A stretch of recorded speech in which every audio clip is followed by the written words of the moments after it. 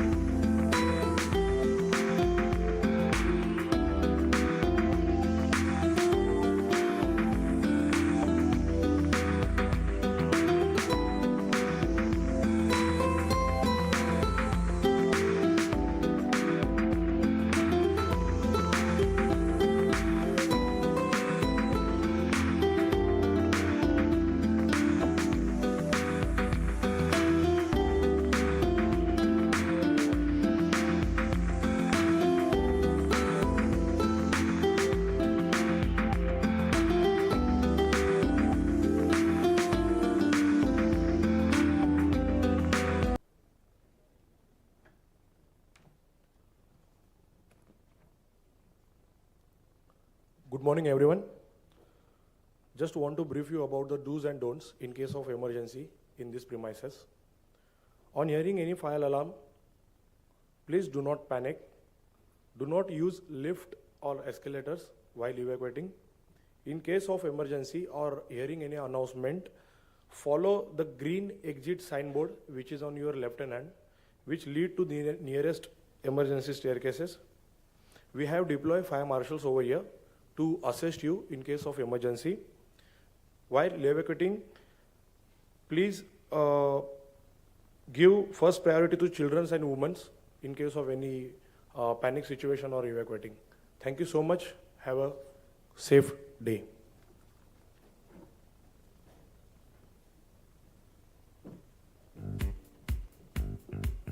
Thank you. I request all of you to please stand up for the Code of Conduct recital and please repeat after me.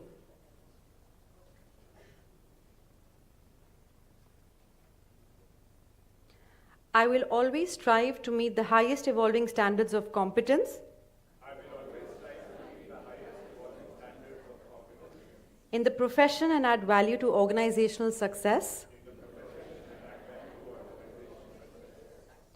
I will deal with all stakeholders with utmost integrity and create an environment of trust leading to ethical success of my organization. I will ensure that I'm always reliable and consistent in all my actions by accepting responsibility for my decisions and actions, thereby creating credibility for my profession and myself. I will be objective in all my actions and decisions and foster fairness with firmness. I will conduct myself in a way that facilitates growth and development of all those I am responsible for. I will strive to be a role model for all the others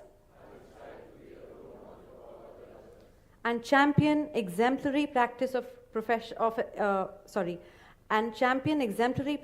the HR profession. I will respect the rights of privacy, will not use my position for personal gains,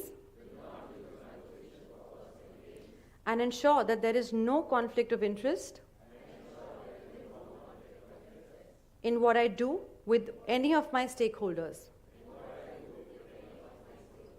Please be seated.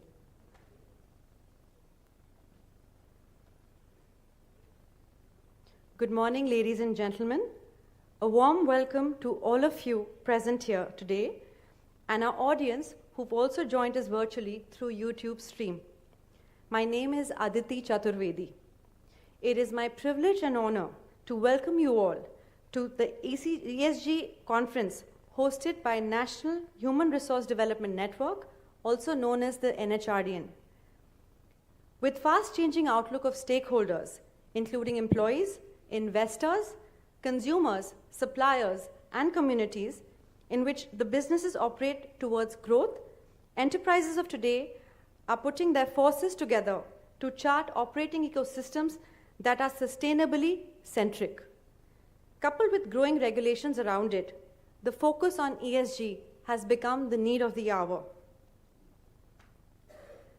The second edition of the NHRDN Summit, under the theme Deriving Stakeholder Value through ESG, aims to create a platform for the discussion on future opportunities, technology interventions,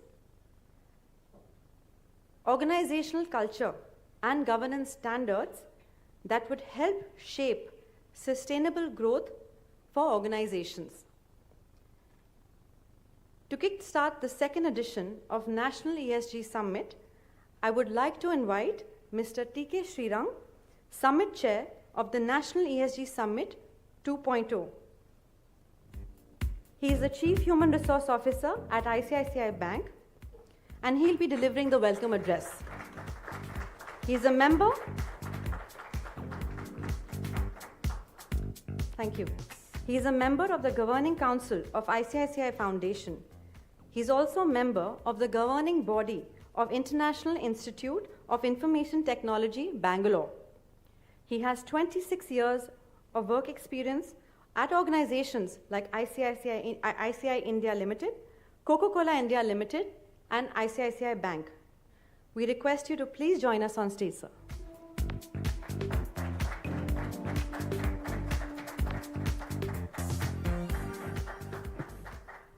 Thank you, Aditi. Anand, National Secretary, NHRDN, Dhananjay, DG, Director General, NHRDN, Mr. Professor Vijayan, colleagues from ICICI Bank, EY, NHRDN, delegates who have joined us here in person, and delegates who have joined us virtually. A very good morning to all of you. It's indeed a pleasure to have you all over for the second ESG conference that NHRDN is organizing. We had one last year that was the first conference. We're following it up this year with this second, we're calling it 2.0. And I want to thank NHRDN and the entire team for supporting us to really help us put this whole thing together. The fact that we are organizing the ESG conference in some sense underscores the importance of ESG in our lives today. The recently concluded COP28 summit in many ways reinforces how ESG today is just not an issue of a country. It's not an issue just of a set of countries. It is indeed a larger issue that engulfs the whole world. There have been numerous discussions. There have been numerous challenges to this whole approach. There have also been some very good announcements recently where there have been a lot of financial resources being committed by the first world countries for supporting the whole ESG initiative. But there are also, at the same time, divides between the global south, as now a set of countries are called, and the developed countries, and how does one really go about resolving these issues? Because there are aspirations of countries that also needs to be managed, yet at the same time there are challenges of global warming, etc., which indeed impacts the world. The second important aspect, which got deliberated in the COP28 this time, was also the need to focus on health and well-being of the world as a whole. And I think it's got amplified, and many of us have seen it around us. And the whole world has gone through it in many ways when we saw how COVID-19 in some sense brought down all of us to our knees. And also what it highlighted is the fact that such global crisis indeed impacts economy in a significant manner, in as much as it also impacts people directly in terms of health and well-being. What it also brought about or highlighted is the fact that these crises are not often restricted only to a set of countries. Be it whether you're a developing country or a poor country or even a developed country, COVID didn't spare anyone. So in some sense, you can't fight this battle in a very restricted manner. And I thought the appeal for focusing on health and equity across the world, I think is an extremely important point that was probably being highlighted in COP28. Coming to India, I believe all of us today don't need to be educated on what ESG is. It probably was required some years back, but today all of us are aware of it. In some sense, green consumerism is actually around us. There are companies today who are focusing on green products because it is profitable to be there. Because today consumers are seeking out such products. So it's no longer just a nice thing to do, but I think it is actual business by focusing on green consumer products. But at the same time, there are also challenges because as we focus heavily on ESG compliance reporting, some organizations may also get nudged and pushed towards what is kind of called greenwashing, where effectively then you try to do a tick in the box. But I think those are minor challenges, and I'm sure we will find answers to them. I think, as I'm sure many of us in the audience are HR professionals, so if you really look at it, I think there are 2-3 important challenges that that we would possibly want to deliberate during the day. One is the whole aspect of how do you adopt ESG. ESG is not often easy because the current technical know-how also comes at a certain cost. So there are prohibitive costs sometimes, which come in the way. While you may have the intent to shift, you may not have the real financial resources at this stage to adopt it fully. How does one really go about resolving that? The second big issue, which I think, and I'm so delighted that today I must compliment all the business schools and colleges who have nominated young students to attend this conference, because I believe as we go down this path of ESG, one of the big gaps that we will all encounter is the gap of skilling. And today you will find many universities, and I recently found at least two pretty prestigious universities in the United States announcing undergraduate programs in sustainability. And I'm sure even in India, and we have Professor Vijayan here and many academics will join us, we will soon explore how do you really bring about our education to really, really induct a young talent into the space. And I will urge many of you in the audience today to indeed explore whether you would be interested to really further your interest in the area of sustainability, because I believe that's going to be a great, I would say, contribution to society. You will learn a lot, and more importantly, I think it will also be a very lucrative career. So I think green skilling is certainly going to be an extremely important aspect and shortage that the world will need to work towards. In some sense, however, I would say the first two that I mentioned, I would qualify as technical, I would say challenges. They're not insurmountable. We can obviously do it with some time, cost, etc., etc. The third challenge is the adaptable challenge, where how do you really ensure that we get our employees, workforce, our communities to really adapt this whole ESG behavior into the day-to-day lives. As often it happens, the adaptive part of it is probably the most challenging. And I guess all of us as HR professionals or even business leaders or community leaders will have to really focus on how to really ensure that we really get people to really adapt it into the day-to-day work life. And that to me will be a sustainable change, so to say, in this whole space. What we've tried to do today is to really put together a very good mix of industry leaders, corporate leaders, HR leaders, academicians, and I'm sure through the day they would be dwelling upon some of these issues. I guess we have a lot of pertinent questions, which I hope many of you would raise those questions, seek those answers, get different perspectives. It will certainly address some of your lingering questions, but I also believe we'll leave you with certain thoughts and more questions as you exit this conference that we need to resolve in the years to come. I take this opportunity again to welcome all of you, and I wish all of you have a great interactive day. Thank you so much. Thank you all.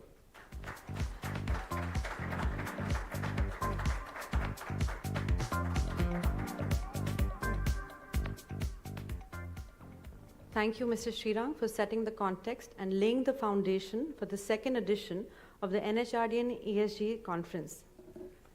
I'd like to introduce our sponsors today, Ernst & Young, EY, as our summit partner, our platinum partners, Sri Balaji University, Pune, our gold partners, Aditya Birla Group, and our silver partners, NTPC, HP, and Indira University. I now invite Mr. Anand Khote, National Secretary, NHRDN, and Director, HR and Enablement Functions, Production Modeling India, Private Limited. Mr. Anand is a global HR leader with over 20 years of experience in stakeholder management, employment lifecycle, global ecosystems. He has worked across different geographies in Europe as well as the Indian subcontinent. Please join me in welcoming Mr. Anand Khote on stage.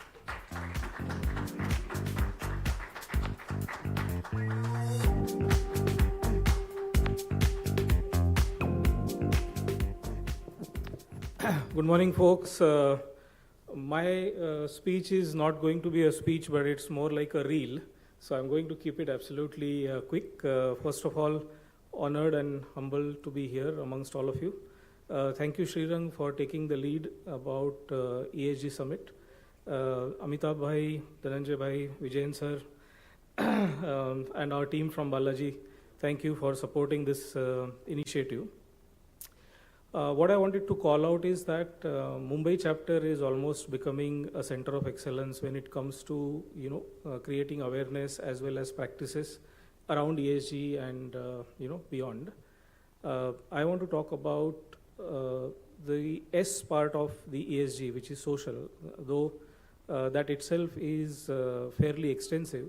But if we talk about people with disabilities, our Pune chapter has been working towards for last 3 years on diversity and inclusion and equity. We have recently concluded Samaveshan as our national summit. Today I want to draw everyone's attention towards something called as International Purple Fest. On the back of Samaveshan, NHRDN now has tied up with Government of Goa Department of People with Disabilities. And this 5-day fest, which will have music, sports, as well as corporate social responsibility related initiatives. And NHRDN, along with other partners, is the prime body who is driving this particular fest. So during the day, me and Dhananjay Bhai are here. So for any additional questions, any information you need about this fest and how you can contribute, because in India we have about slightly more than 2 crore population who is going through some of these challenges, and how we can improve their lifestyle, how we can improve their employability. All of those important aspects is what we are going to bring forth during this fest and create sufficient ecosystem and support system for them. So with that, I want to thank Srirang, the organizing team here in Mumbai, and all of you young professionals. Like the way there has been a AI wave and the analytics wave, ESG is your wave to ride. And I'm sure the institutes like Balaji, who is very progressive when it comes to starting a new initiatives, they will also pick up ESG, and there is a great collaboration between ICICI and Balaji. So we, under Srirang and Mumbai team's guidance, I'm sure we can make these strides much ahead. Thank you, and all the best, Aditi.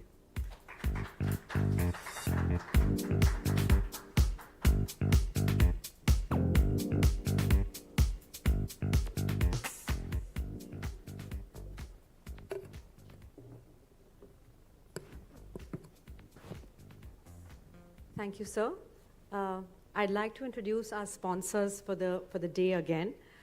EY being our summit partner, our platinum partners, Sri Balaji University, Pune, our gold partners, Aditya Birla Group, and our silver partners, NTPC, HP, and Indira University. Before we start with our next leg, we'll be playing a short video from Sri Balaji University, which is a presentation on the university and the great work they're doing. Thank you.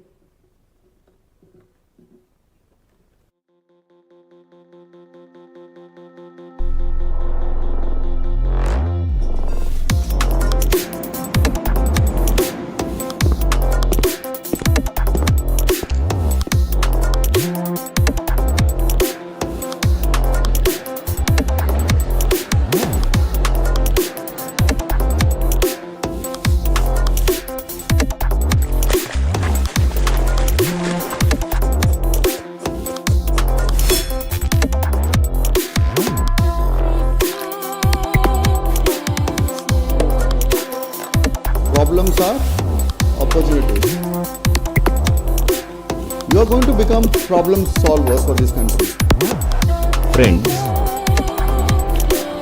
Sri Balaji University Pune is working with the purpose and for the purpose.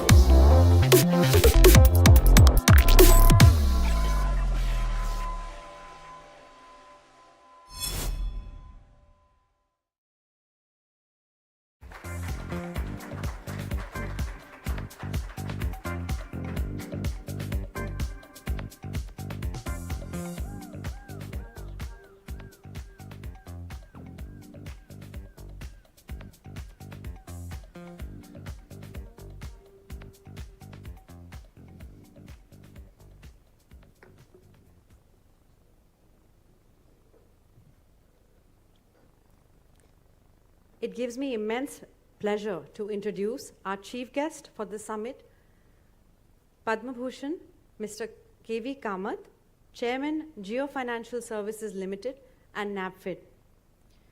An industry stalwart, instrumental in transforming the banking landscape in India, Mr. K.V. Kamath is an Indian banker who started his career in 1971 at ICICI.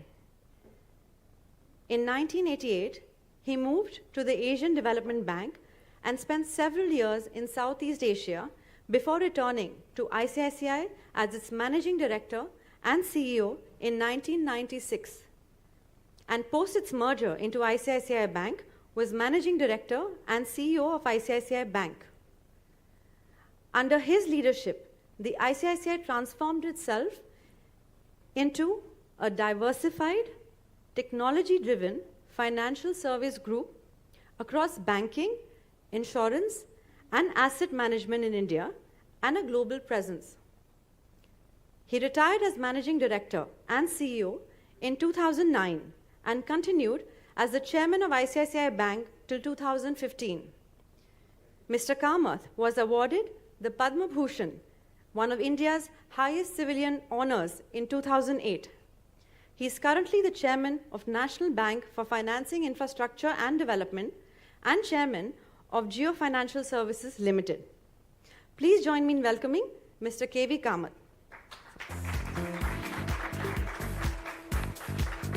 To welcome Mr. K.V. Kamath, I'd request Mr. T.K. Srirang to please come on stage and present the bouquet of flowers.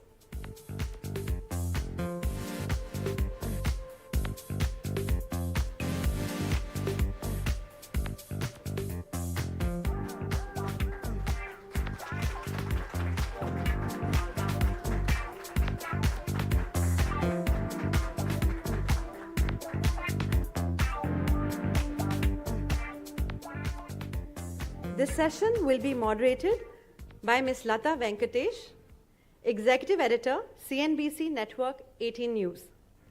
Lata began her career in CNBC TV 18 as Chief of the Mumbai News Bureau. Over the years, she's come to be recognized as one of the keenest watchers of Reserve Bank of India and a respected commentator on banking sectors, money markets, and macroeconomic trends. She's been a business journalist over years and has specialized in covering all markets, stocks, currency debts, and commodities. She's also had stints in all major streams of media, having worked in Economic Times and Dow Jones Newswires for 5 years each. Please join me in welcoming Ms. Lata Venkatesh, and I'd again request Mr. T.K. Srirang to please join us in welcoming Ms. Lata on stage. Thank you.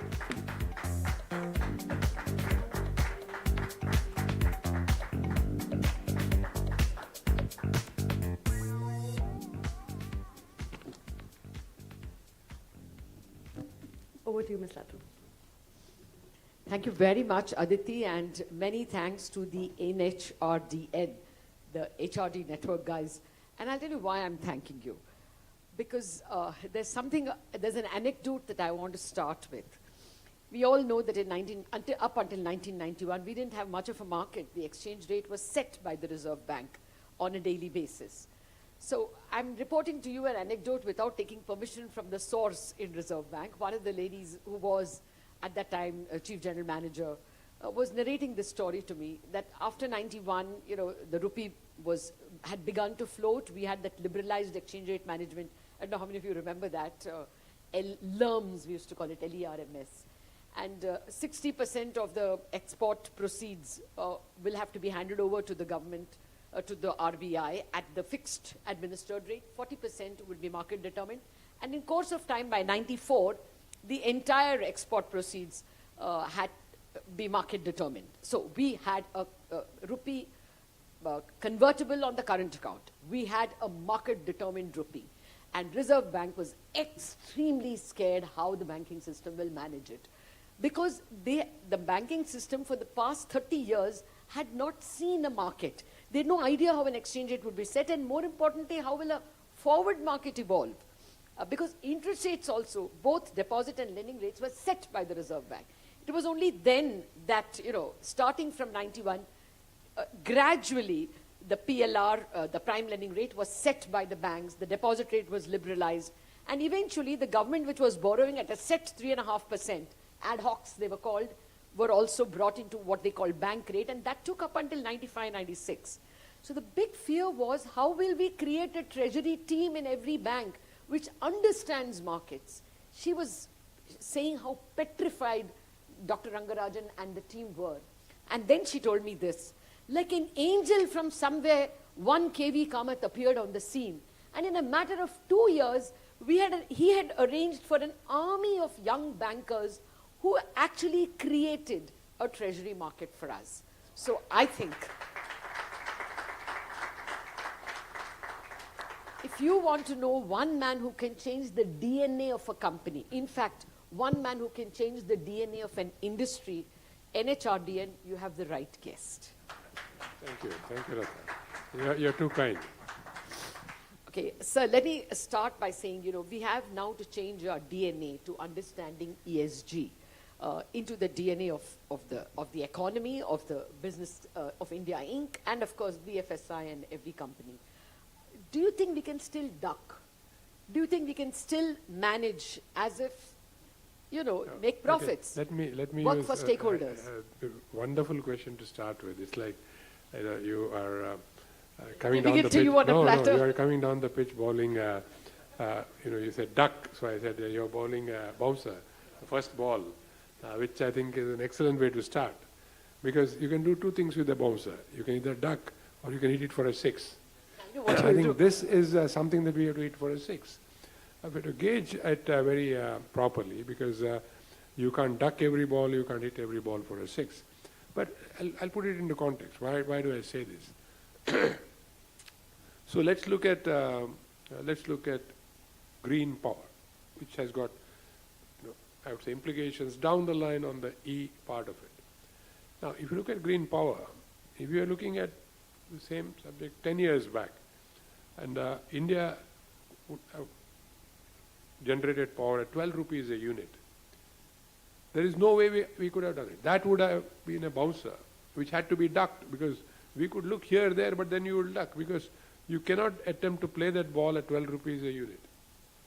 Now, you move on today, there is pollution issues are there, all those are there, so the conditions are all the same, but you now have a ball bowled, which you can play at 2.5 rupees a unit of power.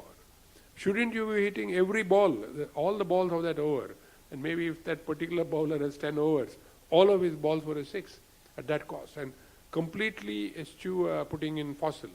So to me, I think we need to look at the goodness of the whole ESG template, as it were, and within that, try to see where is it time to maximize and drive that.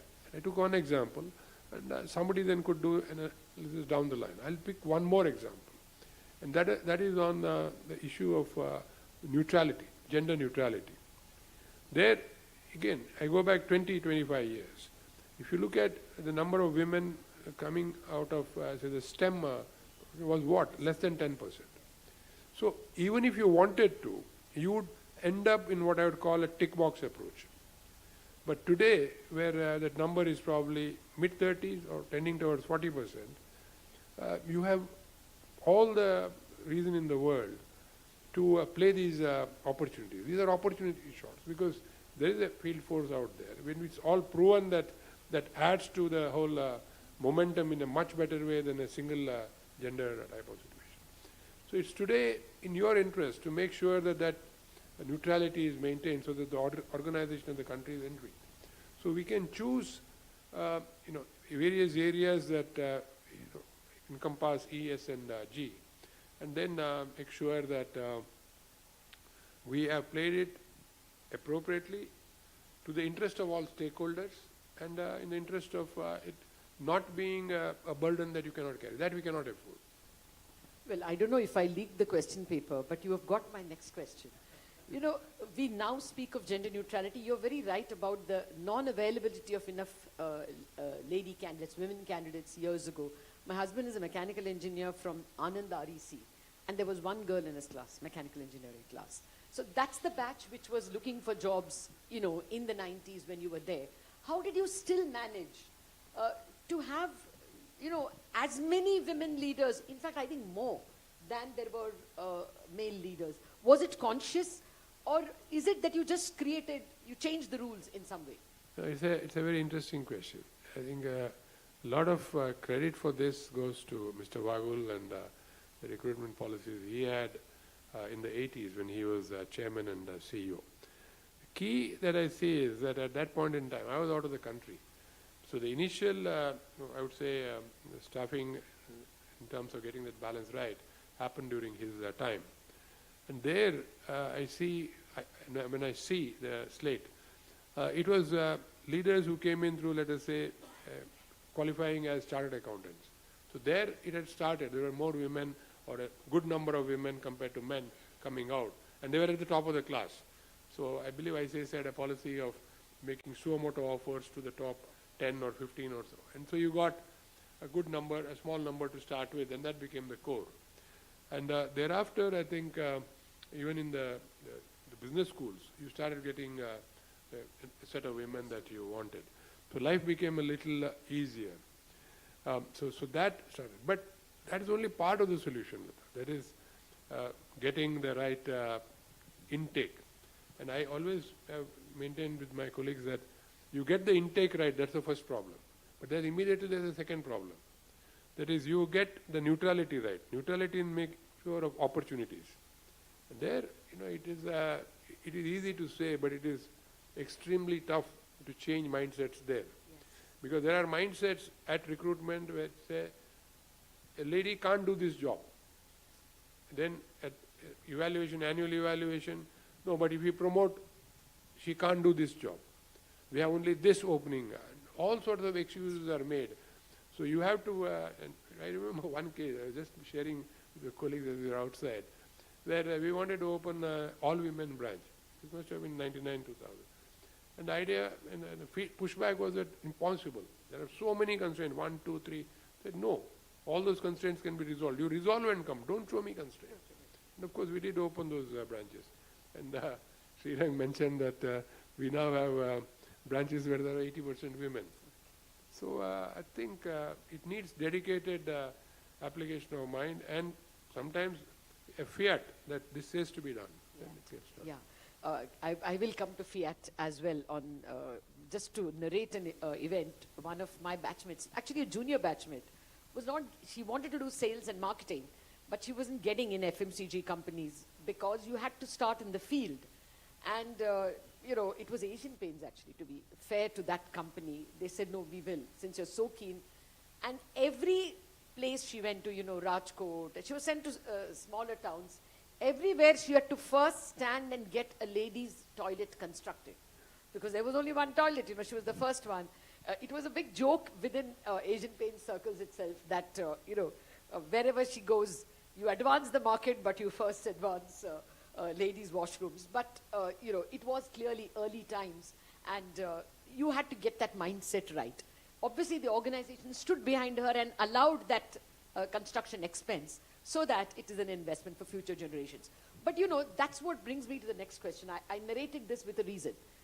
When you get into ESG of any kind, whether it is governance, social, or whether it is environment, there is a cost. Would you say that right now, the cost can be justified? Because you have to provide shareholder value, and there are values. Won't this be a tussle? How do you explain to, if you're competing with someone who is not making that kind of investments, you obviously will be working with low margins. Yeah. See, if I look back 10, 15 years back, the cost could not be justified. That's where, the power cost example that I gave. But today, we won't do an exercise in spending time, but in terms of getting, the green agenda going, and in terms of getting the gender agenda going, I see no cost at all. Gender agenda may not be, but green. Then I go on to the governance agenda. I see no cost actually. Governance is a huge boost for any organization in any country. If we get that leveled, and the playing field level there, and the rules and regulations clear and implemented, I don't see any challenge. So I would think that these are areas where there are a lot of, I would say, low-hanging fruit now, which wasn't low 15 years back. And we should concentrate in the next 1.5 years of making sure that those we have harvested. And by that time, others will become low. So to me, it's a continuum, and we should move along that continuum. Okay, no, I wanted to speak about cost specifically because there are a lot of organizations who are up on the ESG curve who are trying to make every office of theirs net zero. The L&T CEO said this, that they have made an audit. They have not become net zero, but they have audited how much is the emission of each factory and even each office. And the next step will be to go towards, reducing emissions, probably ensuring that they run on solar or use water harvesting, water recycling, live off the grid. But all this comes at a cost. And some competitor who is not doing that will perhaps outbid. No, I think this is where I said you need to make sure that what is now, affordable and good for everybody, which can be implemented at speed. So within that, say, net zero thing, there is one area which to me is zero cost, but actually is not only zero cost, but adds to profitability. There is energy efficiency, let us take. Are we energy efficient? Have we done an audit? Have we? You ask this question 9 out of 10 times this has not been done. Not an L&T, they would have done this. But 9 out of 10 times this has not been done. So how do we run this more efficiently? Then again, whatever you talk of net zero, if you cannot get the cost per unit of power down to the number I said, then it is not going to work. But equally I said it has already happened. So today the net zero example to me is no longer valid. There could be other issues, like you're seeing in the West. We will have to be aware of that also. So what's happening in the West, as I say, is a situation where there's it's being walked back.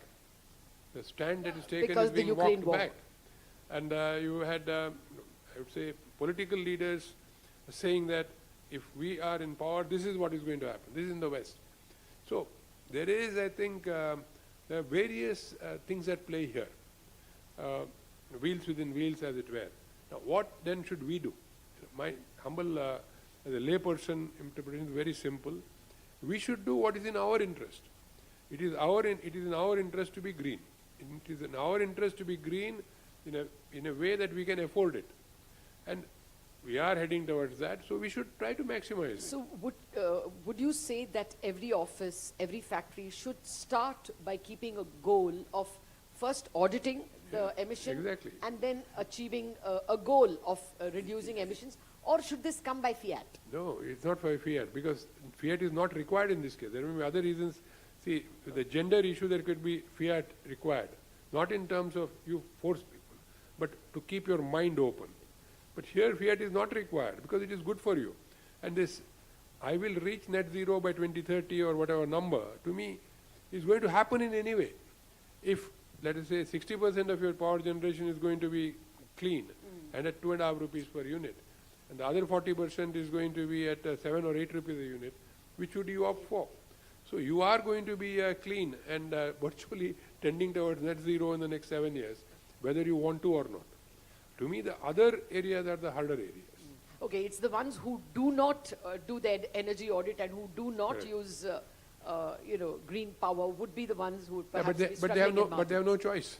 Because the supply itself is going to be 60%, 70% green. Yes, They will end up using green. well, incidentally, that's something which one of the power generators told me 10 years ago. I thought that was very prescient. A board member of Tata Power Company. At that time it was not still fashionable to go into green or into solar because it was expensive. It was running at 10 rupees a unit. But the board took a decision because they saw the wave coming, and even if it meant that the overall margins of the power generation unit rises a bit, they should go because, at some point in time they will be caught napping and many of their plants will be unusable. And today, to their credit, they, I think, more than 50% non-fossil fuel power. But, this, coming to the HR part, since this audience will be more interested in that, COVID taught us that a lot of work can be done, work from home, can be done remotely. But now it's become a resistance to come to office, and sometimes the line manager is justified in requiring it because the younger recruits, and that's true of our office, we had 3 anchors in the studio throughout 2020, 2021. 3 anchors because sometimes the line would drop. So somebody should be available in the studio just to stay in. Otherwise, everyone else worked from home, and we learned to do it remotely. But that was because the generation, the group at that time already knew the chain of command, the person who should be contacted if a certain item had to be put in, had to be edited, corrected. The chain of command was known. But thereafter, we started this entire digital, everything available on CNBC TV is today available on Facebook, on Insta, on Twitter. That group has been recruited post-COVID, and they've almost always worked remotely. We have a problem of chain of command. We have a problem of workflow. So what's your attitude, what is your opinion on remote work itself? I will make 2 comments here and come to the remote work in a moment. But since we have a large audience of HR people, I think what happened during COVID was a miracle, and which I didn't expect. And that is a tribute to the people here and the people in offices and at the shop floor level. And this is the actual incident that happened. So in around December or so, for that quarter, I saw numbers improving, and capacity was coming back to more or less normal and so on. So I asked a large, auto ancillary down south, hey, you guys are back to what capacity? He said, we're back to almost 100. I said, but have all your people come back? Because people are still gradually coming back. He said, no, only about 75% have come back. I said, 75% have come back and you're operating at 100? He said, yes. I said, how? He said, oh, some process improvement, productivity improvement, all those things. He did not make a big issue of it, but in essence, there was a 25% productivity gain in the span of 6 months through just application of mind, which economists will tell us takes 5-10 years and enormous cost and so on. So that had happened. Then I took it across to there was a CI National Council meeting. I said, I wanted a dipstick. So the same question I asked. The number was 75 to 80% people are back operating at 100%. And you could then see it in the actual next quarter's P&L. When I look at money control and look at their 2,500 companies, 25% EBIT jump, 25% EBIT jump, 25% tax jump, 25% PAT jump. So clearly something happened in terms of efficiency improvement. And you are describing the same thing that has happened in the office. Now my view is there is no point in battling this. What you think is appropriate to run the office efficiently, that number should certainly be in office. The rest of them, I think every organization should consider what is most optimal from an organization's point of view and maybe the individual's point of view. But the call has to be taken by the organization, what is important. And but return to work, you think, is a legit ask from your audience, if your HR teams? Yeah, there could be cultural issues there, like you said, the chain of command and this. But does that require you to be in office every day? So there are a lot of questions to be asked. Then you have to address other things. Then how should your office look? If you got 200 people in an office, in a company, do you need 200 seats then? If you are going to have people only come in, should it be more like a WeWork experience? So I think we need to, we are hesitant to make that change. So we cannot find, force-fit solutions. We have to completely change our mind that this is how we will run. This is how we will drive culture in. This is how we will make sure that they have the knowledge base. All those things in a hybrid way could be done. No, I agree with you, sir. I'm also a piece of the furniture in my office, and I want my piece of furniture. I want my chair. So clearly, all of us have to evolve. As you see, you don't need as many office rooms or office chairs as you need, as there are people. Today I'm saying that I don't need an office at all. So Manish is hearing me. So when I go back, I may not have an office. Because we are short of space. I say, I can sit anywhere. Because in any case, there's nothing in my office.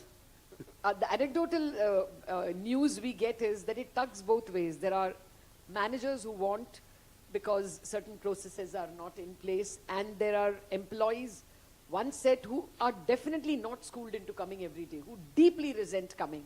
And there is a set of employees who deeply resent not being allowed to come to office every day, because that's what they identify as professionalism.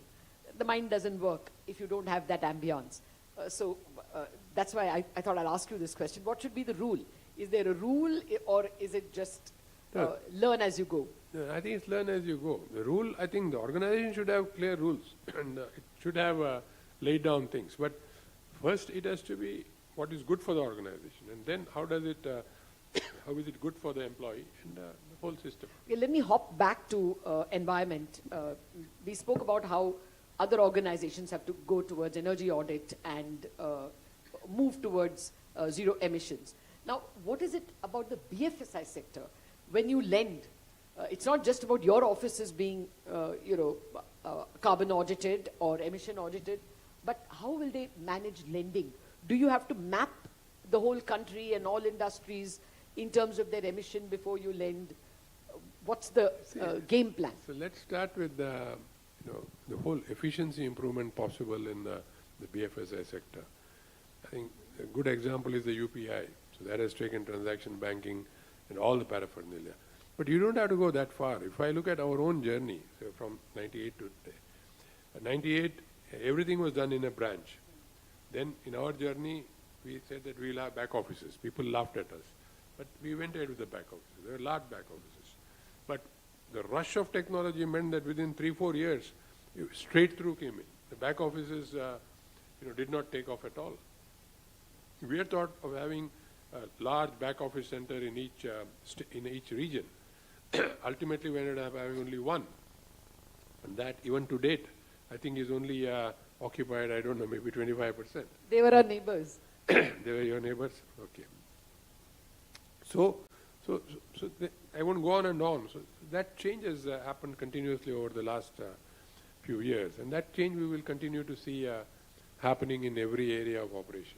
BFSI while lending. BFSI has I'm coming to that. So this is, so in the BFSI, as a lender, you see what is happening. But the other side, the counterparty also in these transactions has simplified life. So he's doing things in a much more efficient way. Now comes the last bit as to if you have got a counterparty who is subject to all these things. I think there are new norms kicking in. Now, how they will seg you. So, if you are a manufacturer, you have got your relationships, vendors and others, how they are reporting segues into what you do. If you are a lender, how does your reporting segu into what you do? I think this is a matter I think the regulator is looking at as to what is the reporting that is required in a regulator's context. And I would think that it is good to understand that and make sure that we are all aligned. I don't think the regulator has still come with very clear norms while lending in terms of, how much will you charge more if a company is less compliant or more compliant. No. The Reserve Bank had an excellent trends in banking, the annual report they bring. The last one was entirely towards environment. But I don't know if there are still any rules given as to how you will grade the cost of money depending on the borrower. So I think and his emission compliance. I'm also not aware of what's in the mind of... Is that the way to go? No, because you then will have complications. There has to be, that's where. Now, this is, other end of it is the markets regulator. So they are saying in your reporting you will have to put out all these things. So that is already out. Now it's a question of how to implement it. And on implementation also there is thought being now given, how to... I think everybody would be captured under that. Thereafter, if any regulator has either an incentive or a disincentive in mind, I think that will probably come forward. My view is if you were leading ICICI or any bank for that matter, what would you advise your credit officers in terms of due diligence while giving a loan? At this point in time, I think we basically need to make sure that they are doing what is right, rather than impose things. Because, as I said, I would have ended up imposing things in 2012 when power was 23. Those companies would have been shut by now. So let's wait for the situation to evolve and play by the rules is what you say. Okay, let me now come to what I began the conversation with. Your ability to create bandwidth in employees. What would you advise the team of professionals who have invited you. In terms of bandwidth creation, because clearly you have to learn. I don't think your basic degree prepares you for beyond 2-3 years in the job. There are new challenges, new ways of doing things. So what would you advise them in terms of a continual bandwidth improvement? How much should they invest in these kinds of activities? See, when I look at, in retrospect, at my old organization and all my colleagues are here, the one thing that I think that they can do a great, to present what went into training the human resource force. So we just appreciate the number of leaders that have come out and things. But the effort that went in is not documented. Let's go back to that for 30 seconds. The first example you gave of the treasury. The treasury, to get it to where it was, meant that one of my colleagues had to say that everybody who steps into treasury has to first pass a certificate course in Java. Nothing to do with financial, Java. Because we will put in technology, that technology will have to be played around. It was not as plug and play as today. And I can't go and say that IT provider, you come and you do this small change for me. It should be as easy as working on a spreadsheet. So you learn Java, you then can change what you want and so on. So it started with that. Then at some point, I think I remember saying that all of us need to go through a training program every year. And that happened because at that point in time, C.K. Prahlad used to do a 3-day course for about 30 business leaders. So I got into that. My predecessor was also there, and I found it enormously enriching. Nothing to do with banking, but just enriched you. So I said, each one of us have to take in a 7-day training program. And HR ran 7-day training program for everyone. And I said, it can be in any area. So for myself, I would say, that need not or should not be in finance. It should be other things. And I am obsolete at the end of the year. So I need 7 days of refresher. And then they rolled it out for every employee. They didn't not only rolled it out for every employee, I'll now put it out, they ran weekend courses. On I think either on a Saturday or this in the branch, they put televisions, and in the afternoon session would be a training session. So that staff knowledge improved. So there was a whole lot of effort put in bringing up staff. It didn't happen by accident. And I think Srirang and team have to take credit for this, and we need to salute them. Well, there is a lot to salute in the ICSI HR team, sir. Even previously, that was Ram Kumar. I mean, I know they're all iconic leaders, and even now they are cutting cutting fresh ground in terms of not rewarding star performers, but star teams, I'm told. The whole idea of star performers has been, overcome by star teams. You think that's a great way to go? Yeah, I think it's an evolution. See, when we went into stars, this is a 1996 thing. And since you're HR professionals, I'm going to say, and you will say that what you're saying now is obsolete. I agree. But you need to hear probably what we started. So we had a situation where a young leader came to me on Monday and said, why do young people just out of business school get obsolete within 6 months? I first said, you sit down and tell me what's bothering you. So he says, I have this young colleague who has just joined, and I gave the person a very simple task. I said, it was a mail merge exercise. This letter has to go to 25 clients. And we were, by then, this is 96, early 96 or 99. So we were technologically connected. For those days, you we had were internet. Definitely. Of course, we had internet. I selected all my team for running the organization on internet. We used to have email. a 65 kb, some special line from MTNL. We were connected without internet from 81 on do-it-yourself. So we ran the entire leasing department in 1981 as a separate business with just one 8086 set-top. Anyway, I won't go on that tabletop. But this young man who came. This young man comes to me and says, so I said, I said, then what happened? He says, 1 week later, I didn't get those letters. So I was just walking past his desk, and I said, hey guy, where are those letters? And he says, oh, my secretary is working on it. So he says, the question now, so I said, what did you do? So I went to my room, I did the mail merge, in 20 minutes I signed them, and I put it on that person's desk. So, but then his question to me was, why did his mind freeze? And I had no answer. How could a young mind, which in wherever he was, business school or he or she was business school or wherever, would have worked 24 hours overnight, submissions, this and that. How did that mind happen? No answer. Then one day I had a Harvard professor come by. He was a professor of operational OR, operational research. But ICSA was working with him, wonderful person, no more. So I asked Professor Jay Kumar, Jay, this problem has come up. So he laughed at me. I said, why are you laughing at me? He said, are you a meritocracy? So we were all taking all top 10 varieties, and I was so behind. Proud of it, yeah. I had no idea what is meritocracy. I said, of course, we got all best people. So he said, no, I didn't ask you about your best people. Are you a meritocracy? Then, somewhere the tube light clicked. I said, we are. I'm just into the organization. He said, what's your rating scale? 5-point scale. And I had seen the ratings. So he says, so which is the highest? I said, I don't remember, maybe 5 was the highest. And he said, what percentage of people are at 5? And I said, 95%. So now everybody laughs. So then I had no clue. I had no clue that is good or bad. And so I gave him the number. He said, that's your problem. I said, what's my problem? He says, you can't have 95% this. But they're all from the top 10 of the class. You still can't have. Then he took me patiently through the normal distribution curve, which now may be passé. So, and then how you should grade and things like that. So that's how we initially identified the talent. So it was appropriate at that time. But today, that is no longer appropriate because it causes individual things rather than teamwork. And as you need teamwork, so those days it was important for us because we could then identify the leadership. So to me, one size fits all doesn't work. First educate yourself, then try to implement what is at that time appropriate, and now come to something different, which is clearly team.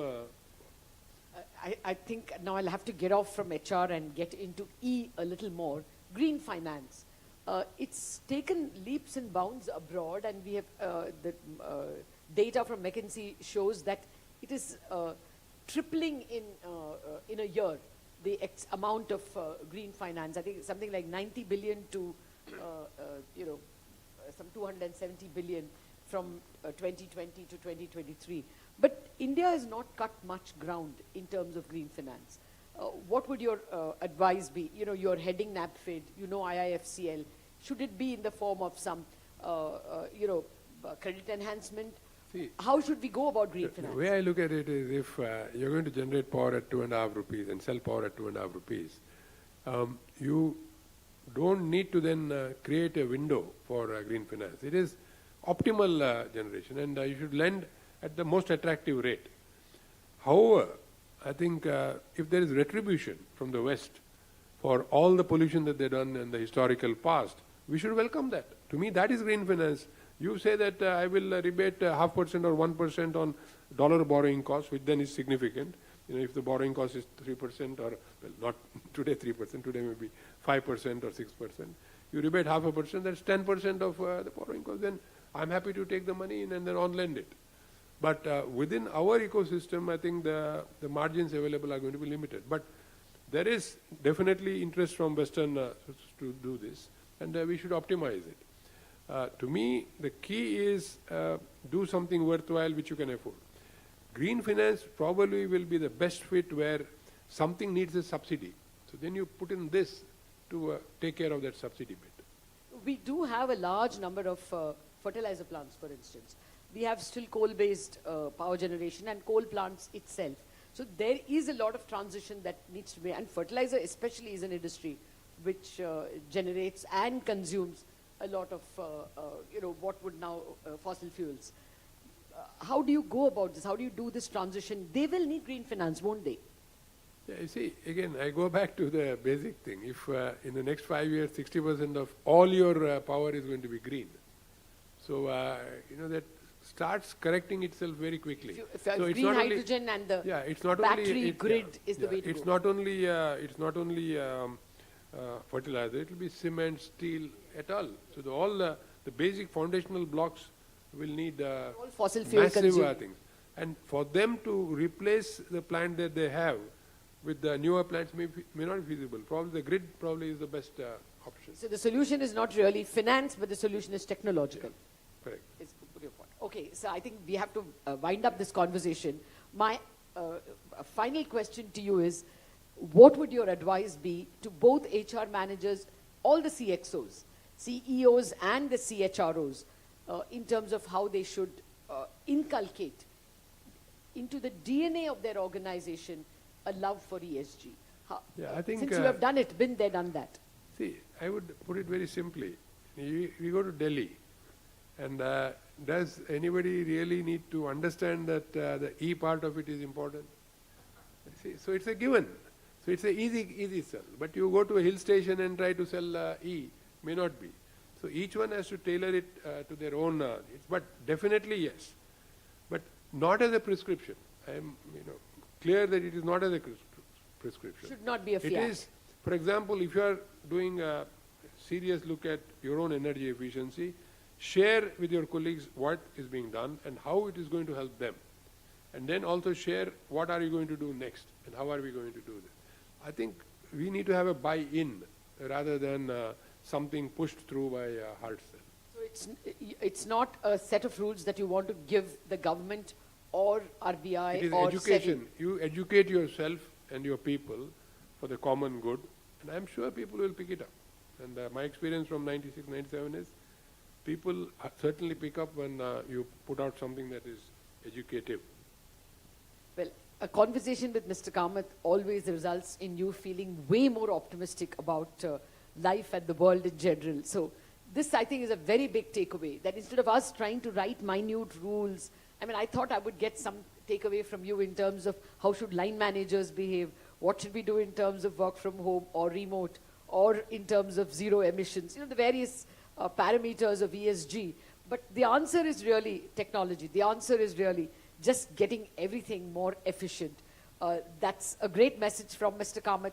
The house is open for questions. I know you're bristling with some doubts in your mind. This mic will come over there.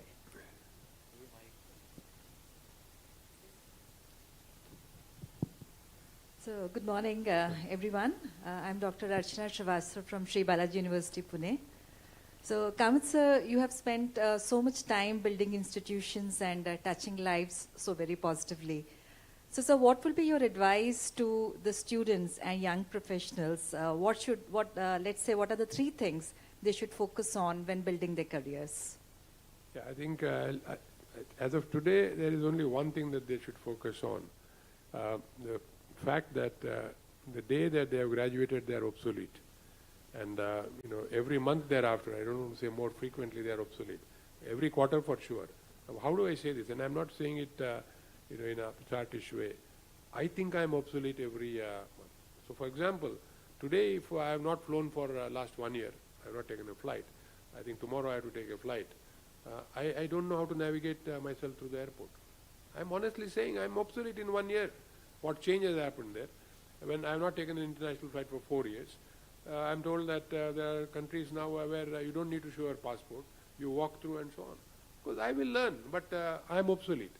So in terms of the UPI payment, when COVID hit, all of us were obsolete. The vendor, me, the counterparty bank, everybody was obsolete. But in the span of 1 month, we learned. The vendor set up a website or an app, so he put up his products there, then he had a UPI link. You learned how to download the UPI link or to your debit card, how to make or credit card, how to make the payment. So to me, so I don't necessarily mean obsolete in just the work part of it, but in every area. And I would think biggest good that somebody can do to himself, the organization and everywhere around is to humbly acknowledge that and keep up with the times. Thank you so much, sir.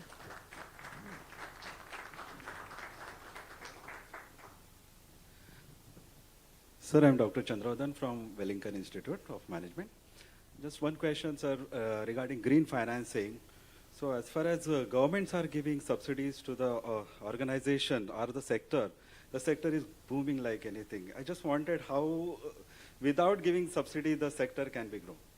Yeah, I think through efficiency improvement. Answer is very simple. Same subsidies. I'm a great I'm not so much for subsidies. I'm for efficiency improvement. The example that during COVID, companies could improve productivity by 25%. And that was booming. And the extent of booming again has not been recorded, Lata.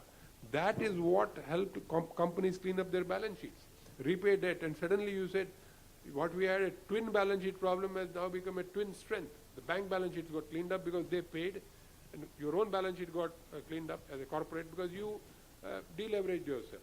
So to me, that's the way to go. And subsidy is marginal support where something needs to be done and there is no other wherewithal, subsidy on a limited scale.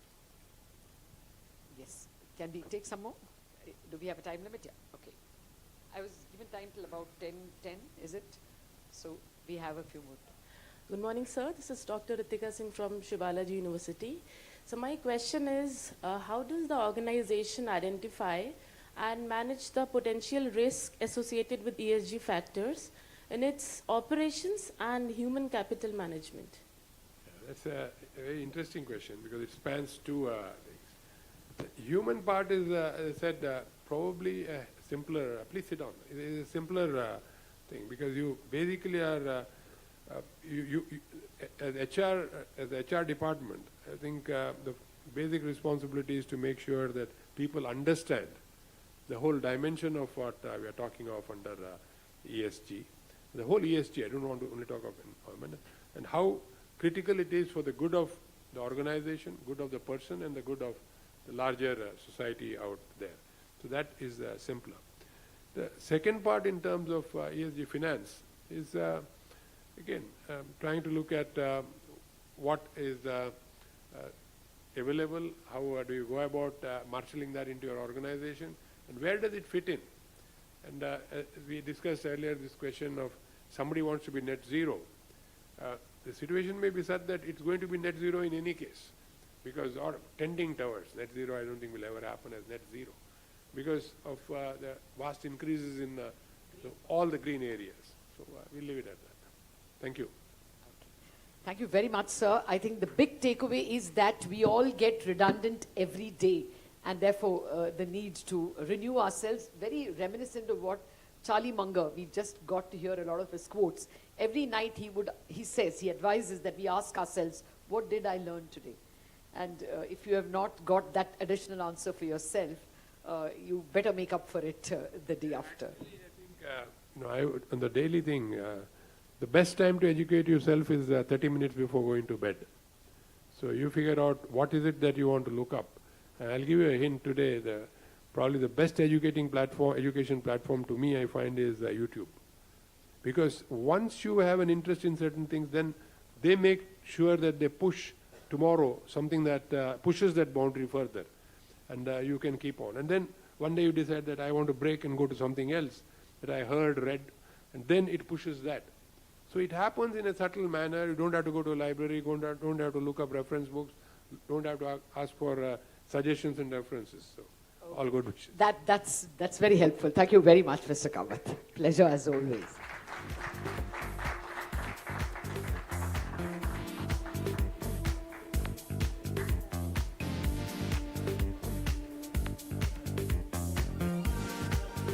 Thank you so much, Mr. Kamath and Ms. Lata, for such a thought-provoking and an engaging conversation. I would request you to please remain on stage as we share across a small token of gratitude. These souvenirs have been specially handcrafted by the self-help groups and farmer interest groups located in rural and tribal areas, being supported under the Livelihoods and Value Chain Initiative of the ICICI Foundation for Inclusive Group. I would now invite Professor B. Paramanandan, Chancellor, Shri Balaji University, to hand over these mementos, please.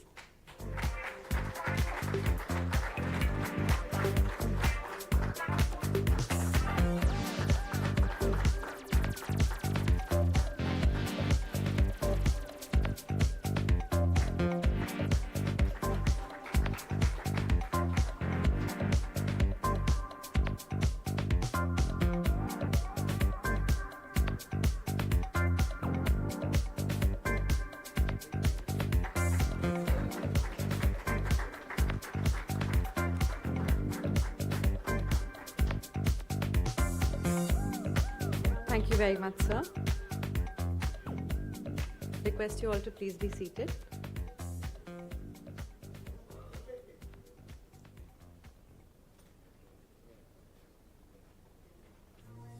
I request the audience to please be seated for our next session.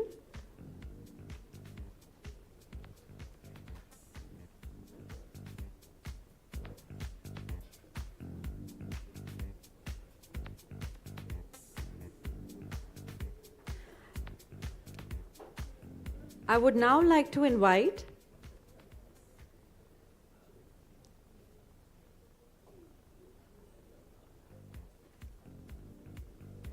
Thank you. Would request you all to please be seated for our next session.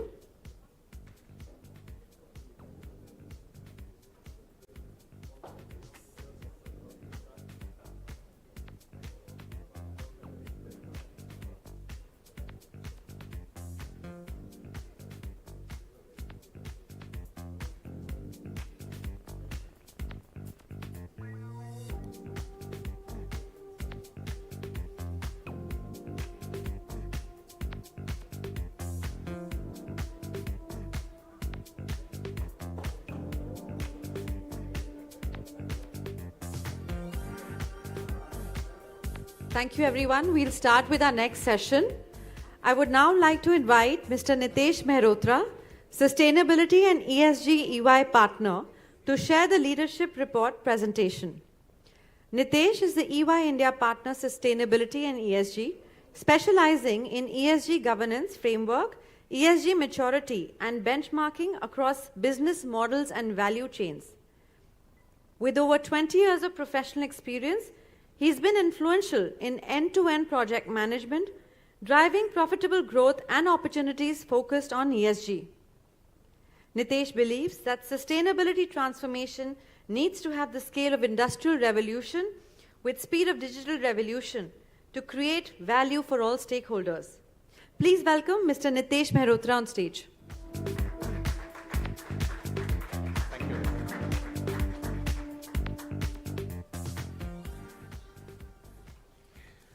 All right, morning everyone. My name is, as Aditi said, Nitesh Mehrotra, Partner EY Sustainability, and I have to now continue the grace and the insights Mr. Kamath laid out.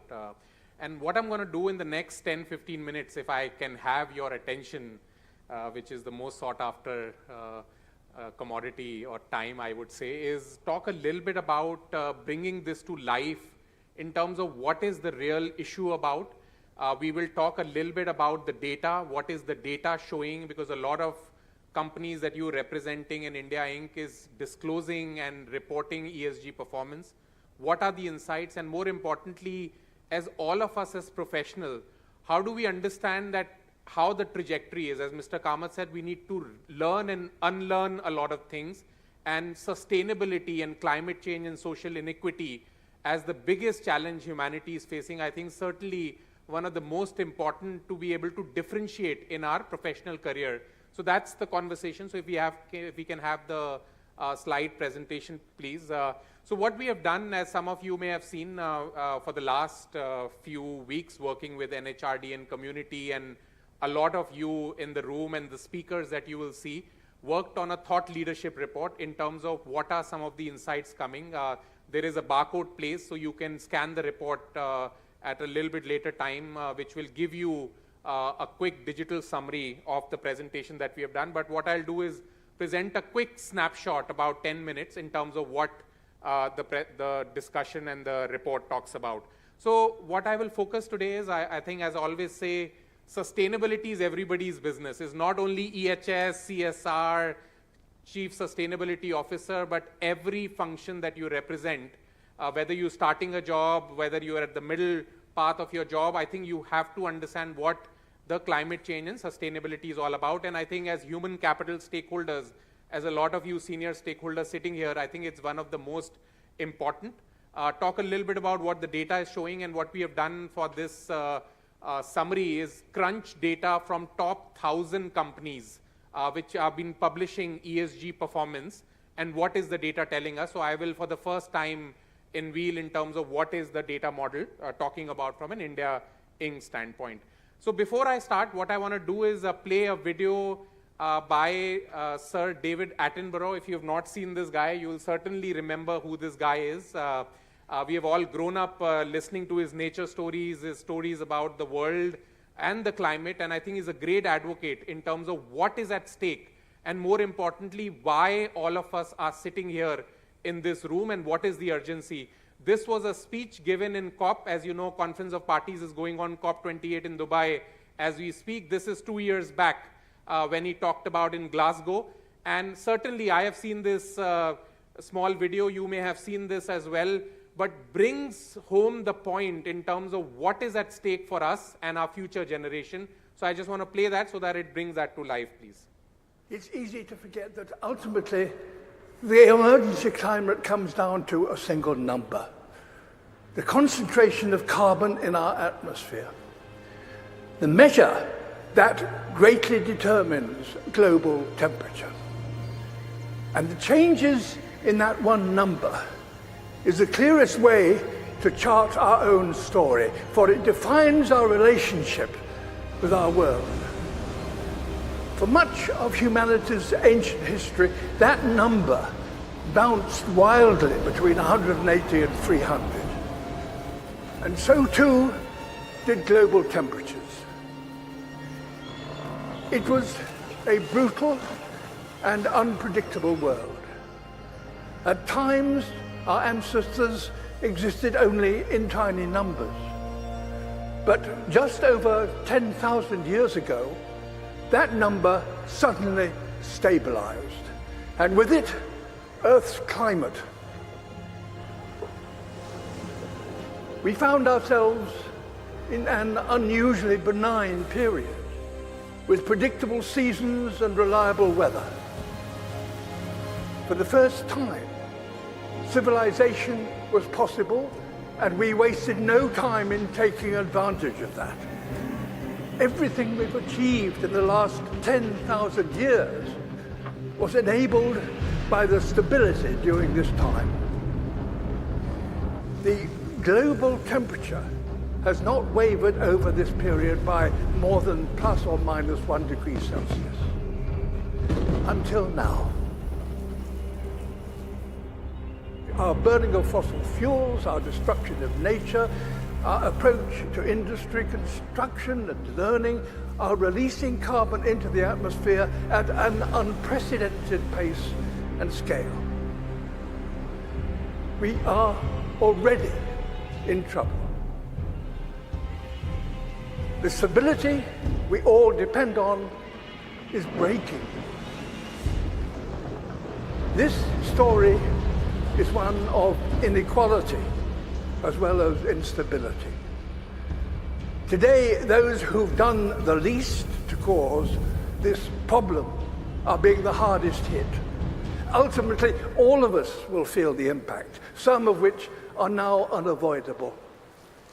A tale of the smartest species doomed by that all-too-human characteristic of failing to see the bigger picture in pursuit of short-term goals. Perhaps the fact that the people most affected by climate change are no longer some imagined future generation, but young people alive today, perhaps that will give us the impetus we need to rewrite our story, to turn this tragedy into a triumph. We are, after all, the greatest problem solvers to have ever existed on Earth. We now understand this problem. We know how to stop the number rising and put it in reverse. We must recapture billions of tons of carbon from the air. We must fix our sights on keeping 1.5 degrees within reach. A new industrial revolution, powered by millions of sustainable innovations, is essential and is indeed already beginning. We will all share in the benefits: affordable clean energy, healthy air, and enough food to sustain us all. Nature is a key ally. Wherever we restore the wild, it will recapture carbon and help us bring back balance to our planet. And as we work to build a better world, we must acknowledge No nation has completed its development because no advanced nation is yet sustainable. All have a journey still to compete, so that all nations have a good standard of living and a modest footprint. We're going to have to learn together how to achieve this, ensuring none are left behind. We must use this opportunity to create a more equal world, and our motivation should not be fear. If working apart, we are a force powerful enough to destabilize our planet, surely working together, we are powerful enough to save it. In my lifetime, I've witnessed a terrible decline. In yours, you could and should witness a wonderful recovery.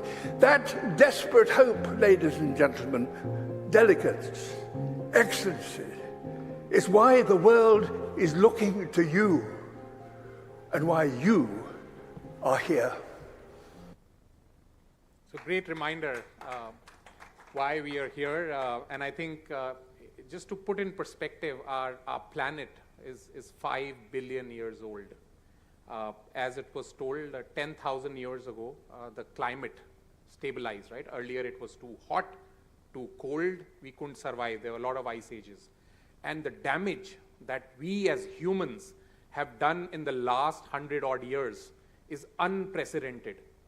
And this issue is about humanity, it's not about the planet. Planet will be fine. Planet has been here 5 billion years ago and will be here. It's the humanity which is at risk, and the point that was made that those who have done the least, which is our developing nation, are going to suffer the most. And I think that is a question that we need to think about, that how do we turn this tragedy into triumph, turn risk into opportunity for all of us. So coming back to this topic on ESG, as some of you may know, I'll refresh for all of you. This term ESG, where did this come from? This was coined by UN in 2005. So it's about 18 years old. So I always say it's like an 18-year-old teenager. It behaves, misbehaves at some times. That is the way this word came. What does this word mean? Environment is all about climate change. At the end of it, the globe is warming. How do we reduce global warming? Through GHG, greenhouse gases. If you don't know this term, greenhouse gases, all of us would need to know because it has to be everywhere and that needs to be accounted. So that's around climate change, around water, around circularity. Social, many people confuse this with CSR. It's not corporate social responsibility. It's about human capital, which is the most important capital as we all believe. And without humans, we can't really change any of it. And that's why all of you are sitting here representing the organization and the community. And then governance, because what we realize is environmental and social are goals. Without governance, tone at the top, as Mr. Kamath rightly mentioned, without that you can't really change. And that's why this term was coined, endorsed by investors, ultimate stakeholders, to say that if we were to look at any enterprise, any city, any country, the way to evaluate holistically, not in terms of just GDP, revenue, profit, EBITDA that we are all used to for last 40 years, is also the ESG metrics. So what really matters, we have not been counting, and that's why this term ESG came about. As some of you may know, there has been, as I always say, an alphabet soup. There are a lot of terms some of you may be hearing or will start to hear. Scope 1, Scope 2, there is a regulation called BRSR, Lata alluded to RBI regulation coming on climate risk, and many jargon because it has evolved over last 15 odd years, but it's getting to simplify. But all of us needs to understand at the heart of it, it's environment, social, and governance metrics. Coming to the point that we discussed, right now, as I said, about 100 odd years, we are at 1.1 degree warming from pre-industrial level.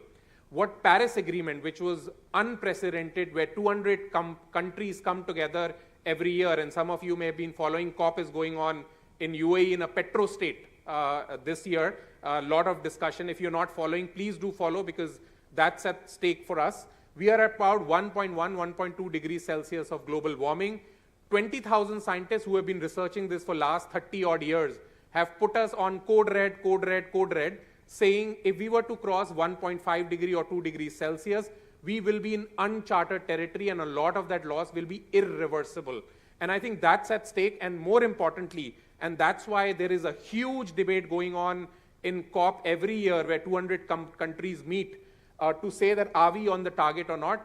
There is a new term that you'll start to hear called GST. It's not the taxation, it's called global stock take, which is happening in the world, that are we on the right trajectory? And truth be told, we are not in the right trajectory. We are at about heading towards 3 degrees Celsius, and that's why I think this becomes very, very important. What's at stake? If you were to see, some of you may wonder, how does it matter if it increases by 0.1 degree, 0.2 degree? A lot matters. It's just not about temperature rise, but the impact that's going to have on humanity, on species, on nature is devastating. And we are starting to see the impact on cyclones, heat waves. Our entire country is at the front line. We have a big coast, and as the sea starts to warm up, and we started to see in South India what started to happen. So unprecedented view. I don't need to fear with you in terms of what is coming, but a lot of impact is sitting here. And if I can give you one example that brings that to point, is last year when the Ukraine war happened, if you remember, the country said, we will export wheat, we will provide wheat to the world. Mr. Piyush Goyal came out and made an announcement. Just 2 weeks later, we came back and said, sorry, there is a wheat ban. You know what happened? There was a heat wave that hit, and our production got impacted. I know we don't want to talk about it, but that is a severe impact. So food security for us is a huge, huge challenge, and you can all imagine heat wave hitting for 2 weeks. What can it do to our agri economy? And the biggest risk that we are running, as all of you scientists have analyzed in India, is monsoon. We all know more important than the finance minister is the monsoon. And if that was to change, trillions of liters of water is picked up by the force of nature and dumped into our agri land. And if that becomes volatile, we can all imagine the impact that's going to have. And I think that is the single biggest risk sitting in our economy, which is going to impact all of us. So I think that's the impact. There are a lot of manifestation of that. You may hear, not hear, which is sitting here. So what's at stake, and I think Mr. Kamath talked about, is the energy transformation. I also say it's also food transformation. The entire food system has to change. The circular economy, believe it or not, the circularity in the world is about 9%, which means 89% of the things we just use and throw, single use, 89%, believe it or not. And that's what needs to change. And then obviously one that we will talk about, how can data and emerging technology from India, how can it really accelerate a lot of these actions?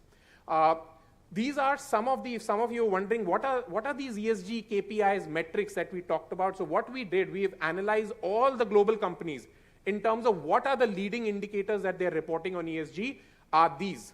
How do you create value for customers? I'm sure no one will argue that why should I talk about that, right? How do you create value for our people?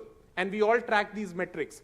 How do we create value for our society, which we believe in? That's the social license to operate, why we are all existing. And how do we create financial value? And that also, to Mr. Kamath's point, is a very, very important indicator, because it doesn't translate into financial metrics and the financial sustainability of an organization. It's not sustainable either. And these, ladies and gentlemen, are the key KPIs which all of you should be measuring if you're not. And there is a lot of data around it, and some of it which I will produce today for the first time. So what we did for this study, a couple of team members from my team are here. They took 1,000 companies' data by India Inc. There are about 20 odd sectors who are reporting. These are the largest listed companies in the country. And as you know, they were mandated by SEBI. Again, unprecedented. Nowhere in the world that has happened where a capital markets regulator in the world. Europe is just talking. US is very political. They haven't done anything, right? India has gone ahead and mandated this disclosure for top 1,000 companies. And this year, we will also have reasonable assurance to make sure there is credibility of the data. So we analyze data for 22-23 from the annual reports. Boards who have signed on the data, about 20 odd sectors on ESG. And what I will just quickly produce in the interest of time, the data is in the report. So I would say, do scan the report. You will get all that information.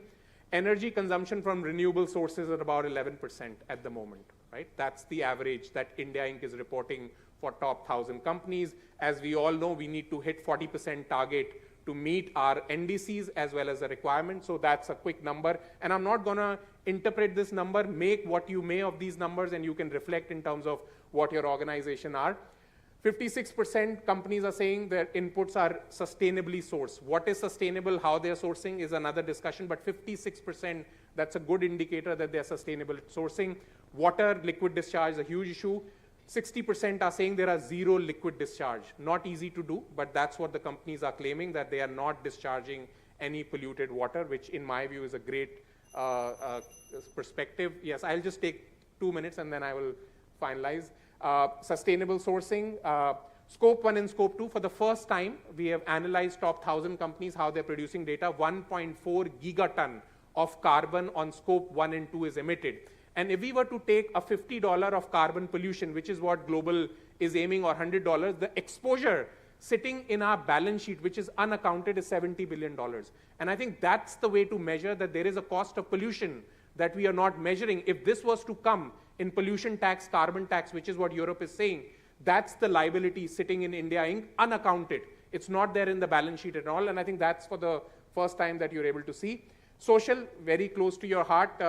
18% female workforce, both permanent and workforce. I mean, you can imagine the amount of productivity that we are losing if we were to get our entire diverse workforce to work for us. So just 18%, it hasn't moved.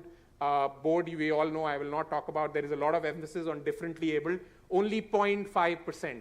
And majority, if you were to remove financial services, with the SBI and others are mandated, the number is just in single digit for most companies. So again, appalling by any rate.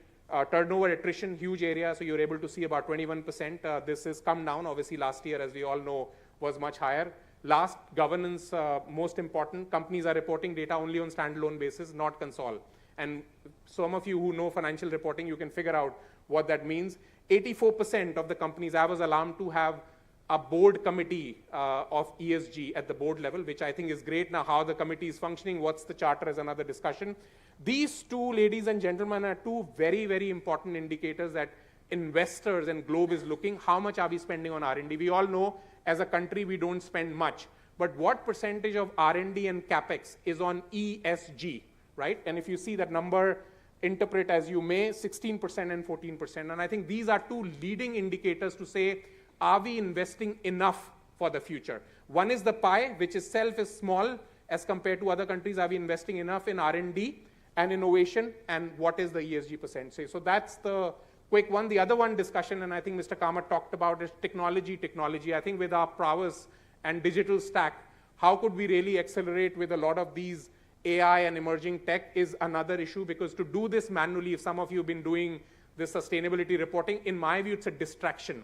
It takes a time where we need to be actioning, but we are collating data and doing manual work. And I think that's where the AI and technology has a very, very important role to play. So thank you, ladies and gentlemen. That's all that we have time for. There is a report that you can scan, which will give you all the insights. But that's it from me. Aditi, back to you.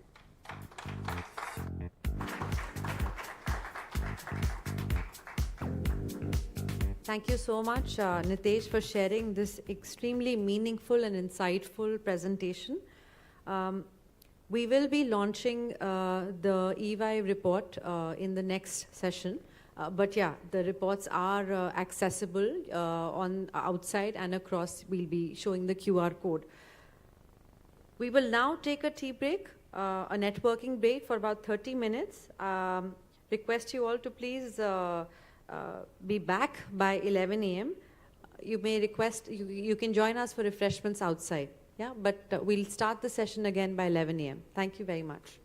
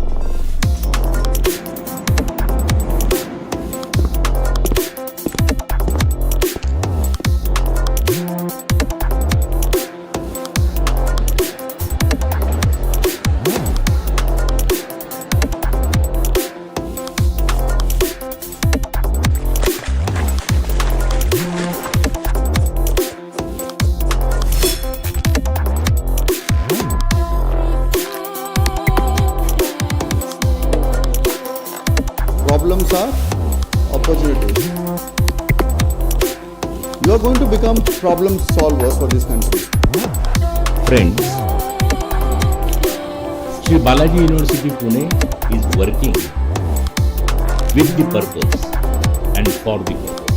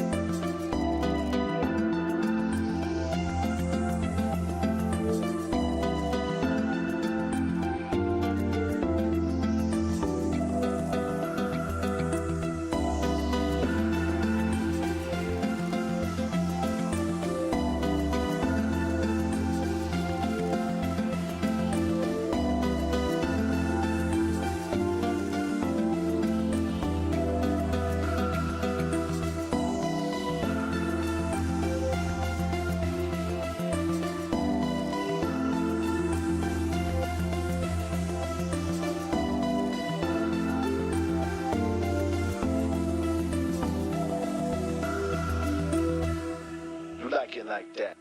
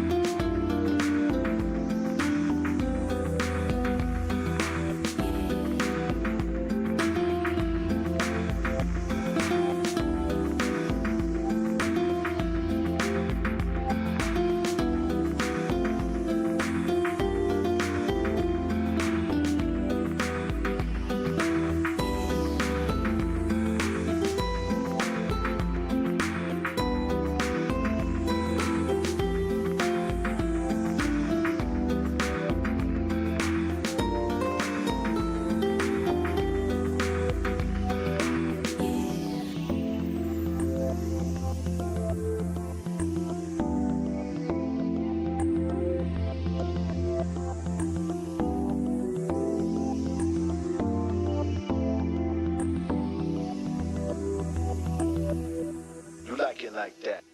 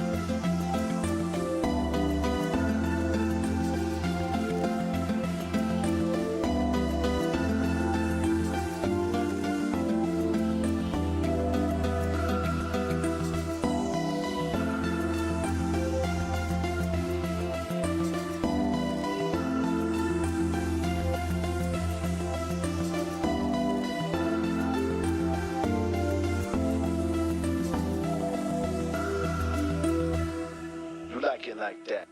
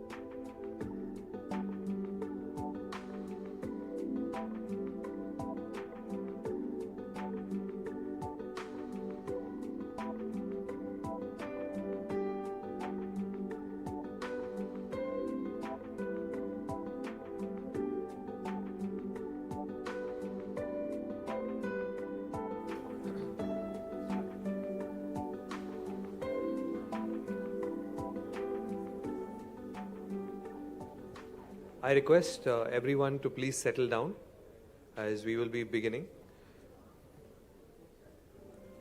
So good morning everyone and welcome back. I hope all of you had a wonderful break. My name is Aditya Ramchandran. I will be your host for the day. So we will now have the first panel discussion for the day. The discussion will be for a duration of 1 hour and 15 minutes, including a question and answer session. The theme for this discussion is ESG, a risk or an opportunity. Environmental, social and governance factors is a dual-edged lens through which businesses assess both risks and opportunities. On one hand, ESG presents inherent risks such as regulatory changes, reputational damage, and operational disruptions if sustainable practices are not integrated. On the other hand, embracing ESG principles unveils a spectrum of opportunities. Companies aligning with ESG stand to benefit from improved operational efficiency, enhanced brand reputation, access to a growing market of socially conscious consumers like yourselves, and resilience in the face of the evolving global challenges. In essence, ESG is a multifaceted paradigm, simultaneously presenting risks that must be mitigated and opportunities that can be harnessed for sustainable growth and positive societal impact. I would now like to invite our esteemed panelists, Mr. Ashok Ramchandran, Group Executive President, Group Human Resources at Aditya Birla Group.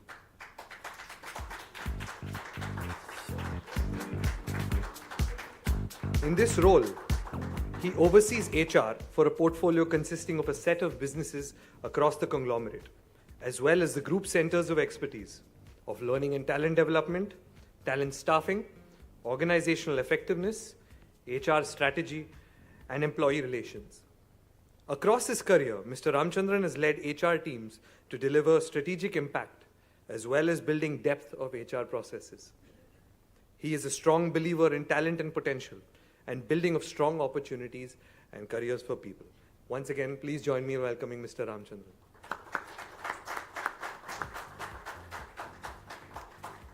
Next, I would like to invite Ms. Rajkamal Vempati, President and Head of Human Resources at Axis Bank, one of India's largest private sector banks.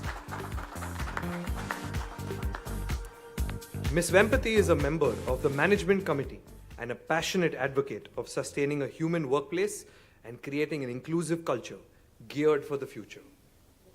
She is a member of the board of the NHRD. She is also a member of FICCI HR Committee and a member of the CII National Committee for HR and Leadership. Prior to Axis Bank, she was also heading Human Resources for ICICI Lombard General Insurance. Once again, please join me in welcoming Ms. Rajkamal Vempati.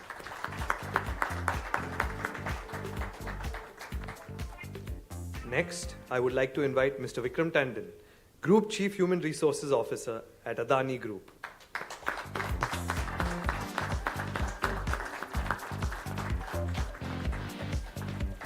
Mr. Tandon is a seasoned human resources professional with over 3 decades of experience across a range of diverse businesses, geographies, and cultures. Prior to joining the Adani Group, he was the head of human resources at HSBC India, one of the world's largest banking and financial services. Before HSBC, he was at the American International Group as the Regional Human Resources Director for the Mediterranean, Middle East, and South Asia region, and participated in AIG's rapid growth through several startup joint ventures and acquisitions. Once again, please join me in welcoming Mr. Vikram Tandon on stage. We also have with us Professor Vijayan Pankajakshan, Dean, HR Academics, CHRO, and Head Career Management Center, Wellington Institute of Management Studies. Professor Vijayan is involved in teaching PG students, designing and delivering MDP programs, assessment and development centers, mentoring of students, and other institutional roles. He is a gold medalist from the 1984 batch of TIS with academic leadership experience of more than 12 years, following a corporate career spanning 25 years. Once again, please join me in welcoming Professor Vijayan Pankajakshan. Our panel anchor for this session is Mr. Nitesh Mehrotra, Partner, Sustainability and ESG EY. Mr. Mehrotra is the EY India Partner, Sustainability and ESG, specializing in ESG governance framework, ESG maturity, and benchmarking across business models and value chains. With over 20 years of professional experience,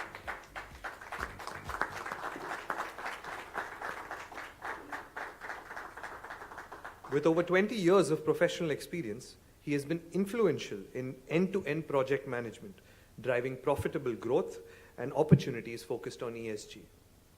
He believes that sustainability transformation needs to have the scale of industrial revolution, coupled with the speed of digital revolution, to create value for all stakeholders.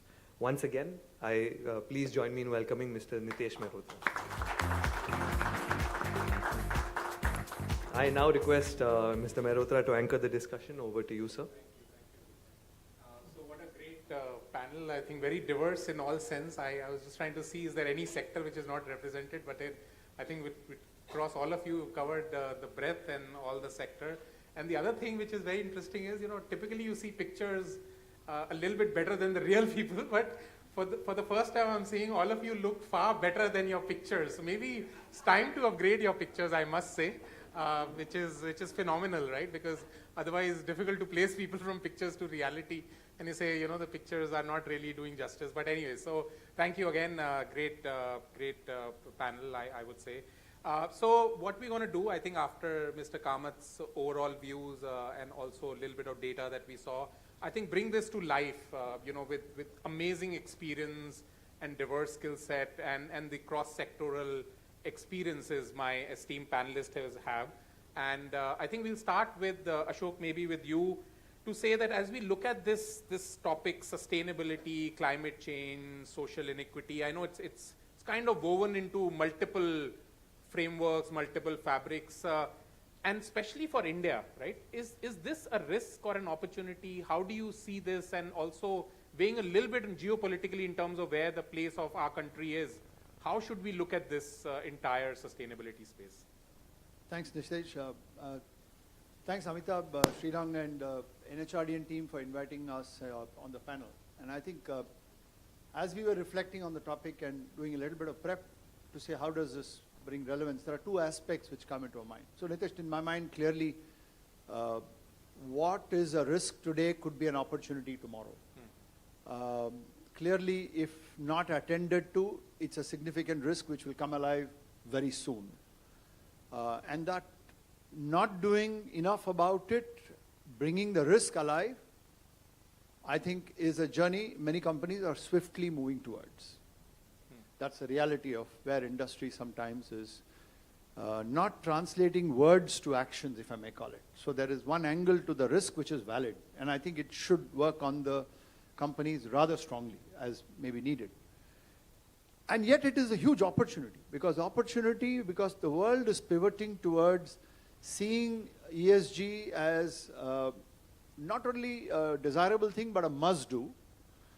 The ecosystem in which we are operating, be it financing, be it customers, be it people whom we interact with across the stakeholder spectrum, are demanding this more and more.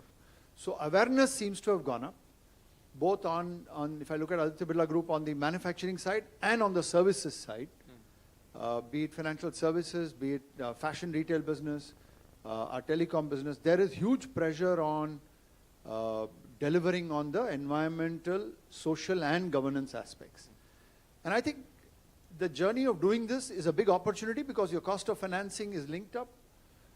Customers are asking for it, and supply chain is being demanded of it. So I think it's a huge opportunity to differentiate yourself in a rather crowded, competitive marketplace. So that's how we are looking at it.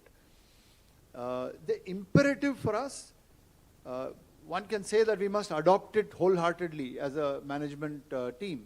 But how do I percolate it to the last mile? Why do people see relevance? How should all of us in HR see relevance to what Nitesh presented earlier? I think those become real calls for us to consider in bringing alive this topic. And I think bringing alive this topic in the way each of us will work, and I hope the panel helps you bring that live in some form, is the difference between what is going to be a risk or an opportunity. Yeah. So both are likely to come alive. It's a choice we're going to have to make, Nitesh. That's our worldview. Yeah. And I think progressive corporates are well on their way to bringing it live, whether you're in services or manufacturing. People who smile at it and give it lip service will come to the risks sooner than later. That's our pretty strong reading about it. Right. No, thanks, Ashok. I think good point. You said turning risk into opportunities. I think that's what it is. And I think the other point that you made is how do other stakeholders, right? So your customers and the cost of capital, which will be linked. Vikram, pivoting to you, I mean, you represent a powerhouse, very difficult sectors, you know, work in infra, you're building India. Obviously, and a lot of these issues are very closely intertwined, right, in terms of people and others. What's the view from your perspective, and what are you seeing on similar lines? So we see it, as Ashok rightly said, both a risk and an opportunity. First of all, it's probably the single biggest risk that you know, we as individuals, particularly around climate change. City of Bombay is a very good example. Bangalore is a good example. Delhi is a good example. Delhi and Bangalore are, you know, having a huge scarcity of groundwater. Bombay, on the other hand, has the challenge of the sea swelling. And, you know, BKC, you could be coming in boats in 25 years. And those are some real challenges that we need to see, especially on the climate change side. I think the other risk that we see is, you know, the developed world has done its bit. And, you know, as developing nations, particularly India, which is fast moving to becoming the third biggest economy in the world, we must clearly safeguard our commercial interest in such a way that we don't get bound by legislation which impedes which becomes an impediment to our growth. Yet at the same time, it's a massive opportunity. It's a massive commercial opportunity.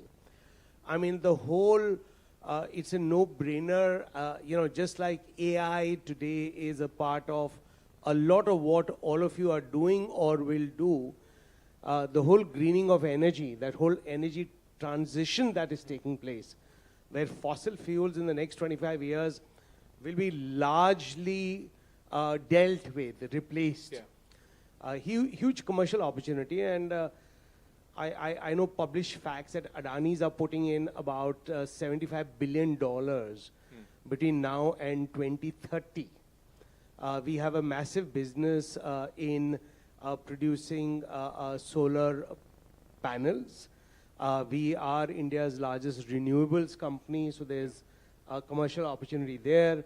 We are building the world's largest, you know, green energy park in a place called Khavda, which is, when completed in about 18 months' time, which will be bigger than Singapore as a country, just that park. So I think there's a huge commercial opportunity also. So to close the thing, my view would be that as individuals, we need to see the risk and do something about it on the climate change, and we need to safeguard our interests as a country. At the same time, there's a huge commercial opportunity, and this is largely environmental. I think the whole S and the G part also, with a very sizable young population, a massive aging population, and that burden is going to come to India pretty soon, in 10 to 15 years' time also. Yeah. And the whole governance piece, which maybe we can speak in a bit, they also represent a lot. So it's probably the E is center stage in most times, but I think the S and the G are also pretty important. Yeah, no, absolutely. No, I think it's a very important point, Vikram, as you made, and just highlighting, I think as we pivot to new entire transition and new industries will emerge, how does the workforce really orient themselves to newer sectors? Because that, as you'll see in our report, we also analyze that there'll be a lot of new employment opportunities. And back to Mr. Kamath's point, I think if we're not reskilling and understanding and orienting ourselves, we may miss the opportunities India Inc. and other countries, as we know, right, may take that point. Raj, coming to you, a little bit on the social side and on this risk and opportunity. How do you see people playing a role and this community, people who are sitting here, what could they do to really understand, in terms of opportunities for them? So there are 3, 4. One is the lens that we view actually risk and opportunity, right? It's an eminent risk. If you look at the population today, Adityas of the world and the next generation sitting here, and big shout out to the father and son here. You are really talking about ESG because it's not about conscious capitalism. Yeah. It's not about doing the right thing. It's the need to must do things because we've got to preserve the planet for the future generations and the next generation and the generations after that. So if you look at the young population today, they are very, very well versed on the S part of it. They are looking at companies, joining organizations which have purpose, which are aligned to what they think is good for the planet, good for the society. And the lens of looking at a brand is very different from the previous generations. So that's a given. So diversity, equity, inclusion is not a nice to do. They will say, if you're not doing it, it's not a company worth investing in. If you're not thinking about climate in your goals, it's not a company worth joining. If you're not thinking about green financing, or or reduction of fossil fuels, etc., these are some of the parameters that perhaps people look at. So they are definitely saying, how are you looking at risk and what as an organization you're doing? I think more than the societal part, I think the organizations today who have a different generation can't look at it as a woke behavior. You saw the Harvard video that went out there and you're looking at, what's happening in college education? And it also places a burden in terms of colleges. How do you scale and how do you prepare the youngsters from a, commercial acumen in terms of that there is an ideal world and how do you kind of work and navigate the change agenda? But I think if I look at the S part of it, whether we talk about diversity, whether we talk about mental well-being, whether we talk about the equitable practices, and in India, I think one of the things that we will struggle with, and we are not placing, and I was talking to Ashok earlier, we talk about all these things like, diversity, you saw the numbers, there's nothing to write home about. We are trailing behind Saudi Arabia, it's such a shame, right? We've got to get women in the workforce. We talk about mental well-being and all of that, obviously it's an emerging thing, but if you look at the job creation is happening also in areas at the front line, in the retail jobs, except nobody's talking about and spotlighting issues there. We are talking about supply chain, but we also need to talk about what's happening in the job creation, in the customer-facing roles, etc. What are the stresses that people face? What is the sense of significance, etc. also. So I'm just saying, for me, I think the opportunity from an organization perspective is, especially at the S side, is just not to look at the matrices, but also look at creating sustainable culture, equitable practices, right from the entire life cycle. So if I were to talk to the HR practitioners, it's right, starting from the policies itself. Are your policies, say simple policy on conveyance, are you aligned from a sustainability lens? So you have a separate policy for people who use EVs. Why not? Or you're looking at, again, the same reimbursement policy for petrol, diesel, etc. And you can finance it also with the bank. Because if I look at across, as a bank, we are in the middle of the entire, being the intermediary, we are, in a sense, creating a part of that ecosystem. Obviously, he saw cost of financing is related to how, what are your sustainable practices. Somebody, and you talked about, somebody told me the stats is 2030, $1.01 trillion is going to be the need for green financing, and it's nowhere. It was zero. In 2016, I think we put out, as an Axis Bank put out the first green bond, we had $500 million. It was there, neither here nor there.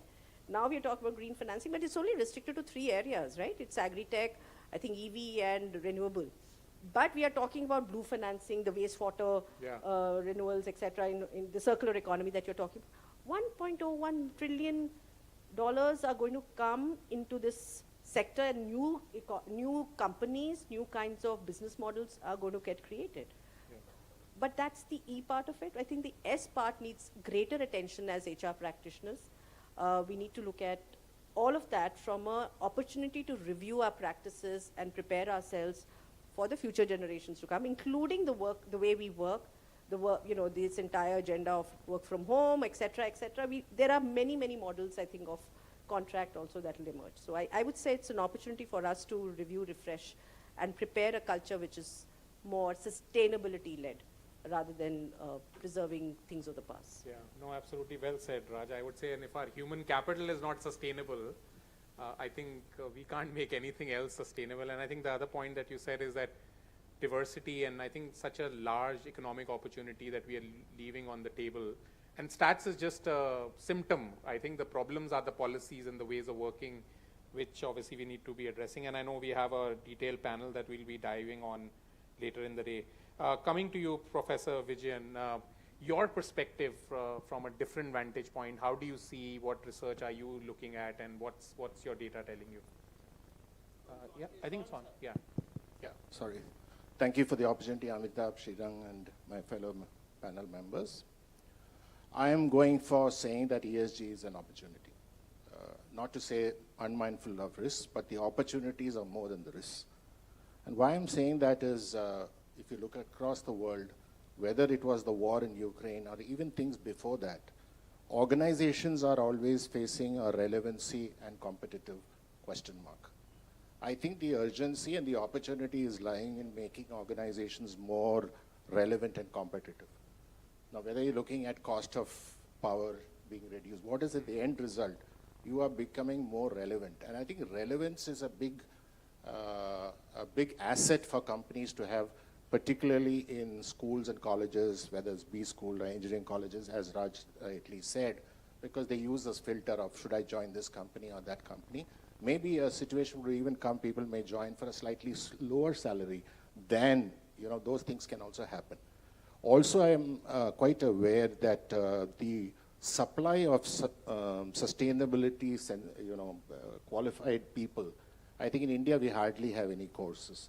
And today I think somebody was mentioning in US there's a surge at the graduate level. While in countries like Sweden, there have been master's program in sustainability for quite some time. I believe that my personal experiences, HR professionals are well poised to go the sustainability route, not only in HR, but become some sort of an evangelist. And because the whole issue is about changing mindsets, behaviors, and values.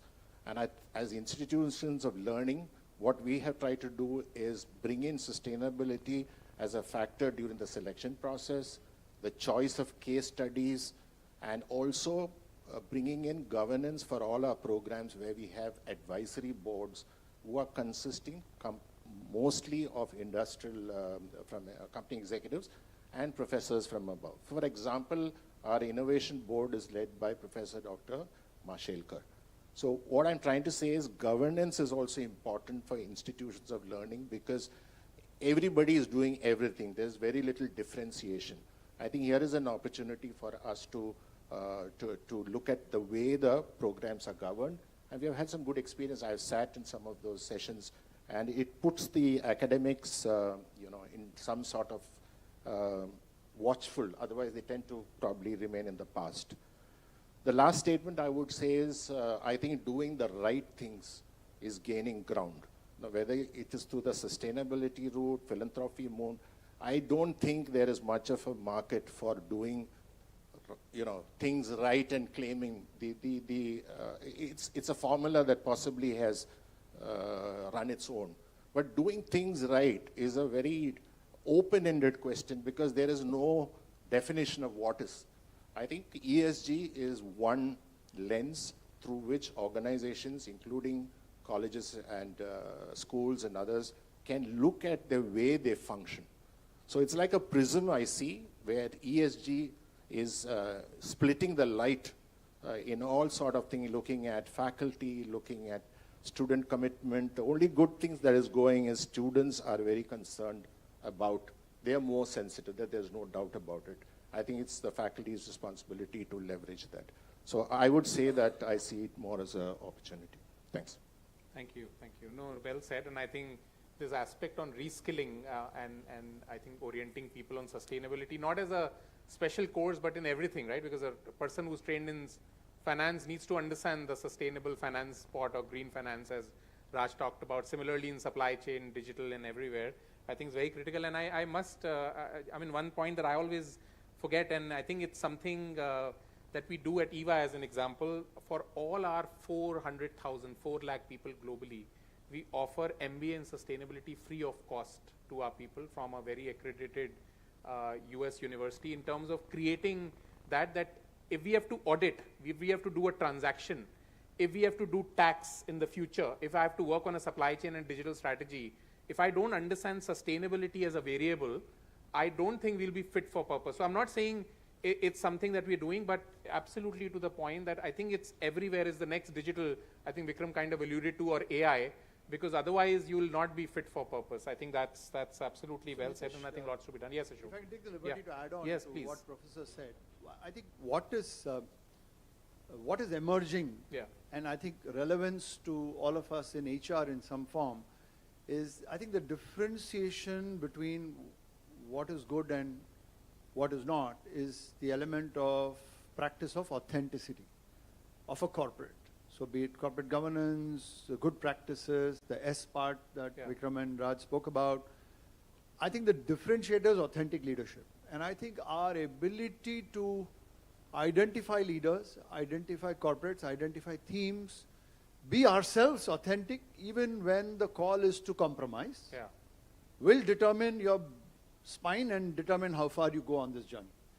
And I think as HR folks, I believe we have an important role to play to kind of hold the line and guardianship this journey. I see it like that, but it just prompted me to say that simply because Professor Vijayan's point is right. You may train people, you may go a long way, you might do the name board stuff, but somewhere along the backbone is on call. And I think that's a leadership call, and it's an HR call as well. So, and I think it's not about, oh yeah, I'm junior in HR, I'm senior in HR, or I'm somewhere in the kind of caught in the pyramid. It just doesn't matter. You must be able to play a role. So be it a small incident, be it your partnering, whatever your role is, you must play that role. I think that's the call I see it. That links what our panel just mentioned. Yeah, no, absolutely. And I think if I may pile on a little bit on this, is saying, look, the definition of leadership is also changing, right? Earlier, the leaders were dashing, very enigmatic and charismatic. Today, you know, we are seeing leaders in some of the companies you represent. The leaders are very humble, very hardworking, very different from, you know, fist-thumping leaders that we earlier had. And I think, to the point Raj made, I think people and our younger generation, especially my daughter, would look at companies differently, right? Because they want authentic leadership rather than people you used to be a little bit traditional. So you're absolutely right. And I think the point on employee value proposition in terms of attracting and retaining talent on these values, right? And how can values create value essentially is the point that we're trying to do, right? That does it, but absolutely, I'm with you. Whether will Nitesh take a pay cut to work in a sustainable organization, I think needs to be seen. I'm not sure, at least myself, maybe my daughter may, but I think that'll be the day if he reaches that stage. I don't know. But I want to tell you, no, I'm not talking about a pay cut, so let's not go there. I just wanted to say that Mumbaikars are very willingly paying extra money to Adani Electricity for green energy. Green energy. So we are at a stage where it'll still take us 3 to 4 years to really meet that expectation. But I think somewhere earlier this year we were able to get on a particular day 40% of Mumbai's electricity mix was green, and we are aiming to go to 70% in the next 3 or 4 years. Phenomenal. But people are willing to pay 50, 60, 70 paisa per unit extra for green energy, and that is the awareness that people have. No, that's good. That's good. Absolutely. I think you can compensate a little bit with the employee cost as well. But no, that's phenomenal. So pivoting now to the next set, as we look at this, I mean, clearly all of you said it's an opportunity. We need to look at competitive differentiation and obviously create our world, our place in the world from India Inc. standpoint. And obviously making sure the human capital is fit for purpose for this new revolution. But Ashok, coming to you, back to you, what are the implications as we think about the corporates, the leading enterprise that all of us are sitting, and are there challenges along the way that we need to be thinking about? Because clearly there would be some trade-offs, right? You can't be all win, win, win, right? Just sounds too good to be true. No, I think it's we must be real on this journey. I think this journey has become more accentuated in the last couple of years. So I think no corporate can take the high moral ground to say we've always been like this. I think corporates are learning. It has become more prominent. Few things which strike me, Nitesh. One is, I think there is a approach to business. If the business model has to pivot to make this part of the mainstream of conversation. So when you have your strategic meets, when you have your planning and budgeting meets, this must be factored in. And I think that's, so systems and processes, if I may call it, is the first journey we are seeing, we are driving as well within our ecosystem. To say that we must incorporate this in the conversations we are having about this subject on both E, S, and G. Second, we are sensing that our boards, listed entities and unlisted entities that we have, are getting more strident about it. They want us to show results on all three parameters. And I think it's no more the joy of saying, oh, we are doing a lot of things and the posters look good, statements are nice, the leadership conversations happen, etc. They're saying, show us results. So I think the ability to show results, commit delivery metrics is happening. So that's the second macro change happening. And the boards are driving this. So there is that part which is happening. Third is, I think Professor alluded to that, the next gen is starting to ask these questions, saying, are we making the right choices? If I haven't in my current operations making the right choice, people are saying, why are you not making the right choice? And I think in open forum town halls, people asking, saying, what is preventing us from being behind on this? Why are we not getting ahead on this? So people are asking the right kind of questions.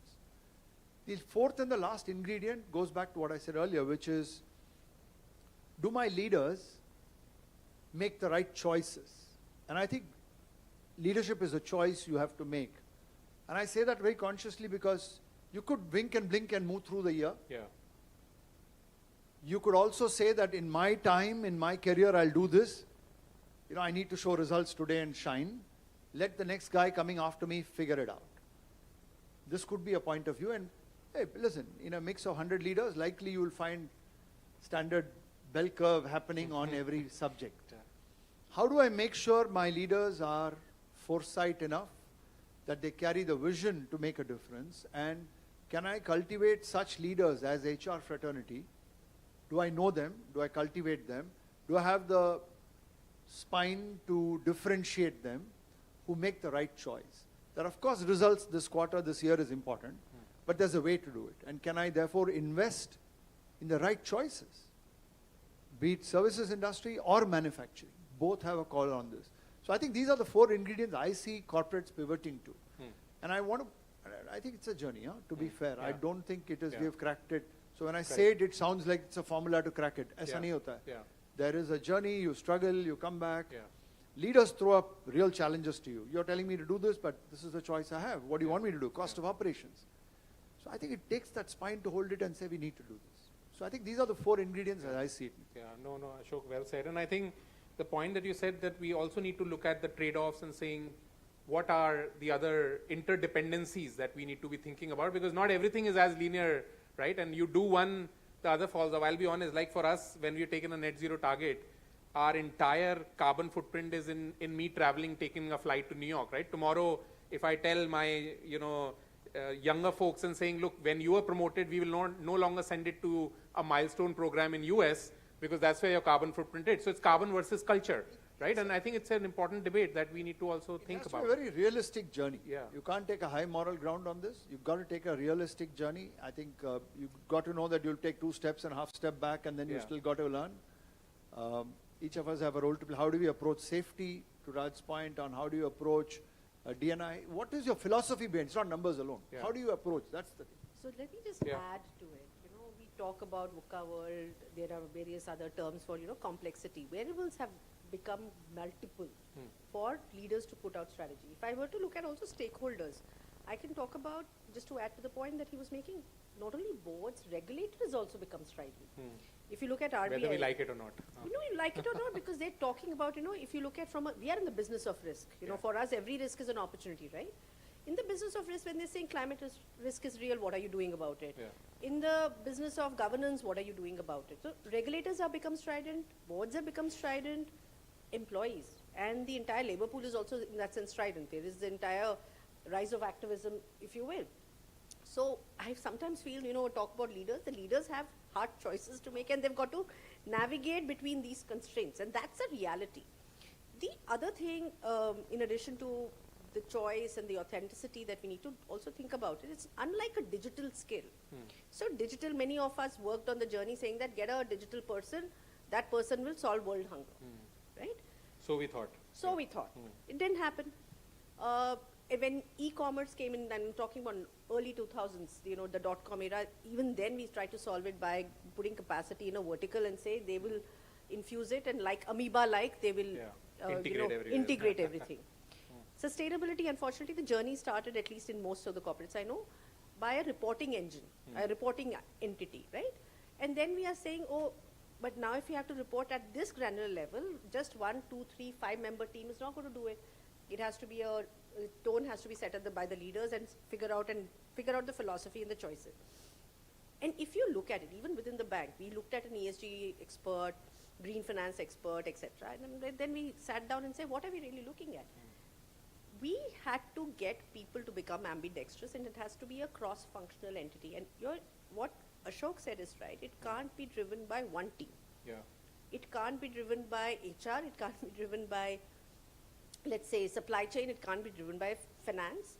It has to be across. And your governance models actually also increasingly, especially in an ESG world, will be more cross-functional, more collaborative. So whether you have a board, then you'll have a cross-functional committee, steering committee, etc. You've got to drive the agenda a little bit more integrated. Yeah. It can't be one silver bullet, which will solve everything. So you need to look at capacity, upskilling within the team, the questions that you ask, and please, and I think one of the things, and I was happy to look at the ESG committee as a separate committee. Many boards, unfortunately also, if there is a CSR committee, why do I need ESG committee? Not understanding the difference. We are the first bank to have an ESG committee. In fact, many board members also. But we said it's a very different agenda. Yes. ESG is not CSR. That distinction needs to be there. ESG is the way to do things, and how do you prepare business and society, and what are you doing to lead. The second part in this ESG journey, which is very different from digital and other places, is because most of the companies have also declared public goals, right? Which didn't happen in digital. And nobody was holding you accountable. This is a journey of accountability. Yeah. Very, very different from either CSR or whether digital or whatever you may think about. If it's a different journey, you've got to behave and think about the consequences also very differently. So hence the trade-off. So even when you're putting the goals, I know in some cases, one of our teams put out some goal and they said, oh, we didn't think through it. I said, now you have to figure out how you do it. Yeah. Right? So it's a matter of trust, right? Yeah, because it is a matter of trust. It's a matter of the choices that you make. And truly speaking, these constraints are going to be, as I say, constraint is the mother of innovation.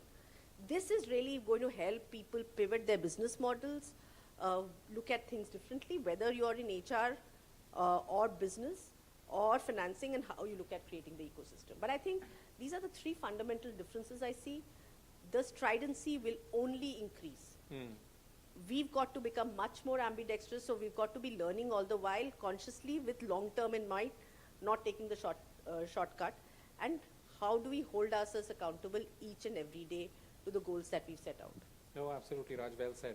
Vikram, coming to you, I just want to pick your brain, given your vantage point, saying, I think the panelists talked about, one is board and the senior, we are a very entrepreneurial-driven country, there are a lot of promoters. Do you, in your sense, whatever you've seen over so many years, are promoters starting to understand that what this fuss is all about? That's one. And second, I think just picking again from your experiences, the new HR leaders, are they understanding that how do they plan this better? What is the next manpower looking like? What should budgets be? And are they factoring that into their planning exercise? If you can maybe show some or throw some lights in terms of what are you seeing so far? So I've only worked for one promoter, which is Mr. Gautam Adani. And I can tell you that at Adani, they see it as a massive, it's an inevitable thing that's going to happen. Because, in Gautam Bhai, I've seen he's somebody who can think 25, 50 years ahead. He's really an ultra long-term thinker. And he's been saying it time and again that, look, if we need to preserve Earth, then we need to come together. And it's not just India. And it's a difficult set of choices, as Ashok alluded to. On one hand, you have to produce electricity, for instance, to keep the lights being on in India. And the country is growing. We need more energy, more cement. Yeah, exactly. Energy growth is going to explode over the next 25, 30 years. On the other hand, you need to preserve what is already left and depleting at a fast pace. Okay, so I think clearly, and on the third part, as Raj was saying, the cost of doing business is just not limited just in the cost of money, but there's a massive reputational impact. There's a governance impact in terms of every regulator, stakeholder, etc. So I think clearly, I would say, and maybe Ashok can answer better because he also works with the promoter. I see that the promoter suddenly gets it as a business opportunity, as in something to do. I think I see a reasonably big shift in the S part also. And I'll bring in my old company, HSBC, along with Adani. I think the whole CSR thing is now passé. And the better companies are really seeing, will this change last? Is this sustainable? It's not about just creating a job now. Can it become a way of doing work in the future? And as Ashok said, you have to make some very hard calls. Yeah. And maybe the hard calls, you may not be able to make it in the short term. Okay, you may have to take some other routes to get there.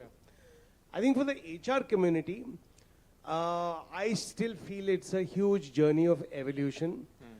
Today, ESG is a hard job and difficult to fill only because SEBI in India, and that's my clear view, has mandated the 1,000 big companies to produce metrics and show sustainable change on ESG. And that's how suddenly there is a vacuum of ESG jobs. Yeah. I think the role that the HR community must play is really, is there an opportunity to weave all of this in the practices that we do? Yeah. In showing the mirror that, look, choices are whatever you make, but as we go forward on this journey, what are some key milestones that we are going to achieve? And of course, I'm going to take this idea of university accreditation MBA. I think that's an exceptional way of raising the bar across the firm. And HR certainly has a role over there. Yeah, no, absolutely well said. Sorry, Professor, you wanted to come in? Yeah. Yeah, it's on. Yeah. I think most of my panelists have spoken around this, and I think the words that come to my mind is repurposing or restating the purpose if it is still relevant. Because I think purpose elevates action, and purpose elevates commitment, and definitely ESG cannot be achieved by diktat. I think the previous speakers also mentioned that. I believe that I was going through the Infosys sustainability report, and one KPI which I found very interesting was the number of employees who have been digitally upskilled, something like 84%. I see this as very material, and there is a concept called materiality. Most of you would know that what Vikram also said, there's no point in doing blood donation or tree growing, and then you're running a company where you don't have enough talent to deliver the business. I found that a very, very, also being an Indian multinational, they are also tracking how many leadership hires were obtained locally in the foreign markets. So I find the performance management system possibly is the place, because I now find that the PMS system is not sufficiently, maybe at the board level it's different, but the understanding of PMS and its metrics, the more it gets, it's more interesting reading the sustainability report. You get a soul of the company. I think we should also do it in our educational institutions, and balanced scorecard, I think, is one methodology that we can use. But I feel the sustainability report on materiality is a big thing. I remember also wanted to say, Ashok, you ABFRL, you have a unit. It's very interesting there that sometimes work goes to the house of the lady employee. That factory is more than 90% women. So instead of you going to a workplace, circularity, meaning the work comes to you. And there were some very interesting ones that since they found that many workers were anemic, at 11 o'clock or something, there is a ragi drink given to everybody. And then when a lady is in the family way, she wears a pink coat and gets priority to get onto the bus. Now, I went for a IR audit, and that picture is, and at 11 o'clock the production stops and then they do some exercises.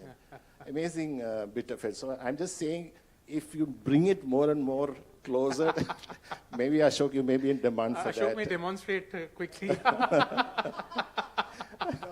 So, Professor Vijayan, thank you. So I think Professor Vijayan highlights something that each of us can make a difference to. Okay, because somebody in our factory in Bangalore, where we have 16,000 women, decided to do this thoughtfully. I don't think they had ESG as a framework as a goal in the that head, was enforced on but they just said good practices. Good people practices must mean something. And I think the call, if you ask me really, Professor Vijayan's point, the takeaway for us as HR people in a very humble manner is to say, how do I translate all this big frameworks and methodologies and processes and so on to what I do, and can I make a difference? And I think if we can make a difference to the constituency we shepherd, we own, we have a duty to, we would have furthered the journey. And I think our colleagues in Bangalore went about doing that, and I think in doing so they demonstrated heart, they demonstrated the right things to do, and I suspect it's happening across many corporates. It's also, we are learning, the other thing is that when something goes wrong, how do you respond to it? How do you prevent accidents? Because all our workforce is all over the place. Not all of us are sitting in the conference rooms. So how do you ensure the correctness of our support systems, crisis management, support to families? I think it's a little holistic approach to HR, which is on call, to Professor Vijayan's point, Nitesh. And I think if we imbibe that out of our conversations, I think we would have made a difference. Otherwise, the thing is a little too far away. In the average mind, we say, hey, this is for the board to do. I hope my business leaders are doing something about it. The truth is, each of us can make a difference, and I think that's the message I take back in these things. No, and I think to both of your points, I think there are a lot of great example stories embedded. A lot of time we are difficult to correlate that is it ESG, not that we have to show because of it's ESG, but I think if we create this example to energize our workforce, I think nothing better than that, right? Because human capital obviously is the most scarce talent capital that is there out there, and we are all chasing that. But the only thing that I wanted to say is that I think anything ESG, if it can transform performance management system or do away with the bell curve, I think that'll be great. That just on a lighter note, but we should pass this to Raj for a comment. I don't think any HR professional wants to take bell curve as a question, but anyways, I'll leave it to Raj if you want to comment, but that was just on a lighter side, because I think, but anyways, on a more serious note, you're right. I think ultimately the performance management system also have to change, because the metrics, people behave what their metrics are, right? And I think this point that is being made is that if the ESG goals, as you said, are not part of the compensation, then I can make commitments, right? But there is no accountability. And it just doesn't count by compensation, but I think it's certainly one of the measures. But let me just take that away. If you look at the G part of it, governance. Governance has two key vectors, decision making and obviously rewards and what you measure, etc. Right? And performance management and the reward compensation policies are integral element. One is how you look at the board level and the next level, but also across the organization. And obviously, I completely endorse that performance management is integral, especially the right things to do. but everything can't be encapsulated in performance management. Yeah, It's also the culture part of it, That's right? correct, What's the culture and what's and the you can't measure all that. You yeah. can't measure all that. Yeah. But I think what you can measure, and I think one of the things is we are talking about digital AI and everything else. As HR professionals, we've got to remember organizations are ultimately human places. We've got to get the human back in the organization. Even with performance management system and rewards, etc. The part is that the consequences of performance management, whether you have a bell curve or not, you still have to have a conversation with people regarding their development.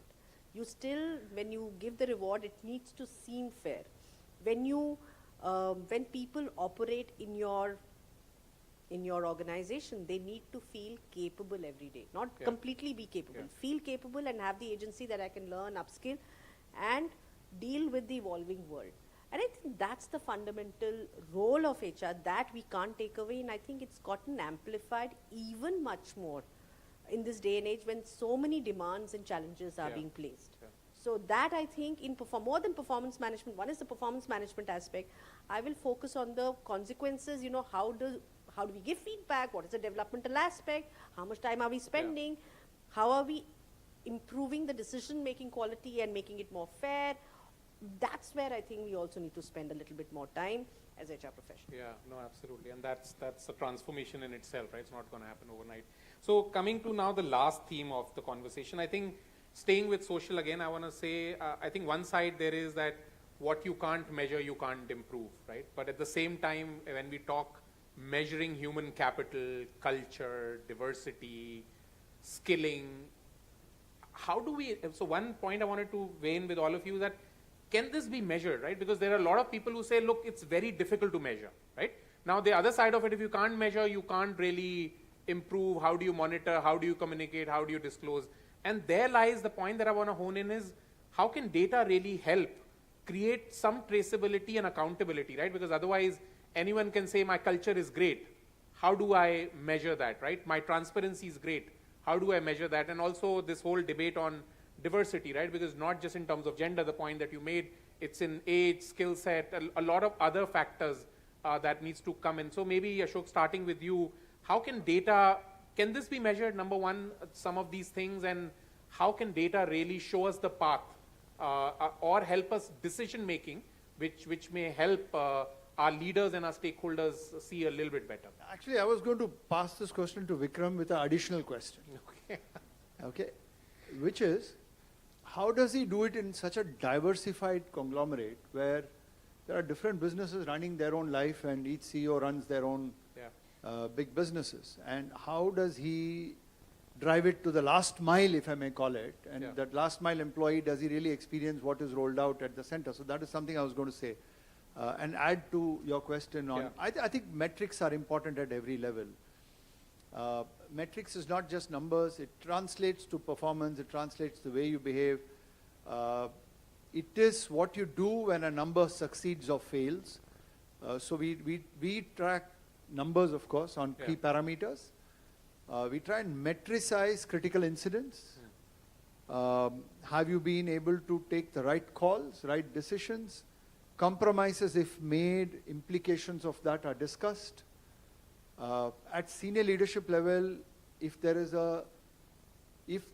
a catastrophe, if there is something going wrong, basis your decision that you didn't take, we'll hold you down.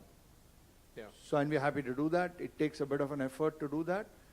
But I think when you do that, the company changes culture. Right, See, non-negotiables. It's easy to hold culture in a nice, happy moment. When everything is fine and we are doing well and life is swinging. When it rains, you must know how to hold down. And I think that's been our journey on data and using data. But I'm going to pass this question to Vikram with that additional question is how do you percolate it to such a last mile spread that he runs as a huge conglomerate? So I would say data at the bare minimum is an absolute must. Actually, if you can't measure something, then you have no clue what's going on. At times, we've seen that the numbers they do encourage behavior just to meet the number. And to Ashok's point, if you're going to use data, because there's no other way of doing it, then just make sure that it's not just what is being done, but how is it done is equally important. And to Ashok's follow-on question, it is extremely difficult in a large setup where you are trying to, so we have 8 or 10 mega companies and another 15, 20 which are in different stages of evolution.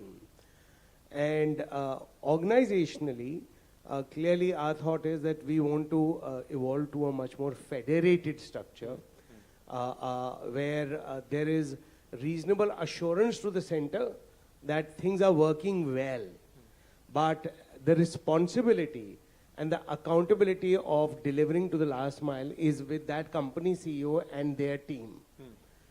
So it's a bit of a journey that we are on. Right. Some people have taken to it better than others. And with some, it's still to be dealt with. I think the important thing is culturally, when things go wrong or when things go right, what is the accountability?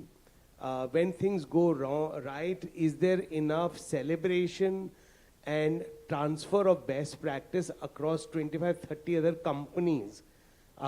Because a lot of people, if they are given the idea, they are very happy to do it. Yeah. But like this pink coat thing, again an excellent example. We have a massive women workforce, but I haven't heard ever that a lady who's in a family way, I think apart from reserved parking, there isn't much that I am aware of. Maybe it's happening. Right. But these, if we are able to just move these stories of success, there are not people who want to do the right thing. That's the way I look at it. So I think somewhere goodness is taken for granted, and it is not edified and not celebrated enough. And when things go wrong, of course, there are many people to ask for accountability. So if there is something to learn from this in this whole journey, if we can somehow celebrate more success and share what we've done quickly, there'll be many more people wanting to embrace it. Certainly. That's right. Absolutely. I think communication is a very, very important part of it, right? For the right reasons, I must say. And the other point, Vikram, to your point, I think, and Ashok alluded to, the extended supply chain, right? The extended workforce is also our people.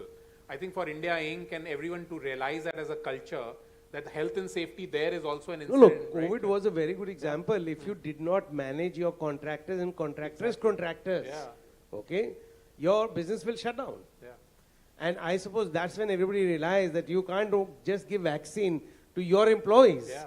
What about everybody else who's coming into your door? What about them? It's all interlinked, absolutely. So very true.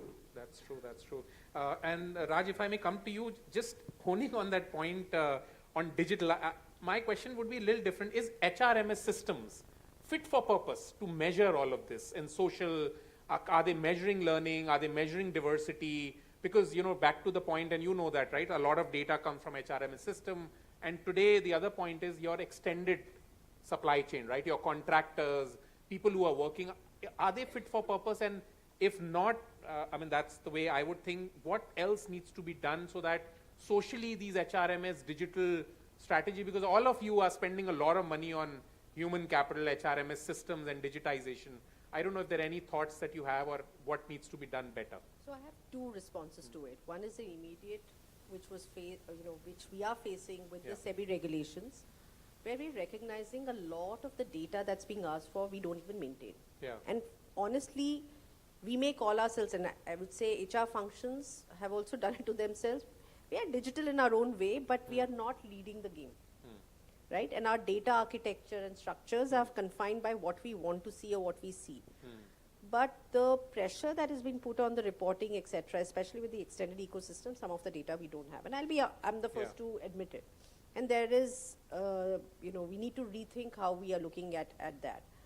But in the longer run, I think if you look at and it's again the same point that from a data architecture perspective, I don't know whether we have genomes of people, personas, etc. at the grander level, and that's an investment that we need to and must make. Third point that I have is a little contrarian. You may have data, you may have all the matrices. I started on the journey on diversity, or thinking about diversity. Gender was not even in part of my lens when I started thinking about it. I was a returning mother. I quit, went to the US, came back, and that's when I thought maybe when I see the room like this, and when I would come to a room like this, I wouldn't see women who had my own issue, who had issues like me. And at that time, when I embarked on the journey, and this is 16, 17 years ago, I thought, okay, we are better than Bangladesh, Saudi Arabia. 10 years later, I said, okay, we are better than Saudi Arabia, but Bangladesh and Pakistan had stolen a march on us. I'm sitting here and I'm saying we are worse than Saudi Arabia. And we are looking at the same matrices, we are all doing our own bit, the needle is not moving. So one of the cautions also in all this optimism on matrices and the world's going to change and the opportunity, the word of caution is, we also have to ensure that we are doing every bit in all the corporates, etc., and responsibility also in the larger ecosystem to do the right thing, not just restricted to our corporates, and not get inured with or get frustrated when the matrices don't move or when things don't happen. And there are some that you have to keep the pressure on, needle on. And I feel on certain social matrices like diversity and all of that, I think we got to get the institutions, schools, education, and the entire pipeline there also involved, because it will not be just for the corporate to solve. And the conversations also have to start there. But a word of caution in all the optimism that it will be an arduous journey. And as we see on D&I, 18% is not a number that we can be happy about. Yeah, Professor. Please. It's working good, yeah. This mic seems to be working better. Yeah. He doesn't trust his mic. Yeah, I just want to make 2 points. I think Raj opened that door. If you look at the HDI index and GDP, US itself is a story. That US may be very high on GDP, but not so very great on HDI. And I think she alluded India's situation is quite, alarmingly. So what is the gap? The gap is the quality of growth or the quality of economic activity is not sustainable, is not meeting the emerging requirements of customers, consumers, and regulators. I think on compensation, I read somewhere, it's a people, planet, profit. Now I'm hearing the word people, planet, prosperity, and governance. And the point one is saying is, with our fixation, I'm not casting any aspersion on anybody, but a lot of industries talk about minimum wage. The sad part of it is, we as Indians, with that salary, cannot consume the goods and products, services which are made by Indians. So do we have a role towards the equity side, that possibly for certain things that we buy, the price that you pay and they pay are the same, but certain things, it's totally, so prosperity is not connected with a large sections of the workforce. Prosperity is more for senior management or whatever, ESOP, well-educated. So I think that prosperity is also important, coming from the capability to buy products and services. I just thought I'd share that. No, thank you. And I know we are just scratching the surface. Some of these discussions are so important to have, and maybe we can sit here all day and still not be able to really hone into these topics now. But with the paucity of time and making our conference sustainable from a time standpoint, I'll open it up to questions, inputs anyone has and anyone points to make. Yes, please, if you can have the mic for the lady here, please. Good afternoon. It was really an interesting session. But you all did cover all aspects. But one sector was the government sector. Yeah. When you have we talk about environment or green or whatever, but when you have the government open wildlife sanctuaries for industries, when you have the ecologically fragile Himalayan region full of construction, so aren't they like an most important aspect of this whole ecology? And that, whatever the skilling should be first taught to the bureaucrats and everybody else in order for all of us to be successful in this. That's my question. Ma'am, I must tell you that we should discuss the government outside this room over a cup of coffee, because there is so much to be said. And better drinks, maybe. But I think, as I see the next 30 years, with the demographic dividend that we have and this mic slipping away, there is huge opportunity for a lot to do.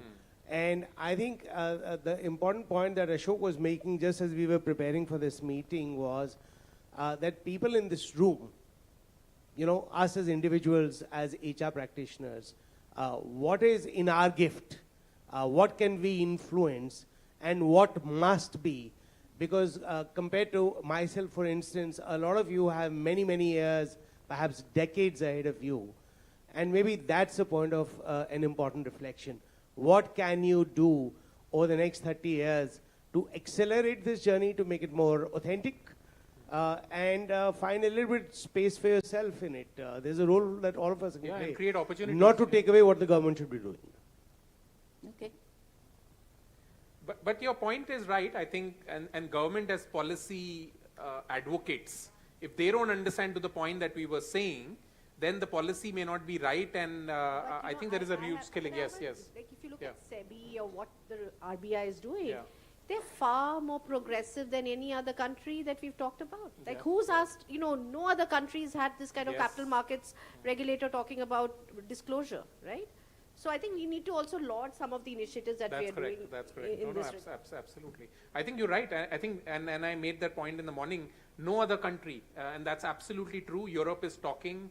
The performance that we are reporting on this is critical, and I think in a way, to your point, the kudos goes to government to understand that this is a made in India initiative to create competitive advantage for us. Now, are we doing enough on skilling? And really, I think that's obviously and I must make a cheeky point. While the West has put in regulation and done stuff, given the fact that this winter many of them will have to make a choice whether to have a bath with hot water or to have, a hot cup of tea because the gas is shut and there is no other way to stay warm. These are the choices that, thankfully, in India, which is the most populous country in the world now, like Bandra is bigger than many other parts of the world. So just to make a point, nothing to do with Bandra, but I'm just making a point. It isn't an easy job. It's a bit of a journey. That's true, absolutely, with the size and scale. Sorry, any other question? There's lady, if you can give the mic, please. Yeah, last question. Yeah, no, I heard the warning. Yes, absolutely. Yes, please. You can make it quick. Hello, yes. What are the initiatives that corporates can take to enhance their employment branding through ESG means? And the second question alongside is, how do we as B School academic practitioners, what are the things we can do to motivate the Gen Z to actually pursue these kind of brands? Because with due respect to the generation, but their motivators are different. They perhaps if we are also in their shoes, we would also go for the monetary motivation and other things. But ESG, how do we actually help them to pursue it as a brand? That's my question. Okay, I'll take a shot at it. I know the time is short, so I'll just take a quick shot at it. Maybe in the break we can pick minds of all of us as well. I think it's not in contradiction. The monetary interests and needs and career aspirations are where they are. But inculcating into the curriculum itself, what Professor Vijayan was referring to earlier, it's not just a specialized course. It's actually inculcating this thinking, this curriculum, example sharing, getting industry to come and share real stories, real dilemmas, real journeys of success. People who have made it happen in micro journeys will give the student an inspiration to follow. And I think the academia has a huge role to play in inspiring the student to think about it and feel excited about it. And to know it's the right thing to do. It's like values and ethics, right? We learned values and ethics on the go from family institutes we all come from and so on. I think this should be part of that rhythm of values and the richness of heritage, that ethos that you carry. If that mindset comes in embedded, you look for companies like that. The brand, employer brand, EVP beyond the glitz of the brand will shine. You'll join such companies and create such future leaders from our room here. I think there's a need to integrate it into curriculum. That's my only 2 bits to you before I hand back. Sure.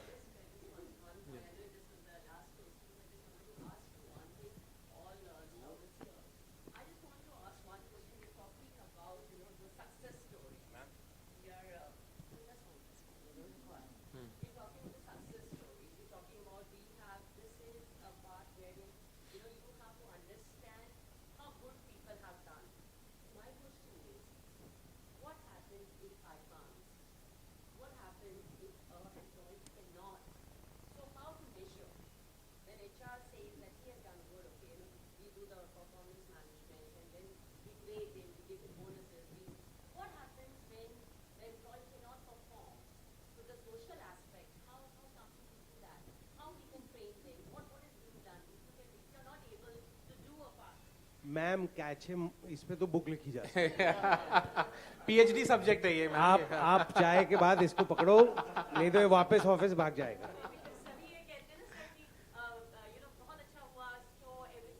Let's do it over. But I would say our Indian culture is still better than hire and fire culture that other developed countries have. But yes, you're right. More needs to be done to improve other bits. But yes, I think that's a topic in itself. Yes, yes, and we will, right? It's in a stage where we will fall. There is no doubt. And I think you're right. In a way, failure should also be respected as well as to the point celebrated, right? Because things are changing. We are in a very different VUCA world or any other acronyms that we use. So absolutely. We are from academics, so we say that we learn more from the failures. But I would say some of the leading companies who are sitting there, a lot of these leaders, they do celebrate failure because that's part of learning and pivoting. I must say that, but is it happening across? I don't know, and I think the bell is ringing to make sure I am not failing here. But thank you for my panelists for a great discussion and experience. I request you to please remain on stage. Thank you. So I think with such a riveting panel, the byproduct will always be that we have a lot of questions. I'm sure if they're okay with it, they'll be happy. You can take it offline. But with that, we've come to the end of the first panel discussion. I request you to remain on stage as we share across our small token of gratitude. So these souvenirs that you see have been specially handcrafted by self-help groups and farmer interest groups located in rural and tribal areas, being supported under the Livelihoods and Value Chain Initiative of ICICI Foundation for Inclusive Growth. I request Ms. Madhuri Sathe from Indira Group of Institute, Chief Corporate Relationship Officer, to please come and felicitate the panelists. Thank you.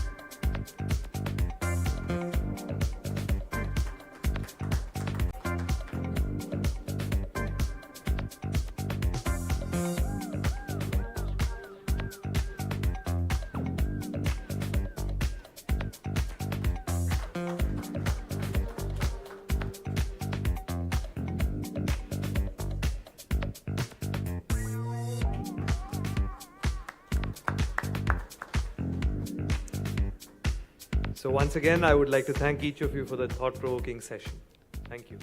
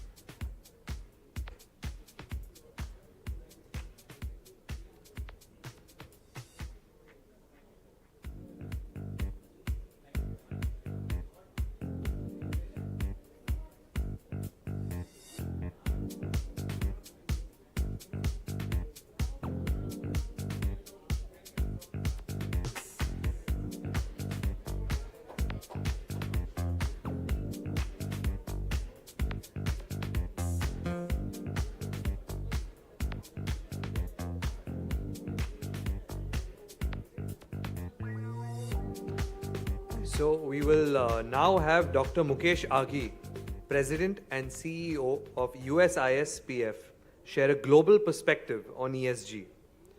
Dr. Mukesh Aghi is the President and Chief Executive Officer of the US-India Strategic Partnership Forum. In his current role, he works extensively with business and government leaders in the US and in India to promote trade and strengthen the ties between the two countries. He has over 20 years of success in powering business expansion globally, boosting revenue and increasing margins for companies in a variety of sectors. I request the team to play the video for our audience. My name is Mukesh Aghi, President and CEO of the US-India Strategic Partnership Forum based out of Washington, D.C., US. I am pleased to address such an august gathering. This ESG summit touches on a theme of critical importance, creating stakeholder value through ESG. I would like to thank the organizer, the NHRD network, for the work they are doing to spread awareness of ESG. Innovation for a company or corporation is not just a form of tech upgradation. It is a much more holistic and inclusive process where a corporation thinks not just of shareholders, but all stakeholders in the society. The organization of tomorrow will have to innovate to keep up with not just the new business practices, but to keep pace with sustainability and ensure sustainable economy.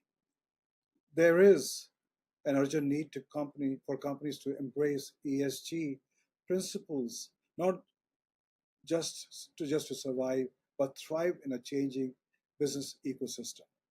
This practice will not just build on the existing trust among shareholders, but enhance the operation and corporation reputation to all sections of society and build on brand value. I firmly believe that ESG is not just a choice, but a necessity for companies aiming to do better in the 21st century.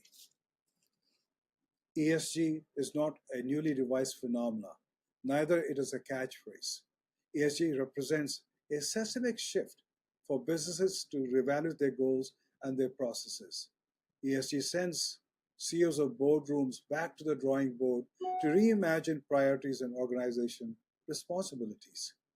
Since corporations are part of the same society, it behoves companies to deeply integrate environmentally responsible practices in their operations. Companies best positioned to manage these risks not only ensure better investors' outlook, but unpatched reputational goodwill. The other C, the consumer, is today more environmentally conscious and well aware of the corporations that practices sustainability as an ethos. These consumers are aware of their purchasing decision and will choose products and services that are aligned with their core values and adhere to the principles of ESG. What are the benefits of ESG? Number one, it offers a competitive advantage to corporations which follows the principle of ESG. Surveys in the US showed that 66% of the consumers are willing to pay extra by buying environmentally friendly products. Two, it attracts investors and lenders. Gallup study found 48% of the investors are interested in sustainable investment funds itself. They are looking for companies which follow the principle of ESG and willing to pay extra to invest in those organizations. Pandemic, climate change, and misuse of natural resources are driving investors to shift their lenses towards sustainable businesses more and more. Number three, improve financial performance. Studies have shown companies with high ESG ratings had better performance than those with lower ESG rating, with almost 35% higher return on equity and 20% higher valuation. Number four, build customer loyalty.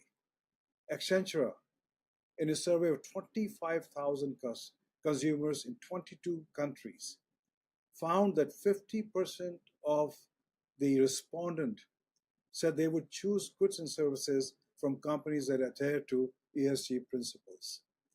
Number 5, makes companies' operations sustainable. Companies investing in ESG initiative can sustain and adapt to an ever-changing landscape as we deal with the climate change and political turmoil itself. An effective ESG plan demonstrates a company's commitment to a risk management, cost reduction, and care for the environment.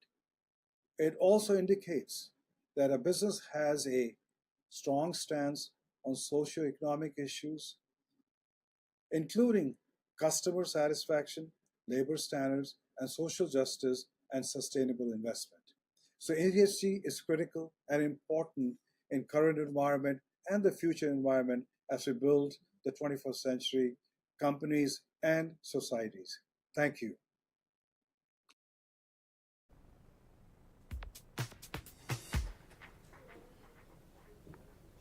So that was quite an insightful session.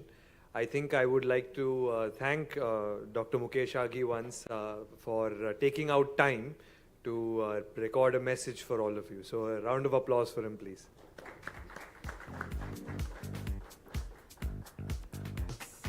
So let's begin with our next panel discussion for the day. The discussion will be for a duration of 1 hour and 15 minutes, including a question and answer session. The theme for this discussion is nurturing human capital.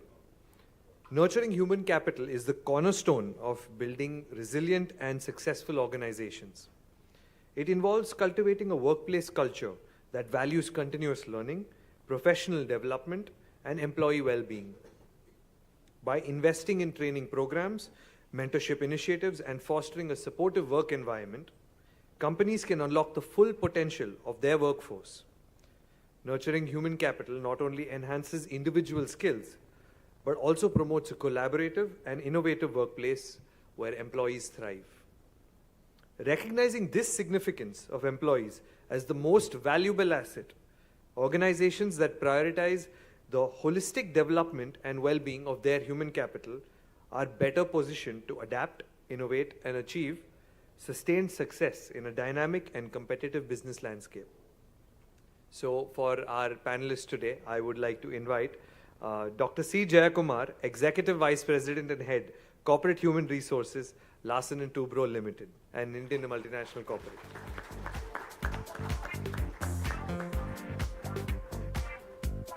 Dr. Jayakumar is an alumnus of Madras School of Social Work, XLRA Jamshedpur, and London Business School, where he specialized in leadership and human resource management.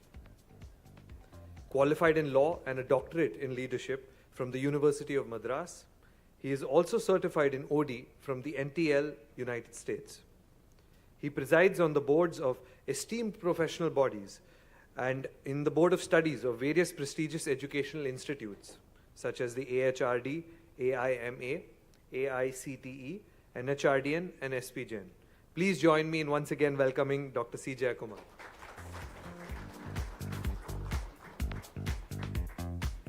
Next, I would like to invite Ms. Shweta Mohanty, Head of Human Resources for SAP in India.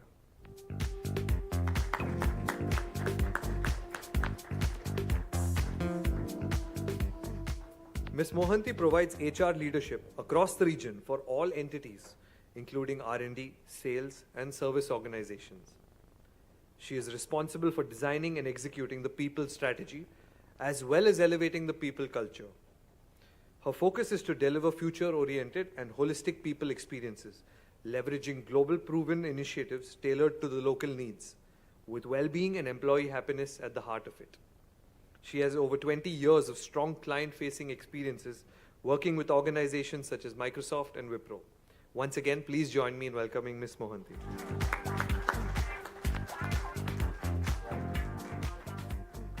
Next, I would like to invite Mr. Suresh Shetty, Director Human Resources at Hindustan Petroleum Corporation Limited.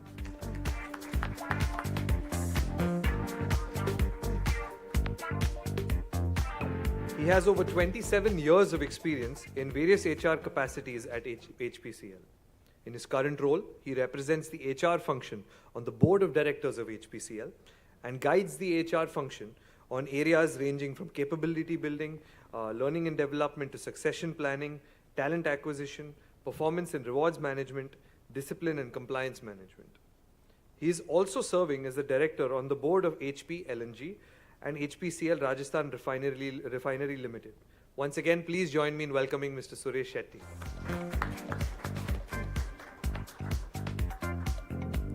We also have Mr. Subir Verma, HR head at Tata Power and author of the best-selling book, Job Search Secrets, published by Penguin.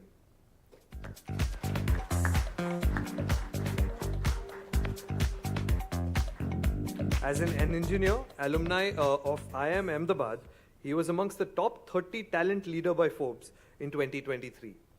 He trained and supported over 500 job aspirants from small cities in various different skills. He has been conferred with top 30 talent leaders by Forbes 2023, top 100 HR leaders in Asia by White Globe International in 2022, People's Champion of the Year by Business World in 2020, HR Leader and of People's Choice by Business World in 2020, Best TA Person by Hindustan Times and Power of Idea winner by the Economic Times. Once again, please join me in welcoming Mr. Subir Verma.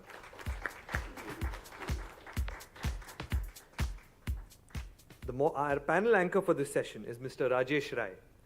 Mr. Rajesh Rai has been with the ICICI Group for over 20 years and has worked across businesses like retail banking, corporate banking, and government institutions. Mr. Rai is currently heading the retail banking and business banking for ICICI Bank. Prior to joining ICICI Bank Limited in 2020, he was associated with ICICI Lombard General Insurance Company. He was one of the founding members of ICICI Lombard General Insurance Company and handled roles with varied responsibilities. Mr. Rajesh Rai is a member of the board of ICICI Bank UK PLC and its board risk, credit, conduct, and governance committees. Please join me in welcoming Mr. Rajesh Rai.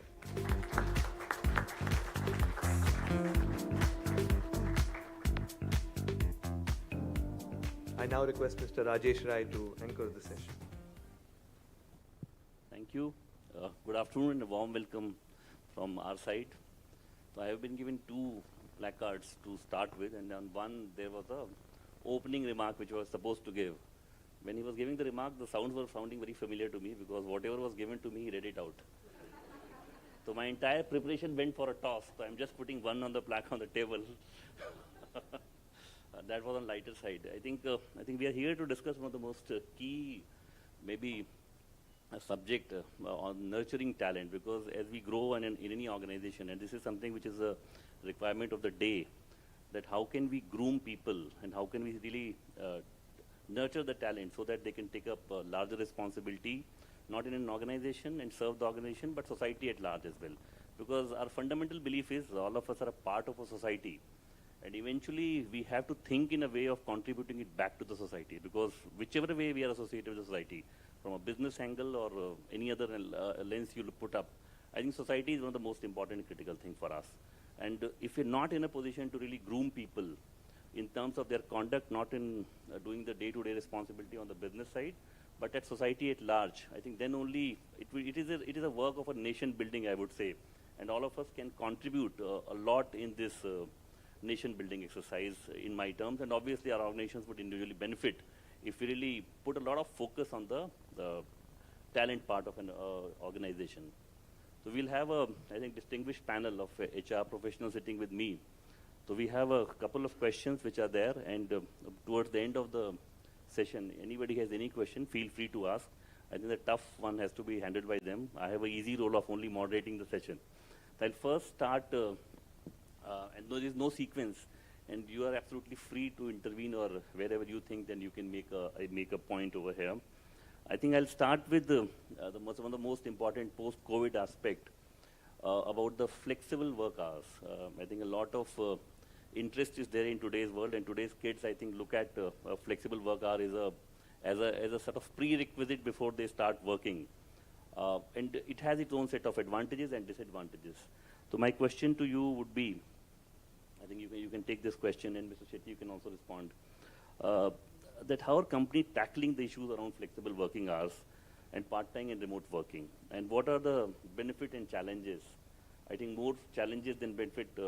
If you can sort of enumerate that, that would be really helpful. No, absolutely. Thank you so much, Rajesh. I think one of the biggest factors which we have to keep in consideration, while deciding, what is a model that works best, is the context of the organization. So if I'm really talking about SAP, we are a technology organization rooted in innovation, and we firmly believe that folks won't be able to really do innovation sitting in front of their laptops in their homes, right? So it has to be, innovation is done when you have an idea and you have an opportunity to put that idea in front of a set of people or your team members, and then they are able to kind of brainstorm with you, challenge you, sometimes, even tell you that this is an absolutely wrong idea to proceed. And those are the ways in which you are able to find out the right ways to provide value to the customers. So we firmly believe that it has to be a mix of, in-person office presence versus, also having flexibility so that the entire workforce, finds value and has the time to, to get into their personal life, whatever they require. And I think that's the reason why we believe that flexible working is really what works best for us. I do know across industries it might vary. You do have, for example, banking, if I say, Rajesh, you can't shut down the banks, you have to be there. Even during the pandemic, all of you were, really open and, the workforce was available. So I do believe that flexibility is what we need to provide, and that is what the workforce is looking. The workforce is really not looking, saying that I don't want to come to office. The workforce is looking, when I need the flexibility, do I have an option, right? And if that is what we are able to give the confidence, to the employee base, saying that yes, you really need to take a few days, a week off, or work from home, and you also have an opportunity to come and collaborate with your team members. That's a best model which has worked for us.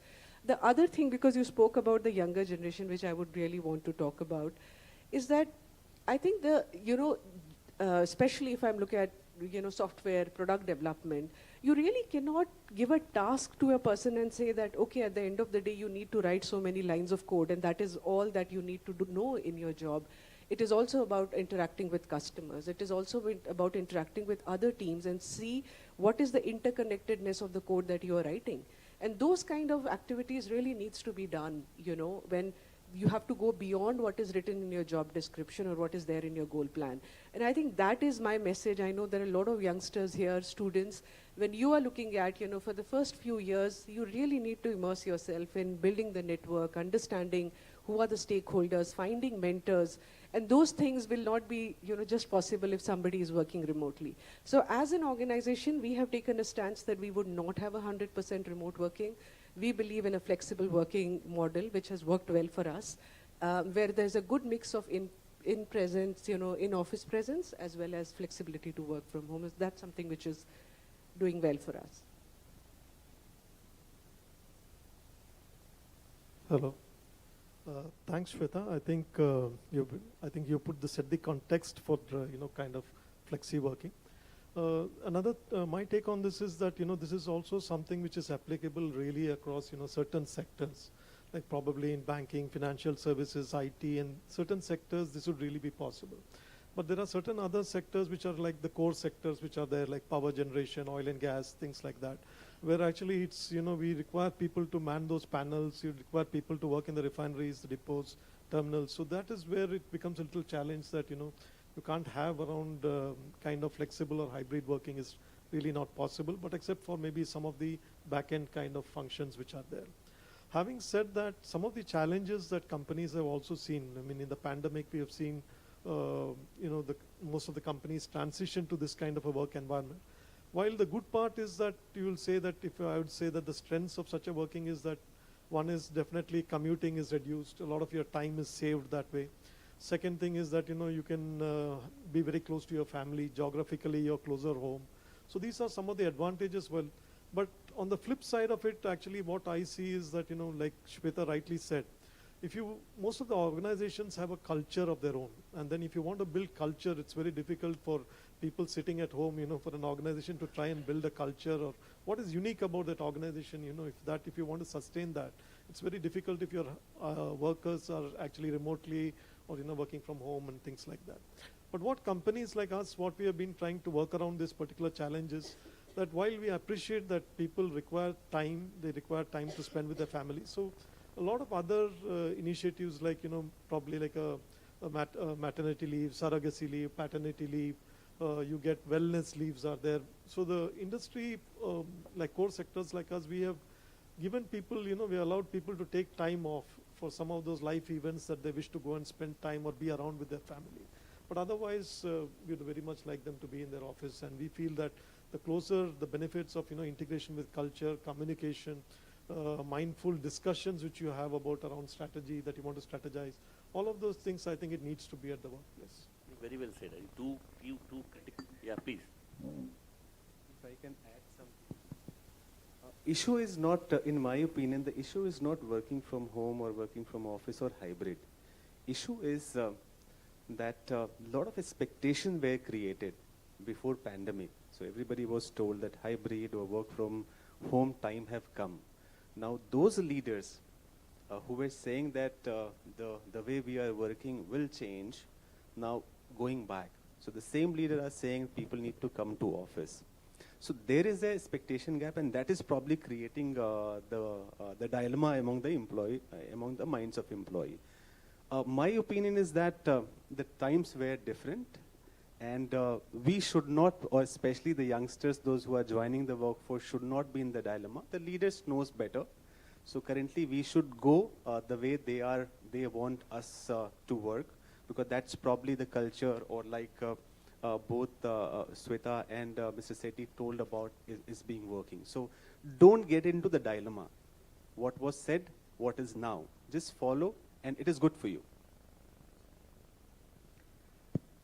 See, I work for L&T, which is predominantly EPC business, engineering, procurement, and construction. We do this metros, bridges, dams, tunnels. So work from home is absolutely no, we cannot do that. But as he said, the word flexibility has become a lot of prominence today. And that flexibility has different meaning for different people. For somebody, it is fully working from home. Somebody says hybrid. Somebody says, whenever I want to come, I'll do. In terms of assignment, in terms of role, that has become prominence, and definitely we have to take care of that. And it is, we are also having a problem now. We are losing talent because of that. Because now the talent is fungible, right? A civil engineer goes and works in different sectors where there's a 5-day work. So in the interview final negotiation is, sir, you have 5-day work, or is there hybrid work? No. So this is where it is a very, very difficult. So I used to tell them, you have all flexibility, you can work from home, but after office hours. So it depends upon the industry. So as he rightly said, but we use different various other things to attract people. We bank upon the purpose part of it. We say that we are builders to the nation. We make things that make India proud. You make monuments which will stay ahead. So these are the things to attract, to compensate, telling that instead of flexibility, how do I pitch in a differently to attract people? One important part, you also touched upon the culture part. I think somewhere in organization, if you're joining, if you're not very well conversant with the culture of an organization, it will become difficult for you to reintegrate and absolutely go and even showcase your talent and put it to use also. That is something. And the second part would be one gets deprived also if you are not working in an office environment of a lot of things. Environment teaches us a lot. In home, you'll only be taught what all you have learned, you'll put that to use. But when you come to a work environment, I think environment teaches us a lot of things to us. So in my view, probably that is something which is two key takeaways. And sir, banking is under negotiable instrument. We had no choice other than we didn't have a choice. And one good thing that I think the way you touched upon this, I would like to highlight over here. In ICICI Bank, though fundamentally we are, as negotiable branches have to be open. The only problem used to happen when COVID cases used to get detected, the entire branch staff used to get isolated and all those stuff. But we, as a practice, never had a strong work from home policies. And during the peak COVID time also, I think this is something which probably dilemma that you talked of. Our managing director made it a point that he used to come to office on a daily basis without fail. For every single day during COVID, he has come and worked in the organization. So that is something which we have done. And probably we didn't find any challenge, though we had some remote working in terms of getting people back. So For me, when I attract talent from, for example, design, I have to attract from consultants. Okay, they work 5 days a week, so it's very difficult to and they say that it's only an office-based work. It's not a site we can do, and internally that discussion happens. But what happens is, out of the total, only hardly 18, 19, 20% is working from office. Balance 80% are working from project sites. And already they have a feeling that we are office-based people are enjoying. You are in a AC PC culture, no? You have a AC room, PC, whereas he is in the 40 degrees centigrade, he is standing on the site and he is working. And actually the bread and butter is there. That is what makes profits. And we are called as overheads. So that is the dilemma. That's why when people say, why can't we, at least office-based, you can have hybrid. It is not possible because it will demotivate the people who are performing at project sites, who are really contributing to the profitability. I think move to the next question, and this is for you, sir, Mr. Jayakumar. What are the emerging trends that you witness and best practices in promoting diversity, equality, and inclusion within organizations? Also, how can these practices contribute to create a more inclusive and an equitable society? Yeah, we are a 80-year-old organization. Okay, when it comes to diversity, equity, and inclusion, yes, we have people from more than 50 countries, speaking more than 70, 80 languages. At least 3-4 generations of people may be there. Even 23-year-old and 65 will also be there. So in this type, there is a huge amount of diversity. Cultural diversity, people from different states, different cultures, different caste, creed, all. If you look at that, it is, and even when at one point of time, not now, even long back when we are doing the campus recruitment, we ensure that we cover the entire states. Not that we get people from one, it was very consciously done earlier. But when it comes to gender, we have a major issue. But we have been constantly working on that. In fact, people will be surprised. Some 3 years, 4 years back, it was hardly 4.5%, 5%. Now we have doubled it to 8.5 to 8.9%. And within a year or two, we have to touch 12%. Last year, campus recruitment, consciously we took 30% of them. Last 3 years, we've been taking 30% of female from the campus recruitment. And we have, more than taking, my worry is the attrition. And that too, typically when I take 30% of the people from the campus, 2 years, 3 years, then the marriage comes. By that time, there's a lot of, and we religiously transfer anybody to any place. If, for example, if somebody is getting married and he wants to go to Bangalore, somebody wants to go to Delhi, because we have offices across. We are very flexible in that way to do that.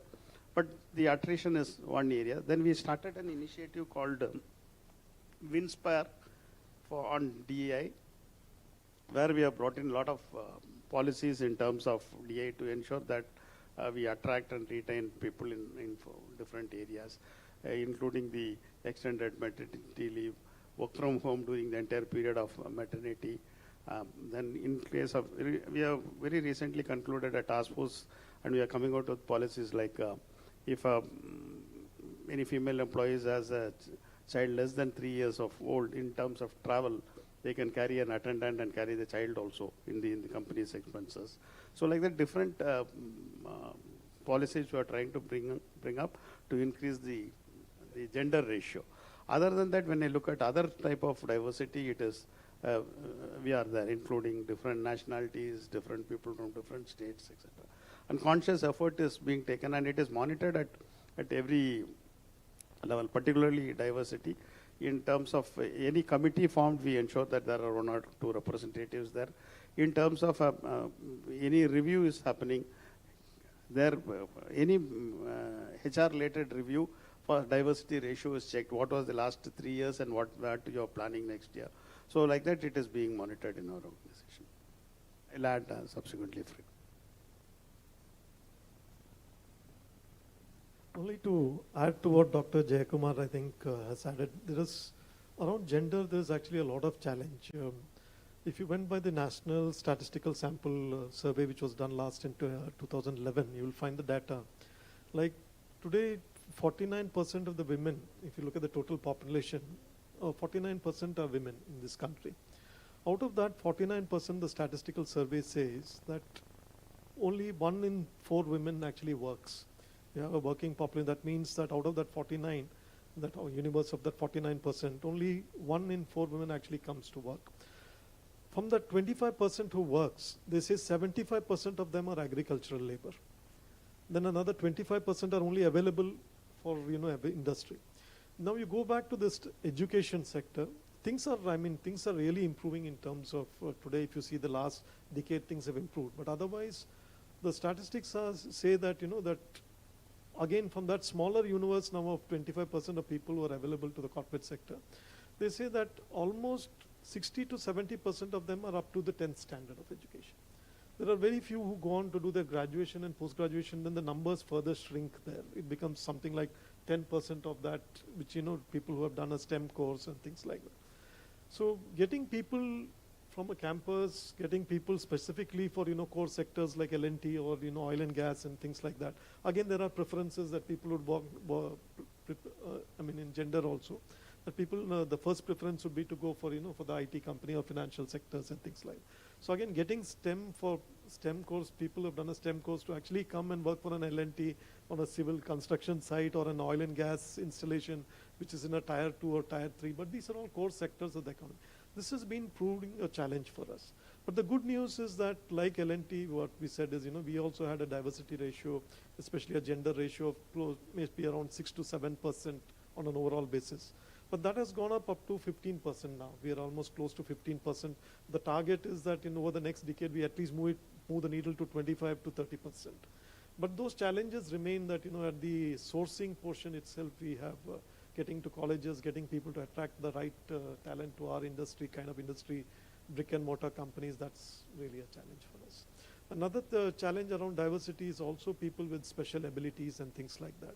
So here again, people with these special abilities, a lot of corporate India needs to do a lot of work around, getting the right kind of workspaces, getting the right kind of jobs for these kind of people, enabling. A lot of companies are doing things now, but I think a lot more awareness needs to come into this particular space. For example, it was an eye-opener for me that, one of these people with special abilities, he came and told me that your website is actually, he is visually blind. So he came and told me that your website doesn't have the audio feature which is there. So that, I can understand and I can hear what are the eligibility conditions and how I can apply. So this was an eye-opener, and then we started working on it. But a lot of these things, I think this is something which we need to work a lot more on, and a lot more work needs to be done on this. Yeah, I just wanted to say, the general perception, especially if, belonging to a different industry like a tech industry, is that thanks to the last decade of work that we have done, a lot of academic engineering institutions have more better gender ratios than you would have probably seen earlier. But in spite of it, I think even if you look at the STEM percentage, the ones who are getting into it, still about 25% of the workforce. And that number in a technology industry is significantly then getting lesser, because just by the nature of it, every year something new is coming. Right, so you have, one technology, now you have AI, you have something else coming in. So the need for, women to keep up, the pace with all the changing technologies is a little more harder than, men, because they have a whole lot of other responsibilities, the life cycle related stuff. But I think one of the areas where we have made significant progress is that earlier we used to only measure in terms of metrics how many women are there in the workforce, how many are there in the leadership. We realize that's a very wrong metric to do that. We also have started now to look at women in expert roles, because many of them do not necessarily want to handle large teams, but are very, very strong. They're great architects. They are great in terms of subject matter experts. And that's, that representation has helped us change. So when you see a woman, you do not see only somebody who has a 100-member team. You also see somebody who's probably a PhD, somebody who is really an expert or an architect, designing products. So I think that's one, significant shift that needs to come. The other, thing which is really, really important for us is that I think hiring, many organizations still do, I think with a lot of effort, but this, retention is an aspect which really needs to be focused on. And many of the women, whether we like it or not, somehow feel that their effort is not recognized as they go in their career, right? So do we also measure the progression, rate? At what level are they, getting promoted and progressed in the organization? Do we also measure what, if you have a training program of a 30 batch, do we really measure how many of them are women who are going through those trainings? These are metrics which a couple of years back were not heard of, right? We never kind of explicitly, we measured probably, but we did not report it. I think that's becoming a reality now. Those numbers are starkly in front of the leadership for them to, have course correction. And, if I look at the other aspects of, gender, and I so liked what he mentioned, I think, when we look at inclusion and equity, I think we have to look at not only just in terms of how many you're hiring and keeping, retaining in the organization, but is the environment conducive for them? So, are the office spaces conducive for somebody with a physical disability to come in? When you have your global meetings, which is being telecast, is there, you have to understand there could be some people who, might not be able to follow it. So do you have sign languages being there? Those are aspects which a few years back were difficult to push through with leadership and now becoming more reality and much more acceptable. So I guess, those are, we should not only just look at hiring and focusing on acquiring talent, which is diverse, we have to also look at, providing them a conducive environment. I think that's very, very important. See, after thought, I felt I should not leave a feeling that we have hardly 8.5% diversity. What is this L&T? So, so thing is, when I look at my shared service center, it is 52% is the gender ratio. When I look at office-based staff, it is around 25 to 30%. So if I look at design, it will be again 25 to 30%. When I put the organization as a whole, majority of them are project site executing projects. There it drips. That is why my overall percentage comes down. And next thing is we have also have a policy called renew, because we felt intake is there, people leave at the time of marriage, at time of childbirth, and then they take a break and they have to come back. So we started a policy called renew, which they can apply for people after a career break, and we look at them for the available suitable positions there, and we used to take them. Then special ability. When she said, we are coming from a company which is 80-year legacy, we had the green application form in which we ask eyesight 6 by 6, and then height, minimum criteria is 160 or something for male and this for female, and weight 40 kg minimum should be there for female, 45 to the, that was the standard in which we were doing. Now we are coming out of all those things, and then you can see the spectrum from where the things are moving. So conscious effort is being taken to ensure that diversity, equity, inclusion is followed in a letter and spirit. Many policies also we have brought in. One is the natural HR policy. Everybody will have, we will recruit the best and train and all those policy that is ever there. We have a separate sustainability policy, POSH being a statutory thing, equal opportunity policy. We have a vendor code of conduct for staff, same way for vendor code of conduct, public advocacy policy, green supply chain policy. All these things are very last 2 years which we have consciously started working on DEI and sustainability areas. A lot has been spoken, so I'll just take about 30 seconds. Two initiatives which has really worked for us. One is predictive tools. So we have developed a predictive tool which gives us an idea from where we should hire so that people will stay for longer period of time and they would be highly performing. So that is something which we have worked. Second is who are the people who are likely to leave the company. And I'll give you some surprising data that especially if we talk about women employee, the organization, we realize that 3 times they need support. One is marriage, second is maternity, and third is medical. Medical of anybody in the family. That is the 3 places where we need to support them. And then we backed it up with a lot of policies and processes. Second, I also feel that this is a topic which is heavily discussed but very lightly implemented.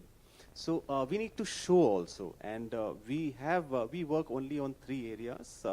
So we have fully specially abled managed customer care center, which is in Ghatkopar 1. We have fully managed women employee customer care center, and so on and so forth. So many times I feel that what organizations are doing need to be demonstrated, because this set of people, a large number of people don't apply in the organization because they feel that they will not be selected. So we need to do a lot of activity to increase the pool of these people so that they apply and they feel welcomed in the organization. I think as we keep on saying that this decade is going to be India's decade, and one of the biggest impediment that would come in our growth way is the inclusion of diversity and more female workforce coming into the entire system. So I don't think any one of us at this point in time has a choice. If we really want the country to go and get it to its natural position, which is there, then we have to execute, and I'm glad that at least there are some very sharp actionables that your organization is really working on.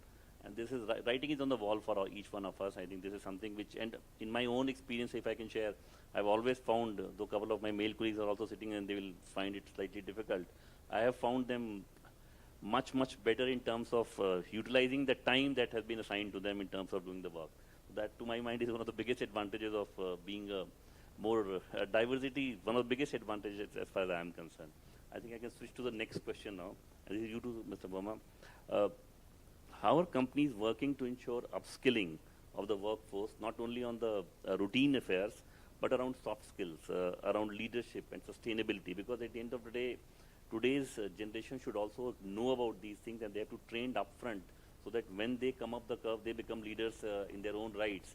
They go and execute it in the society at large. So what are the few things that we are looking at? Quite a lot. As a Tata group, the social of ESG comes very naturally to us. We are a 150-year-old group. Tata Power is about 180-year-old company. And the foundation of this group has been that whatever company receives in terms of revenue or profit has to go to the society many times over. And especially if I just want to put a disclaimer that we don't work in all areas of diversity. We work in 3 areas. We work for affirmative action, which we have been working for long. We work for gender, and we work for PWD. So these are 3 areas which we have been focusing on. In terms of upskilling, we work on 2 areas. One is pre-hiring, because we strongly believe that we need to increase the pool of people to hire the best.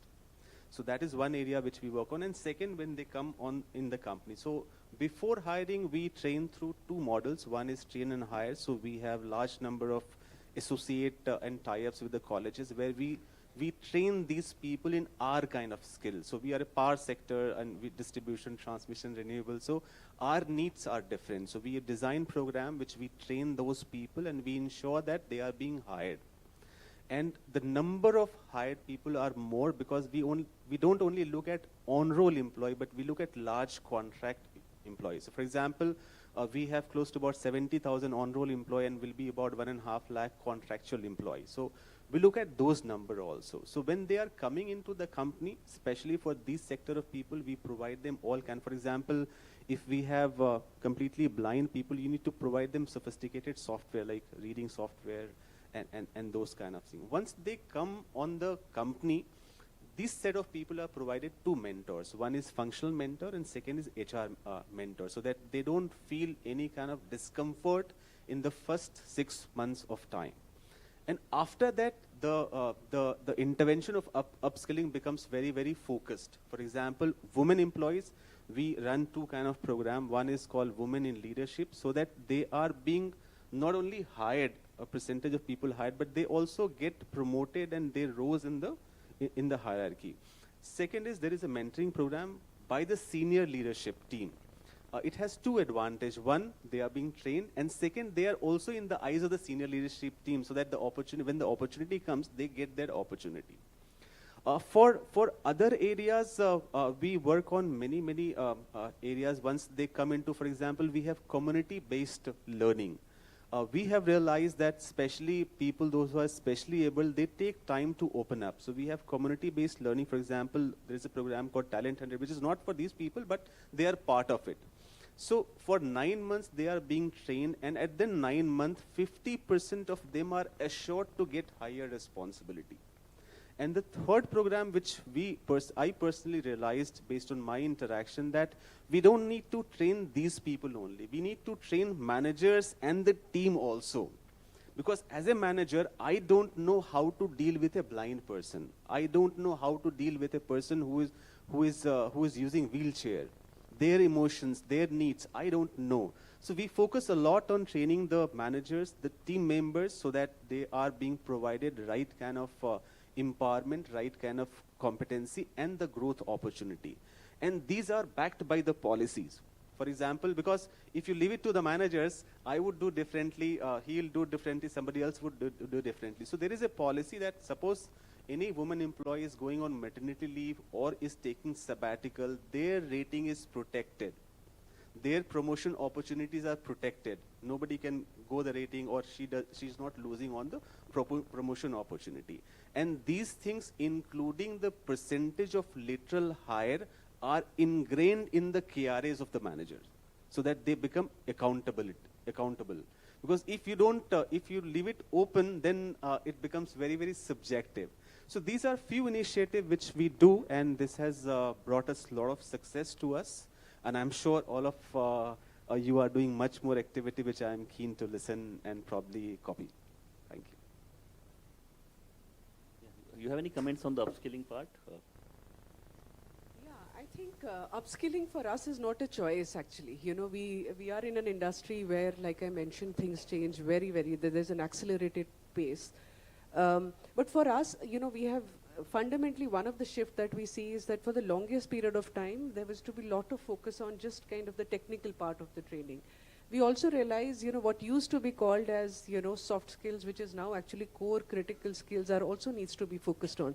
So going back, you know, to women, and, you know, when you're grooming them for leadership roles, you know, many of the times we used to find that they're very good in their subject matter, but probably they do not have that, you know, confidence to go and, you know, present their ideas and, you know, have a conversation where, you know, they are pitching in or they are speaking in front of the customers. So those are some of the aspects which, you know, we are significantly focusing on. The other area which we are very, very proud of is also that we have 5 generations of workforce, and we have a significantly high early talent population. Almost 15% of our population are early talents, anywhere between 21 to 28 years. And this is, you know, area of focus for us, because for us, it's very important that they see SAP as an organization where they are going to build, you know, their career. And it is not just up to them, it is also upskilling, you know, the leaders, you know, who are managing them, or the first level managers who are, you know, whose team they are joining. So I guess the importance of sensitization, you know, along with, you know, is also an upskilling requirement today. Right? You are sensitizing your workforce for the different generations that are coming in. You are sensitizing for the diversity, you know, that is coming in the organization. And that's something which is, you know, fundamental. So just kind of bringing in an element. So about 6-7 years back, we started a startup accelerator, you know, within SAP. An accelerator is where we, you know, picked up, you know, some of the early stage startups and helped them with technology, with subject matter experts. We had one of our employees who came and said, I want to become an entrepreneur. You know, while you are having more startups coming and join this accelerator, how are you helping us? So we actually start an entrepreneurial sabbatical, right? Where we allow our employees to take up to 2 years of sabbatical if they have an idea, which they really want to go to the market and test waters and see whether that is something that they would like to do. And I know a lot of entrepreneurs have that back of mind that what if this idea fails? What if it doesn't work out?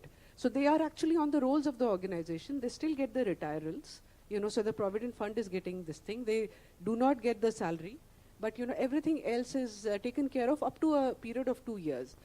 And if they really, the idea doesn't, you know, fructify, they are most welcome to come back. That learning is of immense value to us as an organization. And if it is something that it, you know, works well, they do duly resign and leave, but they would always remember the organization as something, you know, which supported them at the right time. Now imagine what it does to a generational workforce and, you know, upskilling and, you know, enabling them. I think those are some of the ideas which we need to really talk about, which is really out of the box, but some things which might not be the need of the hour.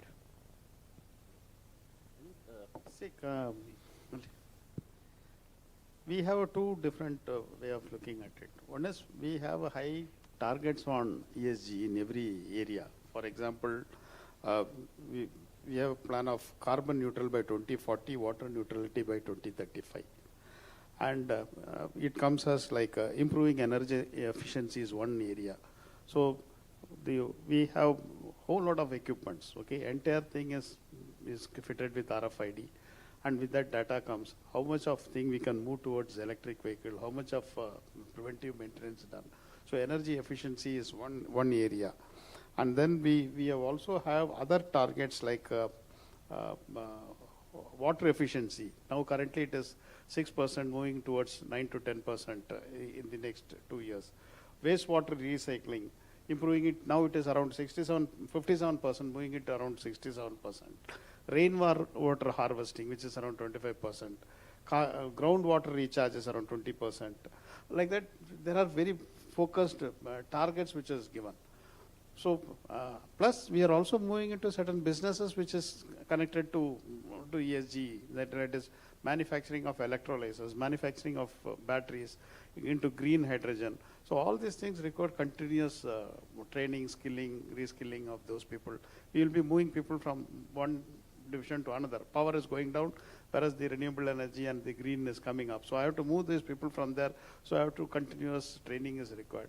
Plus we have in the digital learning, we have different academies, finance academy, the leadership academy like that. In that we have an ESG academy. We had a digital academy when there was a digital movement happening, different courses for different levels. Same way we have an ESG academy where we have different courses are there which is people have to take, which is mandatory training. And sensitivity training in terms of POSH training. So training is a continuous process which is aligned towards the business requirement. I just took a cue from the statement that you made in terms of a young workforce. I think all of us are grappling with the problem of attrition. And today, the word like tenacity, perseverance, patience is slightly on the lower side. That is something which we observe in our families also, in our kids also, because I think they are not exhibiting the same traits which we used to exhibit at one point in time. I think this is one of the biggest problems that all of us are facing. So clearly there's an expectation mismatch in terms of a young kid joining an organization, his expectation from the organization and organization expectation from him or her. And that leads to dissonance and at times eventually separation or what we call an attrition.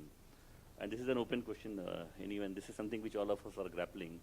How organizations are actually looking at this aspect of the entire employer-employee behavior and what we can do from our side. I think my belief is, I think a lot has to be done from the employer side, because at the end of the day, we would not be in a position to control the emotion of a youngster, because situation on ground or the environment around us has changed significantly. So what are few things which employers can do from their side to minimize this friction, so to speak? I know it won't go away, but can we minimize that? I think it's a very good question, because a lot of youngsters are there and they are not to be blamed. Because see, so we have a program which is called Campus to Corporate, where we have a session on expectation management. Because see, when I was a management student or their management student, their professor goes and says, you are future managers. The moment you say that, I get into a dreamland. I will have a cabin. Getting things done through others is management. Now you have to do there yourself. So we do a lot of expectation management. We very, very frankly share with the youngsters, the GETs and the MTs and DETs, those who are joining, that in college, you pay to learn. But when you join a company, you are being paid to work. So there has to be a very, very frank discussion. And secondly, the younger current generation comes with a very entitled mentality. They don't have to struggle probably the way the previous generation struggled. So they are in hurry. They want to do everything. So that is one. In expectation management is one. Second is we also train our managers, because typically in our kind of setup where we have older, more managers, they also have this fixed mentality that this is the way it needs to be done. So the flexibility of the manager is also we work on, because youngsters we hire because they bring in a lot of new ideas and we want them to change the way we work. So we need to be acceptable and adoptable also. So manager is change, the second thing which we do. Third thing which we do is a career path. Initially, Because every organization has a career path where we tell the youngster that this is the career path which is there for you. Now there is a model which we have worked on, which we are implementing, is that we let them choose. Because everybody wants to learn, but nobody wants to be taught. So we don't tell them you have to do this, you have to do this. There is an option that this is how the journey of previous people have been, but if you want to choose, choice is yours. We will support you. It just reminded me of a very interesting conversation. We were doing a cross-generational workshop with hiring some of the managers, and one of the very senior leaders stood up and said that actually this generation has not seen recession, so they don't know what it is. And I just paused at that moment and I said, we cannot blame the generation for not seeing the recession. The complexities and challenges of this generation is very different and maybe more profound than probably the previous generation had. But so the gaze is very important for organizations. We cannot really put them and say you are leaving because you're not serious about your career, or you are leaving because you are not, not ready to put in the hard work. I think what the change needs to really come in is a right assessment of what are they looking for. What is exactly that excites them, for an organization. And the fundamental shift that comes is that actually the tenure is something which we should be very okay with if it is much lesser than 5 years or 10 years. But the period that they are in, are you really able to give them a value that they feel that, yes, this is something which I would want to kind of, take with me. And I just agree with Subir on that. We in SAP also have something called as a career canvas, and we highly encourage people to have zigzag careers. So for example, my chief of staff, my PMO, is actually an engineer, but she has decided to come and work in HR. There are colleagues in HR who are right now in product development teams, doing customer, insights, because we have a success factor, product. So they are there. We have somebody who started as an engineer, became, architect, then moved back to become a, CEO of the organization, right? So when you show these possibilities of what careers can mean, that is what is really important. And it's not that everybody, because we had a straight line career, the next generation would also need to have. I think that gaze of understanding what is a requirement is extremely important. And if we do not value and appreciate it, I think we would be on the losing side. I completely agree with what Shweta and Subir say. I think the challenge for HR professionals is not that, how do we change our policy, but to understand what each generation is looking for. This particular generation of people, if you ask, most of the time when we do the interviews and things like that, what are the things that are important for them? One is work-life balance is something which is very key to this generation of people. Unlike, previous generations, work-life balance is something which people are looking that, they want quality time to spend both at work as well as with family and to pursue their own life interests. Second thing, what is very important for this generation is also around this entire discussion around ESG. You'll be surprised. Because a lot of the youngsters, they want to join organizations which actually are doing a lot of things on the ground for ESG. Are we doing products which are environmentally friendly? Are we socially responsible company? So they are making those conscious choices to join organizations which are investing into this. Third thing is that these people also stay invested, if most of this generation is, they want a higher purpose, which is meaningful work. That is very, I'll tell you, just to give you an example, we at HPCL, we did a kind of an attrition of, people who have left us over the last 5 years, and we went back to them and asked them, why did you leave us? And what was surprising in that particular survey is that we lost people, we didn't lose people who were actually working in field locations or at very difficult locations. But we were losing people who were sitting in more comfortable AC/PC kind of offices. So we went again, we delved a little bit deeper into this to understand what was happening here. We thought that, it was little counterintuitive. We thought that people, when the younger generation, you put them into comfortable workspaces, then you'll probably see lesser attrition. But to our surprise, what we found that when we are given them the most challenging assignments, where people were working sometimes even, for 72 hours on a continuous basis, where they saw that something like, when they're building a terminal or a gas plant or things like that, where actually they're giving life to some of their dreams, they're seeing actual application of what they've learned in their colleges on the job. That was a time when we found that there was a deepest engagement, and these were the people who were not quitting. These were the people, despite working in the most adverse circumstances like L&T and all, in project field sites, these were the people who were staying on with organizations. when people who were in more comfortable settings but who were not finding a connect with what they learned, or if they're finding that the company is not really investing in their growth or development, that was the places that we found attrition. On a lighter side, I think one of your attrition is a good catch for ICICI. I am referring to you, Sumendra. I think you have worked in HPCL and then you moved to ICICI. Yes, sir. See, no, I fully agree with him. One is the attracting the people. Purpose is a very, very important aspect. That is where we leverage the purpose part of it, like builders to the nation. We make things great. All the buildings, in fact, in our headquarters, if you have 5-6 buildings, everything is platinum certified, green buildings. It is friendly for even the special ability people. Entire thing is done in that aspect part of it. Second is they want a challenging job.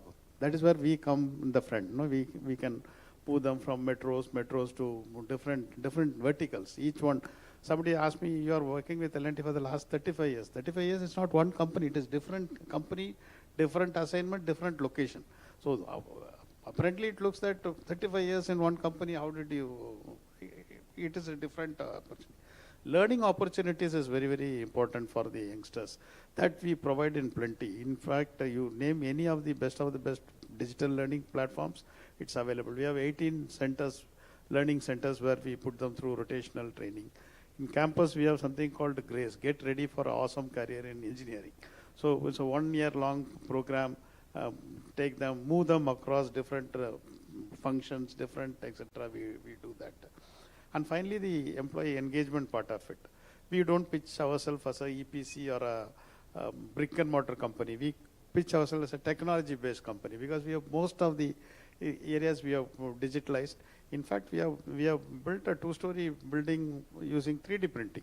Many of the post offices in Bangalore is done by 3D printing. It's a assignment. So different technologies is being used, GPS, in terms of sensors, RFIDs.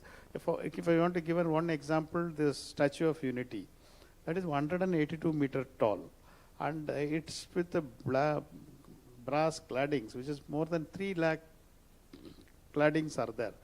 It is all imported from another country. So you imagine where it will be stocked. And one particular piece has to go to a particular place in the statue. It may be in his nose or the ear or a thing. And where it is tagged, how do you take it, how do you fix it? So everything is technology based. So we pitch ourselves that yes, we are technology based to attract and retain talent. Regarding movement, as he rightly said, if they are there for 3 years, 5 years, we cannot expect them to work for 35 years. During that period, how we engage them, how do we engage them and ensure that the maximum productivity, and there is also a learning opportunity for them. In a lighter note, my son is 35 years, now he has worked at least 5-6 companies, and he says, Daddy, don't go and tell anywhere that I'm 35 years in L&T and all. People will think you didn't get job anywhere, that's why you are there with L&T. Quickly, if I can say 2 things. One is we can't motivate all folks with the same stroke. So there is probably one thing which we have worked might be useful is that we have created a motivational bank for the employees. So each employee, say 5 years, 10 years, their reason to come to office, their reason to work for the company is different. So if we create that, probably that will help us in dealing with those people. Second, especially the managers, those who are there, we need to lead the employee way. We don't have to lead the way I am. That is something which, especially with youngsters, has worked, because they are very impatient. They want to do everything. They want to become CEO in 3 years. They don't want to wait for promotion for 3 years like we have. I mean, we probably HPCL, Tata Power, and L&T have long service award for 25 years. SAP can't afford to have that. So we need to create probably an individual, very customized approach towards our employee, and that's what is going to work, and not the carpet bombing approach. I've heard you right. I think we take MBAs from different management institutes, even in HR. Within 1.5 years, comes, sir, I want a role change. What happened? No, I was there in campus recruitment. Then I went to the Comp and Ben. Now I want a role change. And then I used to look at him and say, now only one role is available, that is this chair. I think what needs to be done from all of us on the organization side, today's organization have to be more collaborative And somewhere we have to shed the earlier mentality of being a control organization. That would really help them understand that if the entire approach that they see from our side as being more collaborative, I think we might just tide over this crisis. I think we have a last question I'll take, and then we'll open it for questions. And this is to you. What are your views on the gender pays and the ways to sort of reduce the gap? Yeah, so I'll start with the statement, certainly that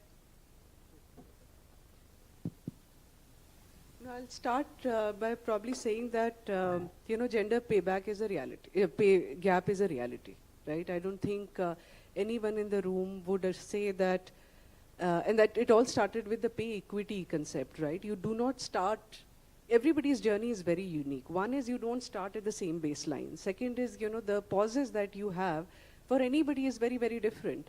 And one of the ways in which you can address this, gender pay gap is also the pay fairness. For example, in SAP, we do have, a fair pay approach and a pay transparency approach, which means that everybody, irrespective of the gender, where they are coming from, which organization they have joined, for the level they are in, they would be able to see the pay range. They understand where they are in the pay range. Because that kind of transparency really compels everybody to have conversation on why I'm here, what do I need to do. And I think that's something which has largely benefited women in our organization, because they do understand that, that in the range there is an opportunity for them, and that goes back to the question on, how they can work towards upskilling themselves or, getting more opportunities for learning. And that's, that has been a great piece. So the equity part is, the pay equity part is one aspect that, certainly organizations should think over. We are thinking. What we do in SAP also is that every compensation cycle, there is a central budget which, we do the transgression, analysis, and we look into where are those gaps coming in. And centrally, there is a blowback, where we see a significant gap, maybe more than 5 to 10%. That's coming centrally to address that. The other aspect which we have been learning is it's not only just the pay equity, it's opportunity equity, right? So, there are 3 people in applying for a role. There is how many women are there, and if there is an opportunity, is it, more bias coming towards the male? And that's a reality too. And that is something which we cannot deny. And one of the ways in which we have been dealing is that we do a business beyond bias panel. So every senior leadership role beyond a certain level, the interview panel has to have a, woman. And, that is something which has helped us to break barriers, because you are not, one looking at the same lens. There is somebody who brings in a very unique perspective while hiring women leaders. And, that's how we kind of do that. So I think the gender aspect is not something which we are going to solve in one day or 1 year. It is something which will constantly evolve. But some of the ways in which you can do is like the things that I mentioned. And the second and most important aspect is transparency of the data and metrics. We, for example, in SAP publish, a gender pay, and diversity report, which actually calls about where the differences are coming in publicly. It's a publicly available document for everybody to see. That holds us accountable, because we know where are the gaps lying in. And we set the targets, which compels us to look at, unique ways to address, this aspect. But I would also say this is not a problem which is going to get solved in a year or so. This needs consistent leadership support and, at the end of it, intent. Intent, by the board, intent by the, the C-suite to really make a difference. And that's what I do believe could be a change maker. Generally, when male or woman or any kind of employee who is joining the organization, they join the organization at the same pay level. Where they get left out, like I said earlier also, marriage, your maternity and medical reasons, because they take a gap. Now, organization like us, I shared certain practices also, need to have certain policy to protect at the time of absence for their performance rating, increment and promotions. And that is what, like some of the policies, protection of rating, promotion, and also have a little bit of positive bias towards, not at the cost of others, but you can have positive bias with additional kitty to have these things. And that probably will lead to not them leaving behind. We also have this policy of anybody going on maternity leave and coming back, the ratings or promotion should not be reduced. It has to be minimum at least the last year rating, or it can be more than that. It cannot be below the previous year rating. So I think he has come up. This is a sign for us to wind up. I'm sure the topic nurturing human capital is very engaging to the students here who are going to be the future human capital.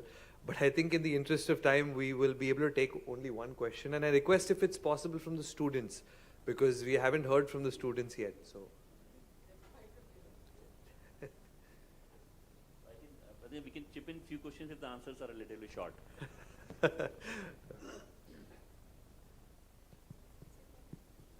Very good afternoon.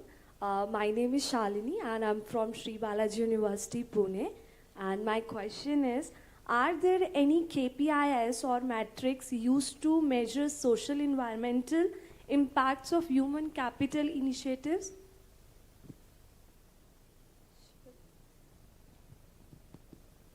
Hello. Yeah, good question. See, there are a lot of companies, I think in the Western world, if you'll have, I can give you a number of examples where, the ESG metrics are now getting directly linked to some of the performance metrics. Closer home, if you look at, I think HUL, I think E&Y has a report on, what HUL, they're working with HUL, where some of the performance metrics are directly, right from the board down, it's cascaded down.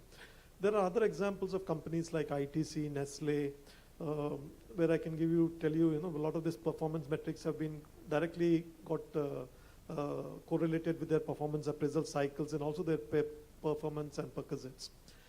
Closer home for us in the oil and gas sector, for you must be knowing, net zero is a very big thing for us.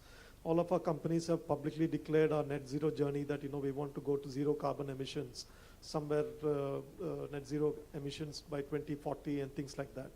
So a lot of these things now today in corporate India, a lot of these things around ESG, be it environment, be it social, or be it governance, corporate governance things, these are all things which are now being tracked because now we have the BSR, business reporting and sustainability reporting is now a mandated thing by law. So we are all required to actually report on whole lot of metrics which are now publicly open and available in the public domain. So having said that, today it's a lot of these things have now cascaded down, right from the board level down to frontline field managers, where a lot of these ESG targets have actually come into these things, and these are beginning to affect the compensation and benefit structures and how the incentives and things are built around. I hope I've answered your question. Yes, sir. Thank you, sir. So my apologies, but I think in the interest of time, we would have to close the session. So I think with that, we have come to an end of the second panel discussion. I would request you to please remain on stage as we share across our small token of gratitude. So these souvenirs that you see have been specially handcrafted by self-help groups and farmer interest groups located in rural and tribal areas, being supported under Livelihoods and Value Chain Initiative of ICICI Foundation for Inclusive Growth. I request Dr. Biju Pillai, Dean, Sri Balaji University, Pune, and Director of IT and Admissions to please felicitate the panelists.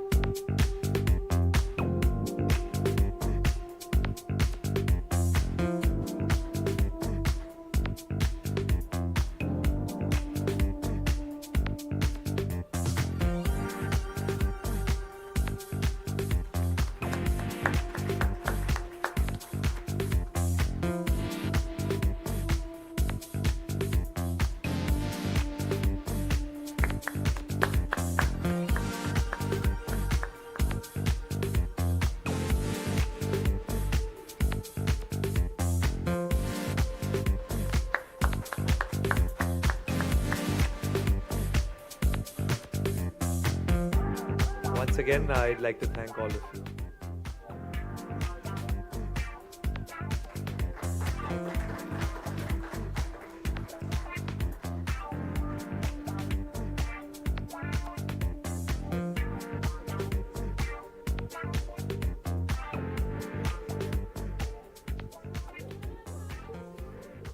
So we will now break for lunch. I request all of you to please return and be seated by 2:35 p.m. We'll join back to start our interaction with Mr. Rajiv Mimani, India Chairman and Regional Managing Partner at EY. Thank you.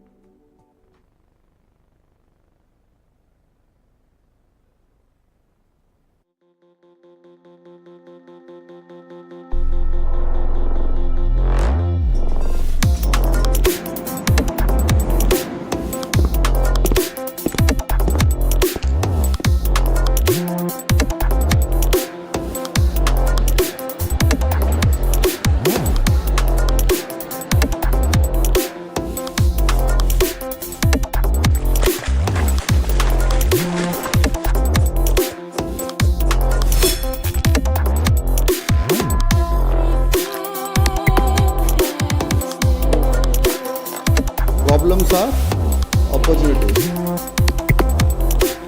You are going to become problem solvers for this country. Friends, Sri Balaji University Pune is working with the purpose and for the purpose.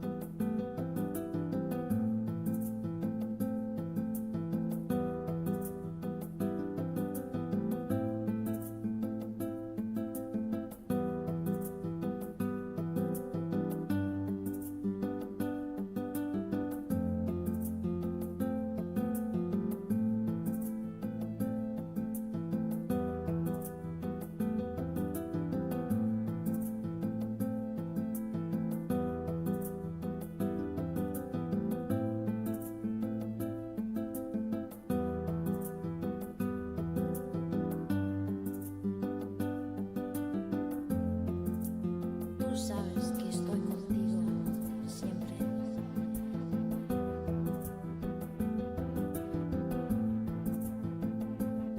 Estoy contigo siempre.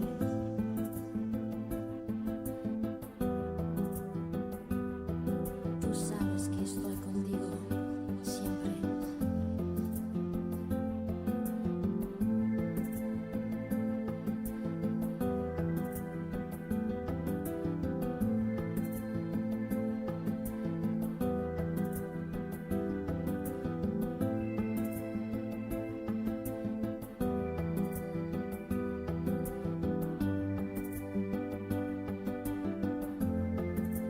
Tú sabes que estoy contigo siempre.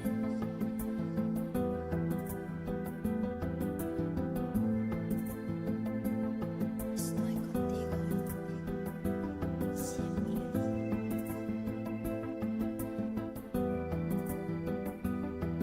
Tú sabes que estoy contigo siempre.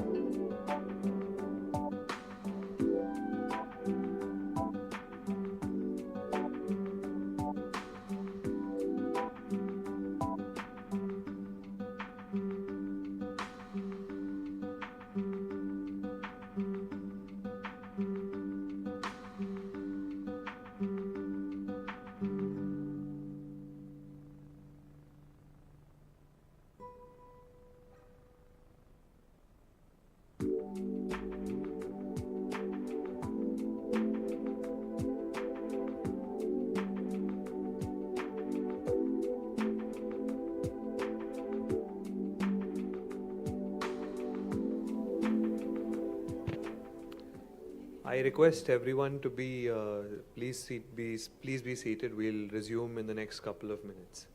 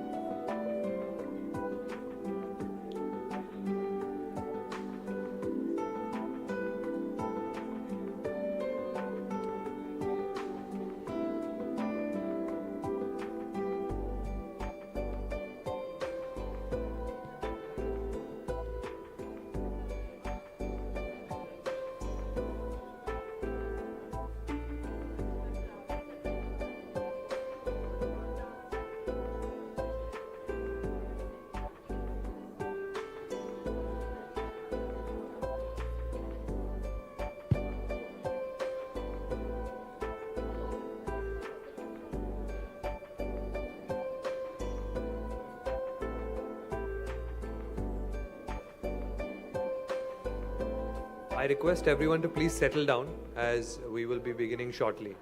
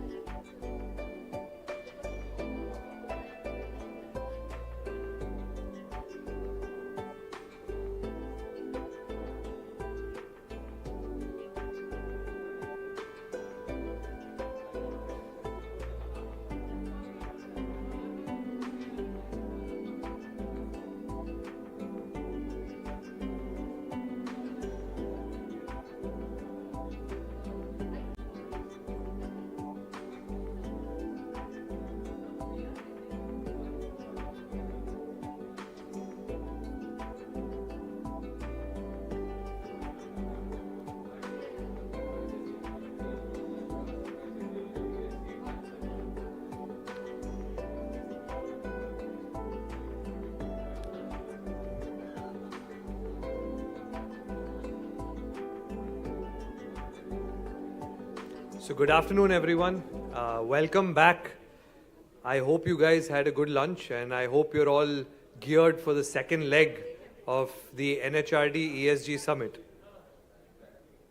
To kickstart our afternoon, we have a session with Mr. Rajiv Memani, India Chairman and Regional Managing Partner, EY, moderated by Dr. Veena Srinivasan, Executive Director and Founder, Wells Labs. Mr. Rajiv Memani is Chairman of the India region of EY, a leading professional services organization. He is also a member of the EY's Global Board as the Chair of its Global Emerging Markets Committee.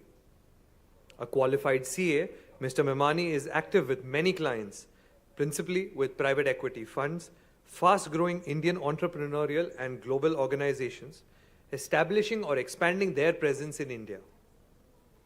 He specializes in complex mergers and acquisitions, as well as assisting companies in raising private equity. In his role as chairman of EY's Global Emerging Markets Committee, Mr. Memani's responsibilities include connecting emerging markets with developed markets, as well as recommending investment plans. Please join me in welcoming Mr. Rajiv Memani.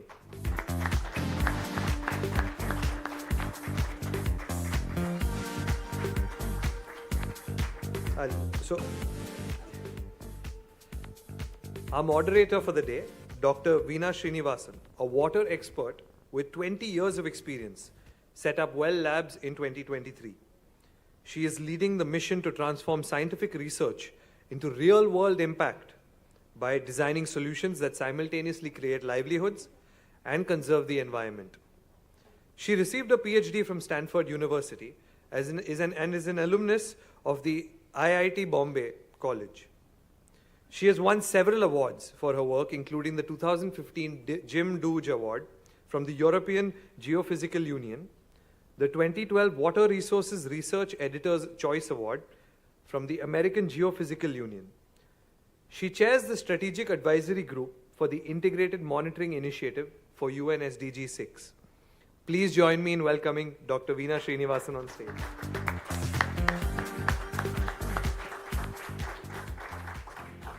I now request Dr. Srinivasan to anchor the discussion. Over to you, ma'am. Thank you so much for the invitation, and it's a real pleasure to be here with all of you, and as well as, a true honor and privilege to speak to Rajiv, who's often been described as one of India's best CEOs. So it's a pleasure, Rajiv, and welcome to this discussion. Rajiv, I thought I would start the discussion today with a really hard question, because we've been chatting since the morning about ESG, and we've heard from a number of professionals. Of course, this is an HR crowd on what needs to be done with the workforce, upskilling, so on and so forth. And my observation was a lot of that discussion was focused on what I would call inside the fence. What do companies do? How do they benefit? And I thought this afternoon, let's focus a little bit on outside the fence, in the sense of how do companies interact with environment and community. And in doing so, I think I wanted to kind of frame the discussion in terms of the big challenges, the really grand challenges posed by environment and inequality in the world that we live in. A recent report by the UK government, to the UK government by Partha Dasgupta, showed that actually a lot of GDP growth and a lot of company profits would actually be negative if we accounted for the depreciation of natural capital. Similarly, a recent IMF report said that global inequality is increasing, and the consequence of this is actually increasing political instability. So these are really, really serious challenges, and it's something that we are expecting or putting a burden on the corporate world in a sense which is not really equipped to solving these problems, to actually solve this. And really what is at stake, I would say, is the lives of humans on planet Earth and the well-being of our children. So starting with this very, very big challenge that we have, I wanted to ask you kind of what can companies even do in the ESG space? What is ESG? Are we even equipped to tackle this? So, yeah, I mean that's a very big question. But I just first I just want to balance between E, S, and G, and then respond. Firstly, I must thank NHRD for bringing me for this session, and it's always challenging. I was joking with Veena, maybe I'm better off asking the questions than you responding. But anyway, I'll do that. I think it's a real challenge, and corporates can certainly do a lot. Individuals can do a lot. Maybe we can cover that later on. But I mean, if you look at all the global parameters, especially after COVID, most of the parameters, especially around ENS, have deteriorated. I was just reading something as a prep for coming here. 6 out of 9 planetary boundaries that are there, I think we've crossed that. We are in the red there. If you look at the 17 sustainability development goals, in all of them, UN's SDGs, in all of them we've gone backwards. Even basic things like, if you look at poverty, there are still almost 650 million people around the world who are very much below the poverty line. Almost 700 million people don't have access to food. Almost 750 million people don't have access to water. 2.2 billion people don't have access to clean water. So, but at the other end, and as you rightly pointed out, on the inequality side, I think the numbers are just going the other way. So it's not sustainable. I think it creates constraints on economic growth, which then feeds into inequality, it's a full cycle. And secondly, politically, I think it can give very adverse response. I mean, we are seeing that in India. More and more money is spent on dole-outs than on development. And part of the reason for that is really the extreme inequality that we are seeing. So I agree with you. Whether corporates can do, and corporates are doing, I wouldn't say corporates are not doing. I think corporates are doing. I would say on E, corporates can do a lot more. On S, I think it has to be much greater handshake between corporates and government. And I think governance, I would still say that things are sort of trending in the right direction. But Veena, if you want me to dive deeper into any one of them, I'm happy to. Maybe you want to use the Indian context. Absolutely. I mean, I think if you can kind of tell us, you said corporates can do a lot more, and corporates have been doing a little bit. Whether you want to kind of tell us in the Indian context, what's kind of been, where do you see some positive signals where people have been doing?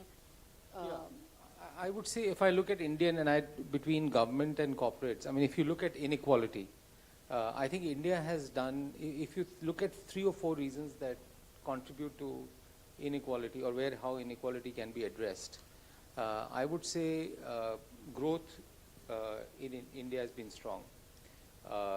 Financial inclusion in India has become much better. So all those 2 things reduce inequality. I think the government investment in education and health is where probably India has not done that well. So I would say, as far as inequality is concerned, India has probably done better than where rest of the world is. I think things are coming up. The second part, and I'm concentrating on S right now, is the entire area around, when you look at how have governments provided access? So whether it is water, whether it is education, whether it is food, availability of food and everything. So I think on those parameters, the government has done well. India has a very interesting challenge, especially in terms of environment. So if you look at from 2000 onwards, per capita income has increased by 3 to 4 times. If I look at energy consumption in India, that's gone up by 4 to 5 times. If I look at vehicle, that's gone up by more than 6 times. So this is if you're looking at from 2000 onwards till now. If you look at next 25 years, the likelihood is that Indian per capita income is likely to increase from roughly $2,700 to $15,000. So almost 75% of consumption or investments is going to be new. So India has this unique challenge where you have to provide access at the same, because you can't let people say that because of sustainability you'll not provide access to people. But at the same time, if you have to provide for this kind of consumption and investment, how do you deal with this problem? And it's huge. I mean, we know the issues today in most of the large cities also. Water is a challenge. Assume things become 6x of where they are. If you look at environment, if you look at pollution, if you look at the impact of monsoons, so as humans take more and more out of the, assuming even if the population growth is moderated, but as human takes more out of planet, I think it's a real challenge. So I think government and corporate India honestly have to do a lot. So if I look at least from the way I see government looking at it is, I think the first pillar they want to do is around renewable energy. So I think what the government has done, I think because India is very energy intense, almost 70% is thermal. They believe the biggest attack, or non-renewable, the biggest attack that they want to do is on renewable. So India has roughly about 175 gigawatts of electricity. By 2030, they want to go to 500 gigawatts, which means you're looking at almost $150 billion of investments, incremental investments every year. So what the government has done is provide PLI schemes, provide incentives from silica sand to the metals to everything. So the entire manufacturing supply chain is going there. Likewise, they're providing PLI schemes for electrolyzers. They are providing PLI schemes for EV. They were providing PLI schemes for batteries. So a lot of supply side incentives really to move from renewable energy to hydrogen. So that's the big thing that, at least the way I look at what the government is doing. They have the National Hydrogen Mission. Idea is to have roughly by 2030, 5 metric tons of green hydrogen production in India. And these are big game changers. So at least the way I look at how India is dealing with this, on the renewable side, I think they've done a good job. I still think the other big way to attack this is circularity. And I think there I don't see government or even corporate India, because of the laws, because of the logistical issues, not contributing enough to circularity. I mean, if you're an aluminum company, the carbon footprint can reduce almost by 60-70% if you're using scrap that you are melting, using renewable energy, and then using that to manufacture aluminum. The same is true for a lot of metals. The same is true for plastics. But I think it's still not happening. We're still trying to take bauxite from earth and then manufacture or iron ore or whatever it is. So I think on the circularity piece, still a lot of work has to be done. Water, I can see, I mean, you are an expert on water, but you'll know the challenges. Probably we have one of the biggest challenges in water that we have. So India has this issue of providing access, and that's why even in the COP26 or COP28, whatever, declaration, India was not one of the signing countries. Because there has to be a transition. You can't take an extreme step. And also, at the same time, if India doesn't do it in a sustainable way, globally, I think there will be a massive impact. Because you have 1.6, 1.7 billion people transitioning from $2,500, $3,000 of per capita income to $15,000 of per capita income. So the impact of that on consumption on an annual basis is huge, which is a lot of that is actually picking up from nature. So if you're not able to do that on a sustainable basis, India will be in a mess, and globally. So I think corporates and different corporates are doing some wonderful things, but I think they have to take it not as a compliance exercise. This is an existential issue in India. Right. I mean, I think, Rajiv, you said you talked broadly about this theme of both decarbonization as well as circularity. And what I really like that you started kind of interestingly, which I wasn't expecting you to do, started kind of with what the government's kind of doing, because an important point is, government kind of provides the regulatory context. But what I heard you say is that, in a sense, at least the first step that corporate India can do is kind of take advantage of that package of incentives that the government's kind of providing through these PLI schemes and so on.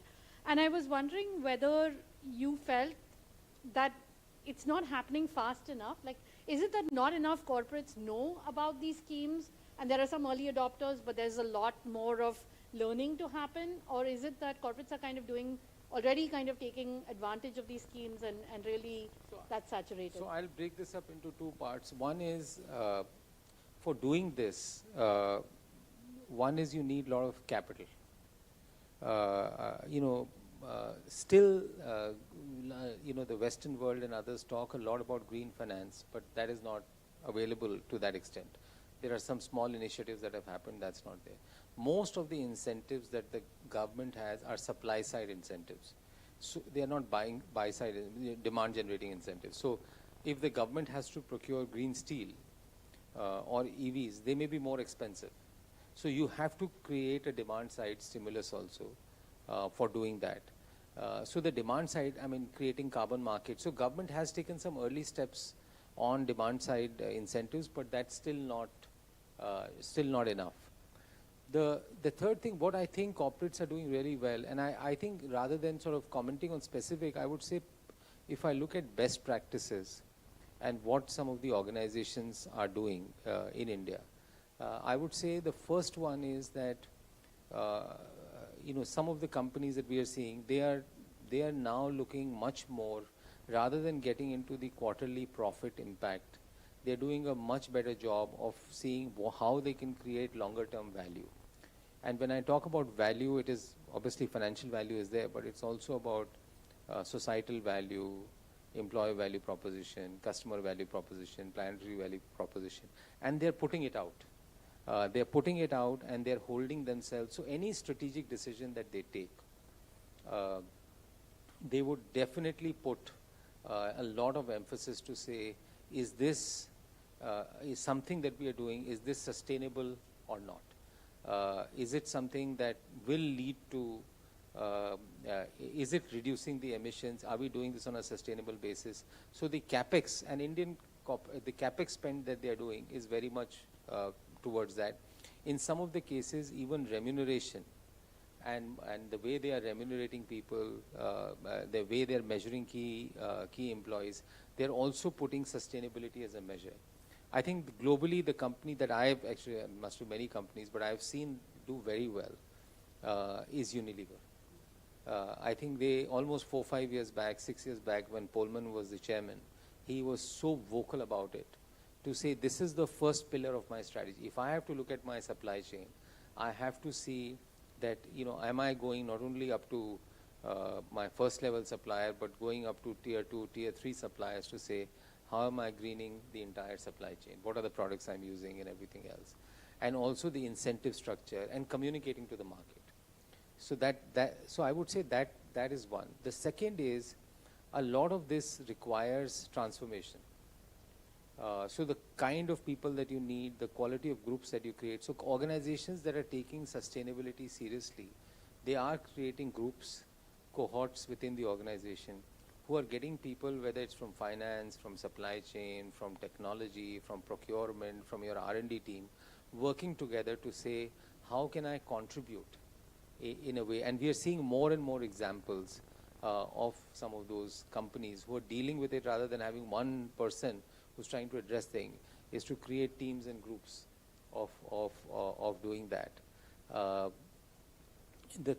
would say the third piece is, if you look at India, the regulatory, and globally also, the regulatory reporting is getting tighter. So if you look at BRSR reporting, almost today 1,000 companies have to report on more than 100 parameters on sustainability. They have to give reasonable assurance. About 150 of them have to give reasonable assurance till now. But another 2 years, all 1,000 will have to give reasonable assurance. They'll also have to cover a little bit of scope 2, scope 3 going forward. So how are you, any time when you put yourself out, that's when the board, the chairman, the others, they get much more, look at this data and look at that. And so, how organizations are leveraging that. I think that's also becoming very interesting. The third is, there is a lot of collaboration that's happening between the organizations and their vendor partners. So the entire supply chain ecosystem is trying to work together to say how they can look at alternative products.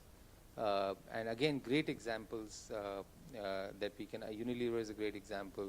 We are seeing that in a lot of the Birla companies, honestly, some of the Tata companies, in terms of when they're, pushing or to say, can you use green raw materials? Can you look at raw material substitutes? What are your, what is your water extraction that you're doing? So what are the labor policies that you're following? So I would say there is a lot of focus on that.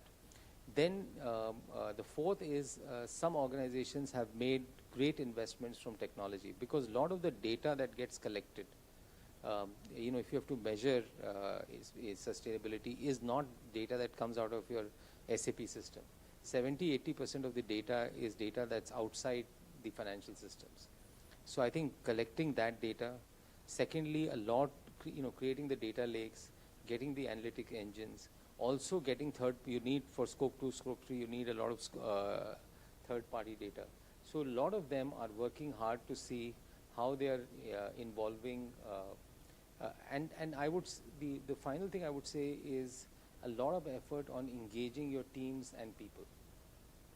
So I think that, because real transformation will only happen when people feel that A, they can contribute, and B, that there is a driving need for doing that. So for example, in EY, we have a system not in some countries called EY Green Route application. So anytime, so if I look at the overall sustainability agenda, the amount that if you're doing any work that contributes towards the sustainability agenda, either you or you create cohorts and collaborate with them, compete with them, gamification of that. So each individual can see what is their part in the journey. And then people also take seriously, because otherwise people think that, you know, organizations talk something, do something. So talk-do ratio is very high. So at least when you link that, then I think it becomes more and more real for the organization. So I would say, if I look at what companies are doing, those are some of the things. But the biggest piece, I would say, I still see Indian companies doing, obviously from a societal standpoint, a lot of things in terms of the way they are paying their people, the way they're looking at waste disposal, water and everything else. But also I think renewable is the biggest piece. So most of them are trying to do more and more. In fact, there's some, I mean, if I look at the example of some of the power companies which emit the most, if you look at JSW Energy, from a capital allocation standpoint, they've said we will not allocate, which was very attractive for them to, you know, acquire more thermal plants, do things.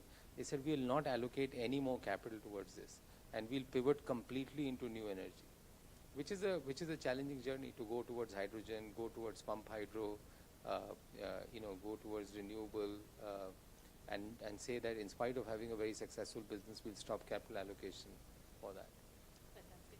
I mean, there's lots to absorb there, but because this is an HR kind of summit, I really liked what you said about gamification, kind of bringing the data and tech side and with humans in the loop, which is what your report that was launched this morning was about, and bringing those together. You know, earlier in the day as well, we were talking about with your own EY team here, with Nitesh and Shang, who released the report on what's kind of required for the human transformation. And you've talked a little bit on the data side. I was wondering whether you could reflect a little bit more on what will it take to create that culture. And we were also discussing, you know, what is a good chief sustainability officer, for example? What does it take to become one? Is it we just take your CFOs and teach them some climate science, or you know, what's it going to take to transform this workforce into an ESG sensitive? Yeah, no, I think it's a really interesting question, because no transformation, I mean, there's enough research which will show that there is, you know, 70-75% of the transformation will only happen if the employees believe in that. So how do you ensure amongst employees that sustainability is required for innovation and growth? You know, I think if you just make it a mere compliance exercise, it will not help. And again, how do you involve? How do you remunerate people? How do you look at KPIs of the organizations? How do you take decisions? I think that becomes very important. I've talked about that earlier, so I won't repeat that. The second is also, you know, raising the IQ on sustainability. I think that's also equally important. So a lot of times people are generally cynical. They will say that, you know, they will come, this is good to talk in, you know, go to a TV show, talk about it, print it in your annual reports. And that's what I would say, if you do a sample test, most people will say this is still not serious stuff. So how do you make that serious? So for example, I would say, if I look at EY, we have a program called Ripples. So our main objective is this 2% profit to the CSR is a great initiative. I mean, all of us criticized, went on paper, criticized, but now if you reduce the tax rates to 25%, I think it's great that companies can in some ways even view it as tax. It's 2% is in your hands to say how you can contribute to society. So either you can just contribute, but what we do is we have a Ripples program. We really encourage each one of our employees to actually be involved on the sustainability side. So this involvement, engagement is very, very important. The third is upskilling. So for example, we have a program called badges. So we have sustainability badges. We have ESG badges. So it could start with, how well do you know your code of conduct? Do you understand what POSH means? Do you understand what health and safety means at one end? The other end is, what does green supply chain mean? What does sustainability really mean? What are the data and technology assets that are available? So we have trainings for that, for which we give badges. And at the end of the year, or for people who are promoting, you want to see how many badges. Now, it's not only sustainability badges, but those badges could be in sustainability. A lot of that is in sustainability. A lot of that is in data and transformation. A lot of that is in technology, AI. So, if you look at all this, what are the badges that you have and how do you look at that? So I would say getting people more involved, upskilling, raising the organizational IQ, and incentivizing, rewarding people, and viewing this as a growth and innovation engine rather than a compliance engine is critical for people. Fantastic. We don't have time for questions. Yeah. I'm so sorry, Rajiv, and sorry to the audience because... No, I think in the interest of time, we can take one or two questions. Yeah, shouldn't be an issue.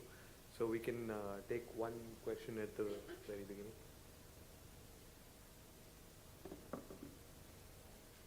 Maybe one and then the other, and then... We'll take both of them and then Rajiv can respond to both. Yeah.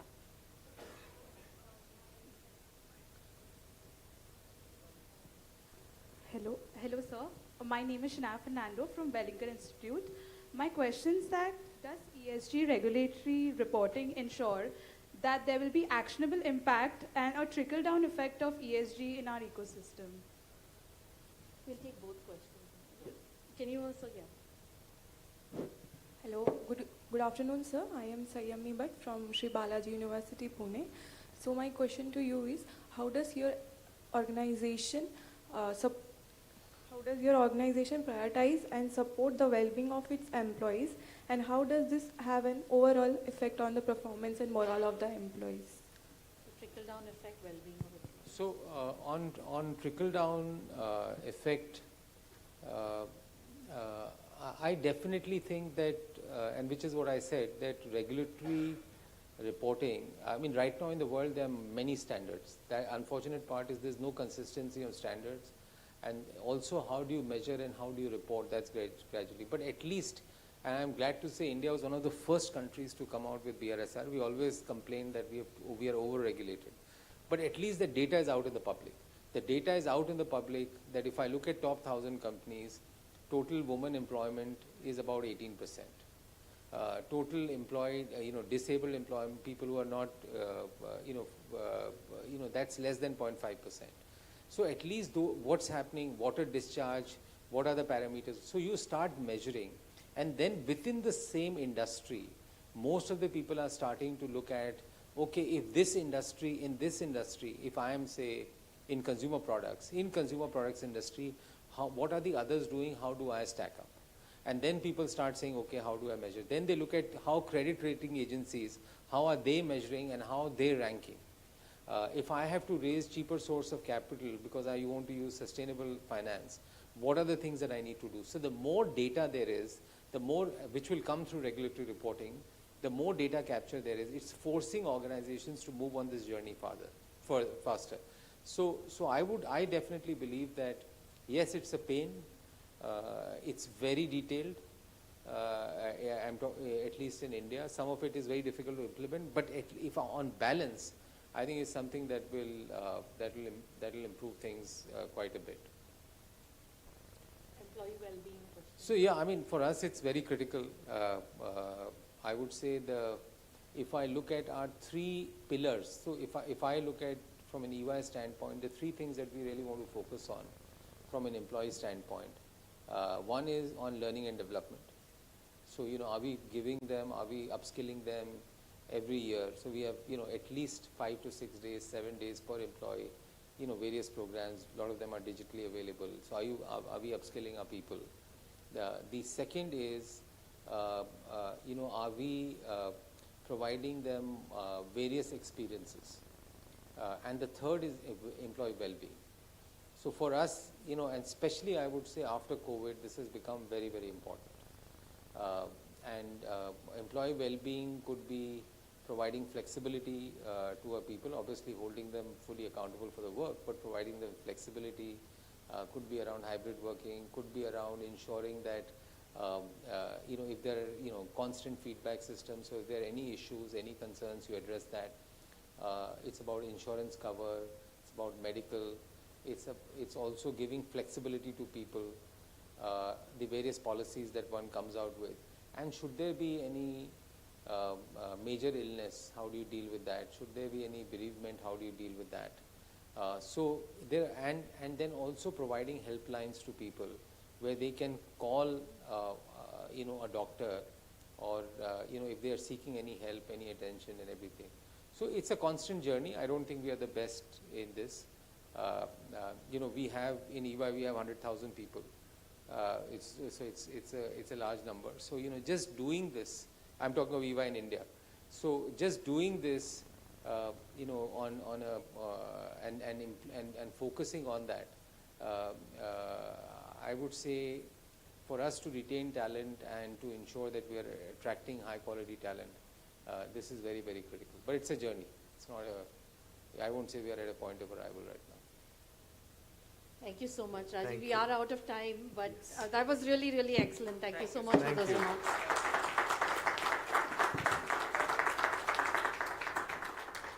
So with that, we draw to the end of this conversation. I request Mr. Memani and Dr. Srinivasan to please remain on stage as I invite Mr. T.K. Srirang, Summit Chair and Group Chief Human Resources Officer, ICICI Bank, Mr. Dhananjay Singh, Director General, NHRDN, and Mr. Nitesh Mehrotra, Partner, EY and ESG and Sustainability, EY, to launch the EY report.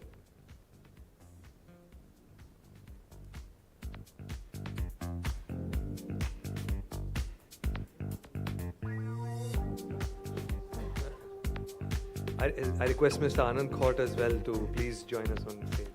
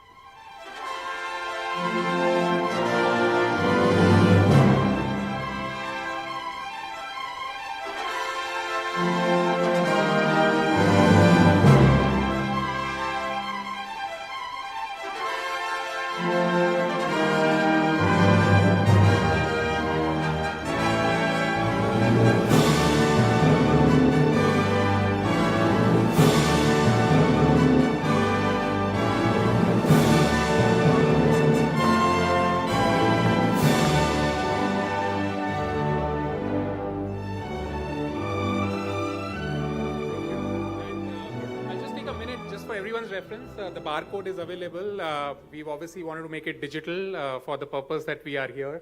But if someone prefers a physical copy, there are few, you can take it. I think as you'll see in the report, and some of you may have seen it as we discussed in the story in the morning, a lot of storytelling and a lot of inputs and stats which we talked about, I think are here in the report. So feel free to obviously look at it. And I think a lot of insights and a lot of data points are embedded, which you can search for your various sectors and the companies that you represent. So thank you. So before Rajiv, you go down the stage, want to thank Nitesh and the entire EY team. I think they did an awesome job in putting this whole research together. A lot of hard work behind it. Thank you so much.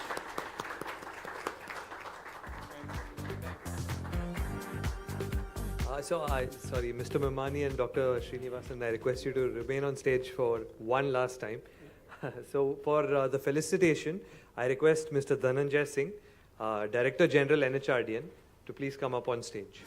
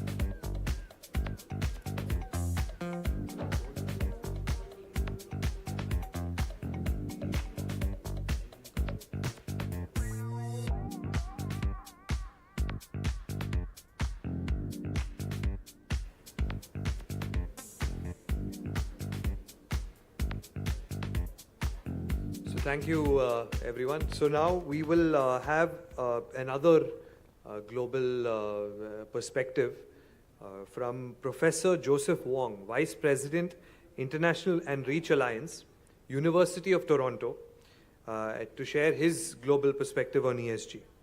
He is also the Ross Ralph Halbert Professor of Innovation at the Munk School of Global Affairs and Professor of Political Science in the Faculty of Arts and Science. He held the Canada Research Chair in Health, Democracy and Development for 2 terms from 2006 to 2016. He is the author of many academic articles and several books, including Healthy Democracies, Welfare Politics in Taiwan and South Korea. I request the team to please play the video.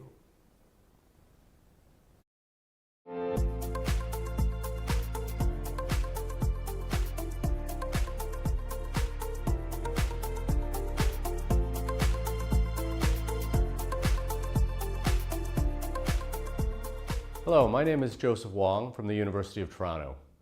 Thank you very much for the invitation to speak to you today.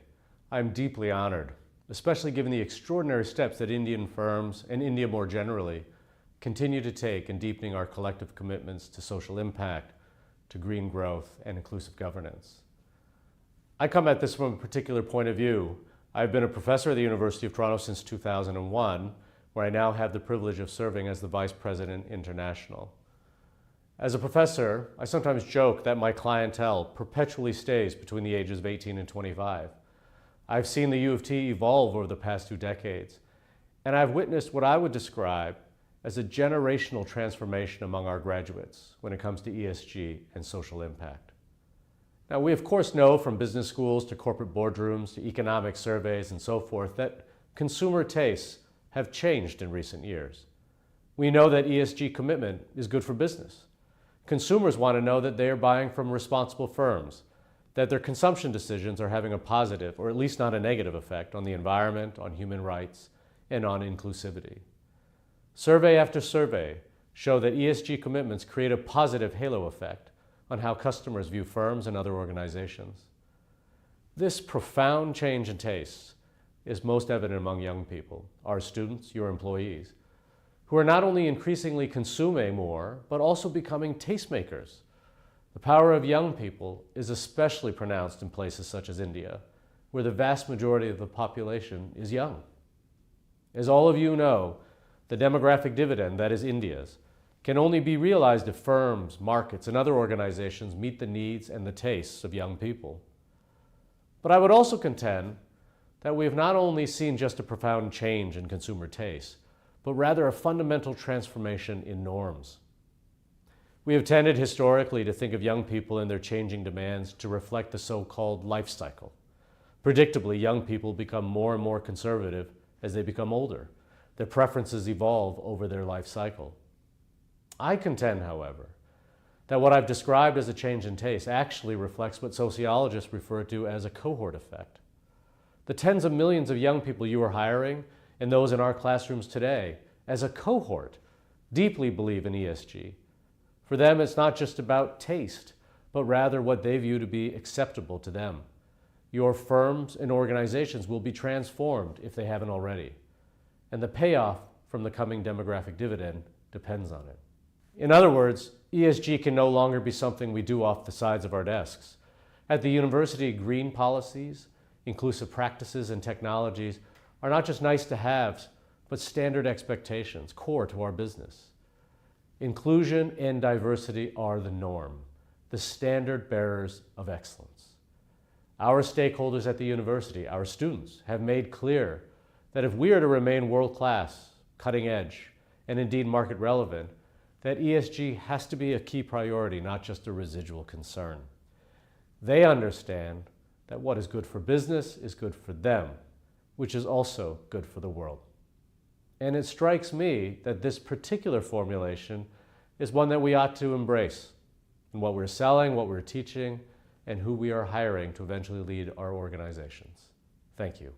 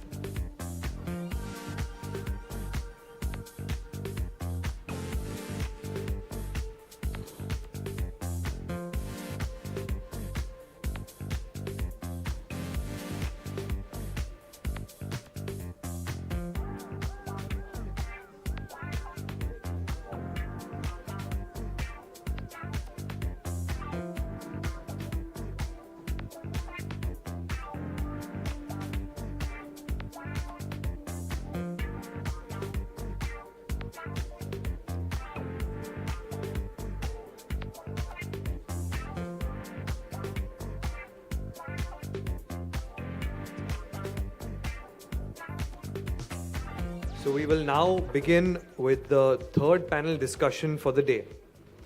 This discussion will be for a duration of 1 hour and 15 minutes, including a question and answer session from the audience. So the theme for this discussion is employee well-being, key pillar to ESG. The focus on wellness and employee well-being is no longer a nice to have concept in the business of the evolving world. The surge in pandemic-induced exodus of employees voluntarily leaving their jobs is an example of how wellness is viewed as an integral strategy to retain employees and create a more productive workplace. Both health and wellness are emerging as pivotal components of the ESG criterion, influencing investor decisions and shaping organization ESG strategies. By embracing employee health and wellness as a pivotal factor of ESG strategy and understanding the intertwined relations between the two, organizations can create a more resilient, productive, and innovative workforce, well positioned for the future. So should employee well-being be measured, reported, reviewed by the investors? Let's find out. So for this particular panel, our moderator has requested that he be the one to introduce the panel. So I would like to take the liberty to give a brief introduction about him. To anchor this session, allow me to introduce Mr. Sandeep Chaudhary, CEO of People Strong Technologies. Mr. Chaudhary is a business leader, advisor, educator, and a technology enthusiast. As the CEO of People Strong Technologies, his goal is to revolutionize the world of work by developing next-gen technology, bringing joy, meaning, and energy to every employee and business owner. In a career spanning over 25 years, he has spent 17 years at Aon and was the CEO for their India and emerging markets. He is an independent director and chair at NRC, at Restaurant Brands Asia, the Burger King business in India and in Indonesia, and a mentor to a couple of early stage companies. I request Mr. Sandeep Chaudhary to please join us on stage. A big round of applause, please.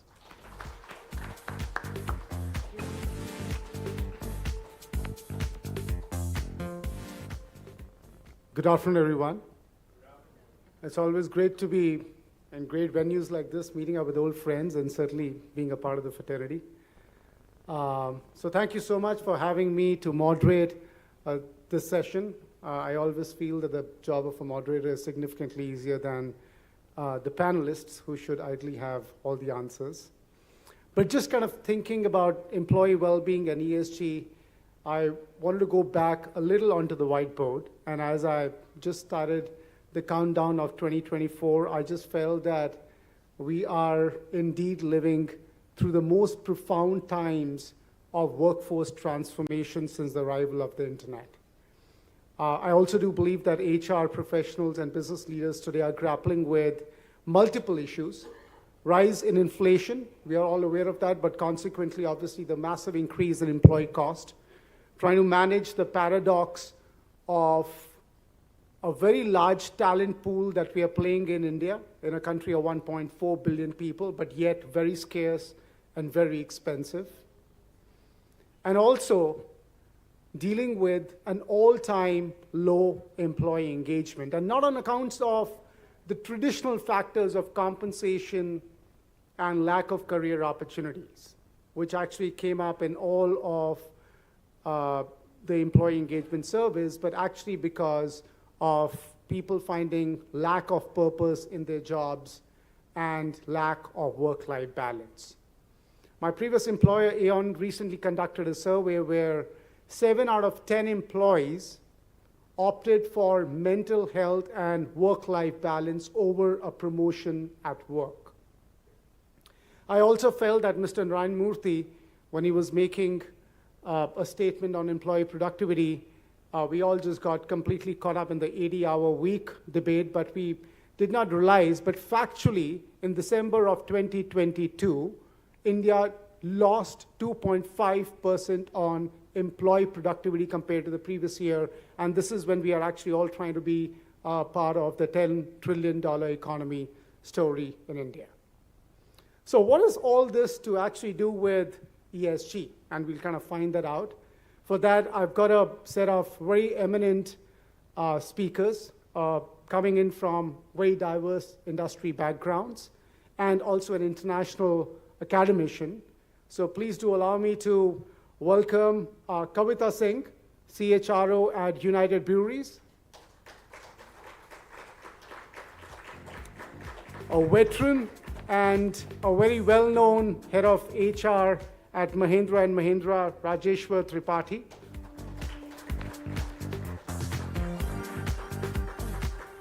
Rajat Mathur, Managing Director, Human Capital at Morgan Stanley.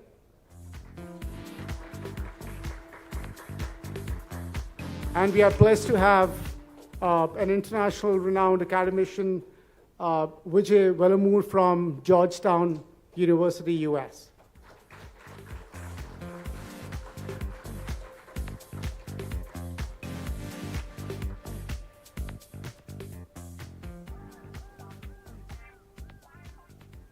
Thank you, Kavita, and thank you, gentlemen. You know, since we've spent the first half talking about ESG, it would be fair for me to expect that we all know that S in ESG doesn't stand for sustainability, right? What does it stand for? Social. Great. Vijay, I'll start with you. Help us decode S in ESG. You might just want to take the mic. This is on already? Yes. Okay. So before I start, I have a qualifier and a request. The qualifier, and actually a piece of information too. First of all, you characterized me as an academician. I've spent over 30 years in corporate America and about 5 years in corporate life in India. So academics became a part of my biography just about 8 or 9 years ago. So I think I bring a balance of the two. Wonderful. The qualifier is that my opinions and views today are mine own, not that of the university. And the request is please ask me answerable questions, else I'll have to give you questionable answers. So you have to figure it out. As far as the S part of it is concerned, I think I'll keep it very precise. In my opinion, S stands for the social contract and the employment contract that the employer has with the employee and the community of employees that they serve. It could be the policies and practices that the organization adopts, which impacts the employees and in turn impacts the societies that they live and work in. No, wonderful. Rajeshwar, isn't this sounding a little like old wine in a new bottle? So what's so different about the employee well-being and the ESG and everything that we're essentially talking about? Yeah. So good question, Sandeep. In fact, most of the people keep asking me, that many of the things, which we are talking of in ESG, we've been doing for ages, right? So, for example, the governance part, or the environment part, the climate change, etc. There are a lot of things.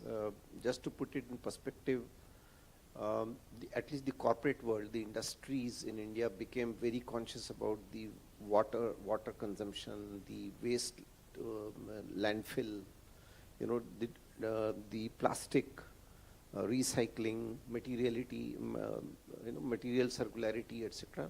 So all of these things have been vogue. I think what has changed, Sandeep, is that these are not activities to be done in addition to the business which you perform. The change which is now very pronounced is that it's the way of doing business. Whether we design a machine, whether we design a process, whether we are doing business in a particular way, it has to imbibe all the tenets of ESG into it. And that's a sea change. For example, when the machines are being designed or a process is being, a very good example in our industry is packaging. When the designer is designing the packaging, their ESG has to be built in, right? Is it environment friendly? What is going to happen to this packaging after it is opened and the part is fixed? So that's the kind of transformation which ESG as a concept is bringing in, and it's significantly different as compared to the piecemeal activities, or if I can call, I'm exaggerating a little bit, which we used to do in the yesteryears. No, thank you so much. Kavita, none of us, all responsible corporations in the room and on this panel, haven't really got to where we have without employee well-being as a big priority for the organization, for the business, right? What is different about employee well-being? Why are we talking so much about mental health? Why are we talking so much about work-life balance? What was the pivot which actually just changed the entire focus on employee well-being, like the way we thought to the way it is today?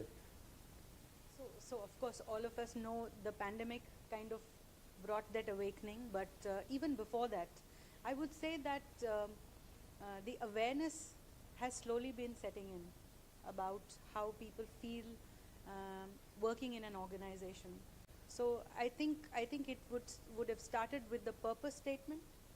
A lot of organizations started emphasizing on what is the purpose of us being together in an organization, and if there is no unison in what we are heading towards, then it will be difficult to bind the organization with one goal or one purpose. So that was one, but of course the pandemic was a big awakening for us, and I think the corporates have realized that no longer can we have the vanilla served and just the fundamentals being taken care of in terms of employee well-being. So I think engagement has kind of transcended into well-being, and there are multiple aspects. Okay, there are multiple aspects of the employee's time that he or she spends at the workplace, whether it is a factory or it is the office here. It makes a lot of difference if they feel cared for.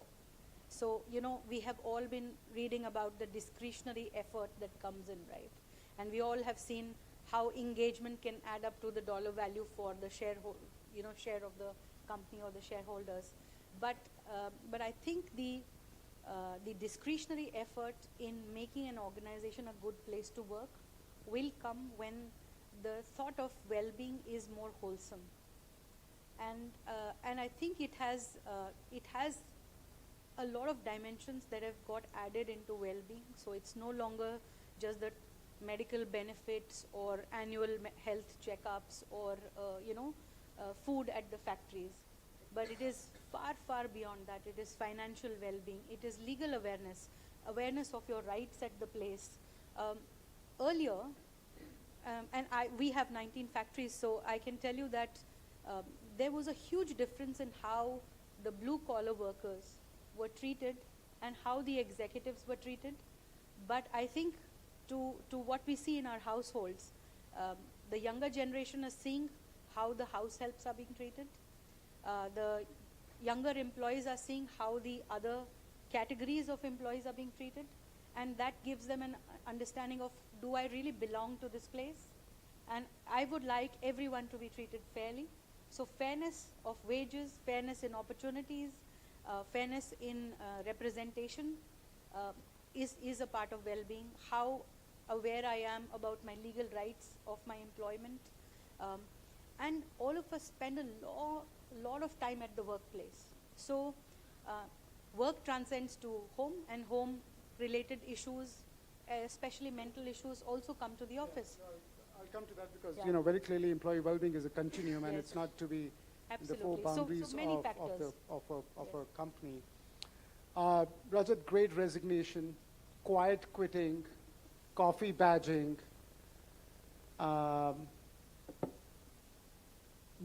much of it during the pandemic and more accentuated post-pandemic.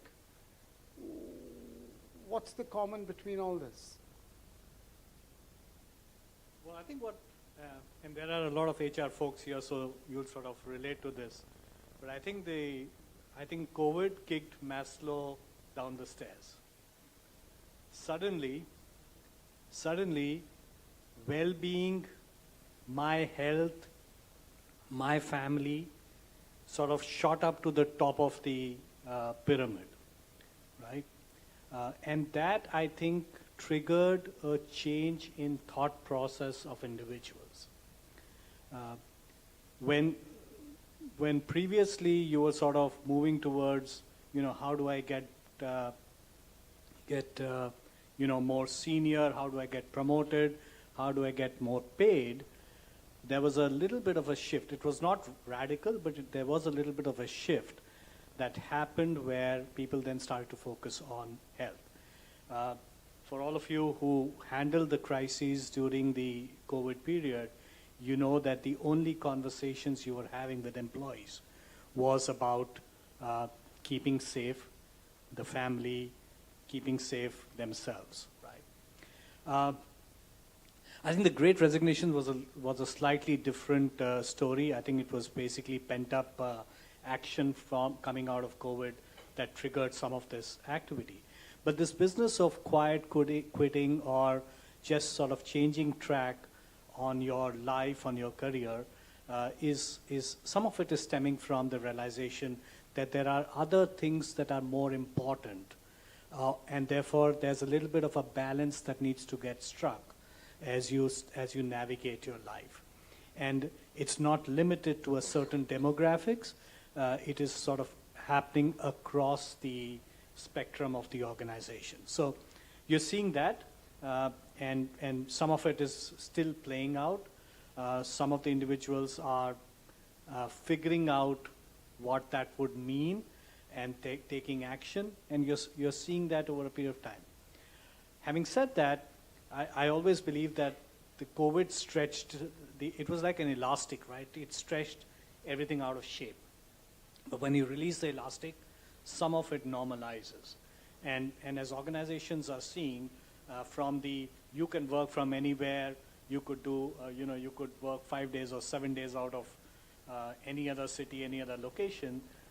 Organizations are now starting to put a little bit more practice around saying, hey, it's not anywhere, anytime, it's 3 days in office or 4 days in office or whatever else. So some of that elastic is stretching back. But that's really what's happening, and individuals are now prioritizing or reprioritizing some of their goals in life. Yeah. Rajesh, the tangibles were compensation increase, a better learning opportunity, a promotion at work, and so on and so forth, right? Which were playing a very, very direct impact on employee engagement, consequently better productivity, better performance for organizations, and so on and so forth. Now, when we are talking about the intangibles around, I'm going to help you find better work-life balance, because when I'm talking about hybrid working, honestly, I'm just trying to add in a slightly more convenience to an employee's life by cutting off those 4 hours of commute time, right? I'm not giving the flexibility for a Bombay employee to say, okay, you can uproot yourself and you can go and work out of Siliguri and your life is going to be a lot more different, and so on and so forth. I'm adding a lot more to the convenience. Also, employees are asking a lot more, and they're attaching more value to these intangibles, if I was to call that. How does an organization, what's in it for the company? How do you measure return on something like this? I think it's a great question, and it's a question which we need to keep rethinking. And my way of looking at it is that organizations are benefiting a lot. Okay, I'll go to the extent of saying that this had to come. It's a matter of no choice. There's one subject I want to touch upon, and it has a direct linkage with your question, Sandeep, which is this entire discussion about productivity. Okay, this is going to be make or break. Just imagine a situation year after year, we want growth. Every quarter, analysts want growth. Every quarter, stakeholders want growth. And every year, employees want salary increase, and which is better than inflation. Where does it come from? It comes from one of the factors contributing to this constant hunger for growth is productivity. And when it comes to white collar productivity, it's, that is when all these factors start coming in place. A healthy employee, a happy, engaged, whatever way you want to define as a very, employee who's willing to go beyond boundaries, who's willing to slog for hours which are undefined. Let's face it, it's also a reality, right? So we are squeezing productivity, if I can use the word. And that brings us to the point that if we don't focus on health and wellness, it won't come. It's as selfish as that. So it's not something which is, which is something nice to have or something which is being done out of magnanimity. No, it's a business reality. If you don't have, and I can, I don't have the exact figures, but if executive health, this is a word which we've been hearing, right? And if that starts suffering, you forget about productivity. So, Sandeep, in a nutshell, this is something which had to come. Pandemic only expedited it, and we are making too much out of it. But it was to happen in some other form. Tell me about 4 things that you've done, or few things that you've done differently in Mahindra, which you feel is putting the employee wellness right in the center of everything, like the HR strategy of the corporation. Yeah, so let me share one practice, and I think it has done a lot of good for us. I do consider it as a kind of an innovation. So we have launched about in 2016 or so, 2015 or 2016, we had launched something called Health Index. And we have 9 parameters in the Health Index. It will include some physical parameters like the cholesterol, all those readings of the blood tests, what you go through, the blood pressure, hypertension, etc. And we have things like some physical attributes also, waist size, okay, some self-declared habits also, quality of sleep and all those things which individuals declare. For 40,000 employees, we have a health index. And it gets updated with every year medical examination. Now, why we are doing it? We categorize people into low risk, moderate risk, and high risk. And that's where a lot of proactive and need-based wellness initiatives are there. So we have done things like this, and we're not forced anything on a particular segment, or we have provided a bouquet of things based on your health index and based on your category of the exposure. You could choose what you would want to do. No, thank you. Thank you so much. Vijay, coming to you, well-being is clearly a continuum, right? What we're talking about in this room with corporations is just defined to the four walls of a company. But there is a lot that happens when an employee leaves that organization, on the way home, at home, outside of home, on way from home to office. Also, we are only with the corporations talking about not more than 15 to 20% of the entire workforce, which is what we are categorizing as organized. Clearly, as a country, we won't be able to do much on ESG if we are not trying to do anything to the 80%, which is the unorganized. Without making it too theoretical, what role can this 20% organized workforce, which still in some shape or form is a recipient of well-being programs, can actually do to influence a better well-being for the 80%, which is the unorganized, or a significant section of that? Sandeep, I think that's a very incisive question. If I may take the liberty of actually expanding on that concept just a little bit before I very specifically answer your question. To me, well-being falls into, if you could visualize that with me, into 3 spheres. One is the environment at large. The second is the organization and what it does. And the third is the employee and what he or she does. Okay. So when it comes to the organization or the environment, the way it influences well-being is, for example, governmental action, legislation, right? For example, recently, apparently, you had POSH, Prevention of Sexual Harassment, as legislation or law that was passed in this country. So that is the environmental aspect of it. So the presence or the absence of regulation is just one example of how an environment can actually influence well-being within an organization, the employees of the organization. The second is the organization itself.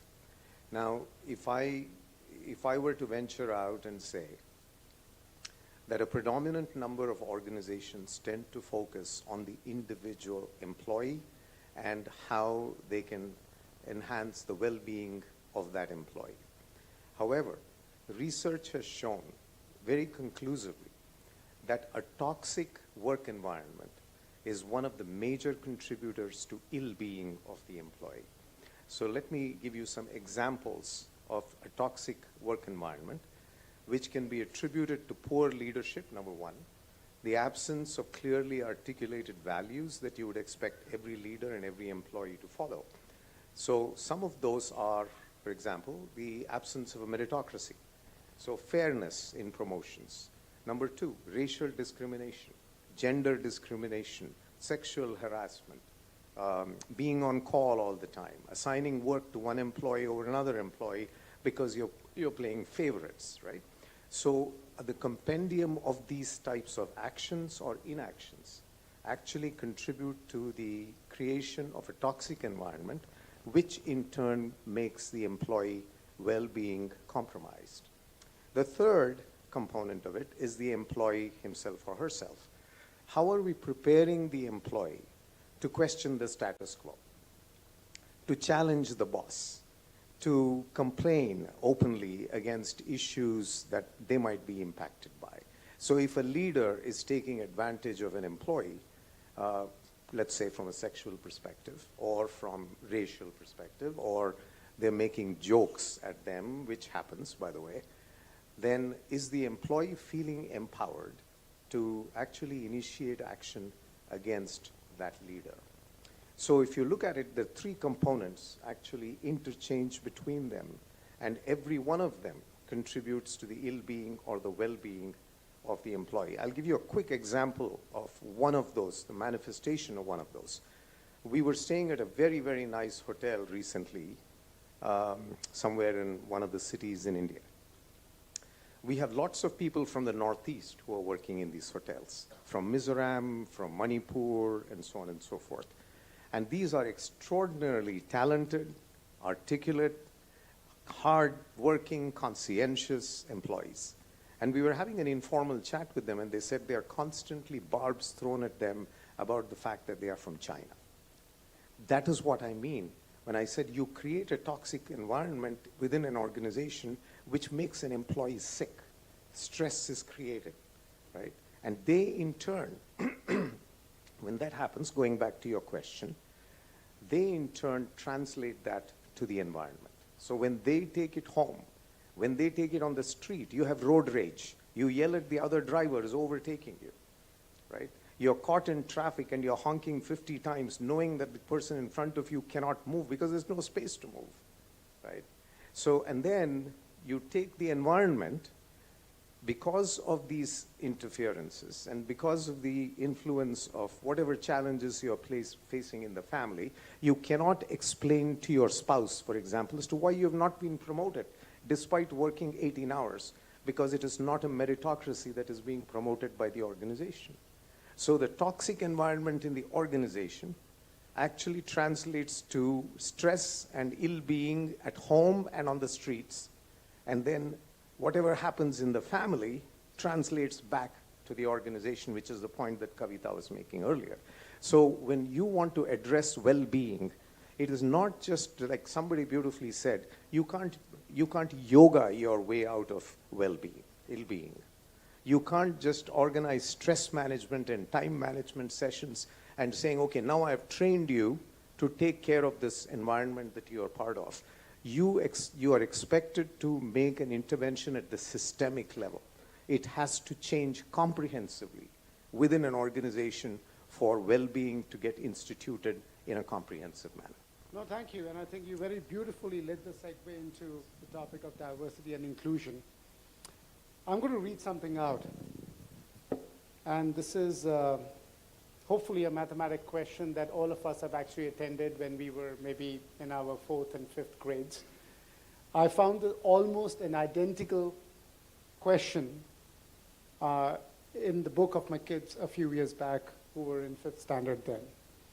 If 3 men plow a field in 8 days, how long will it take for 4 men to do that?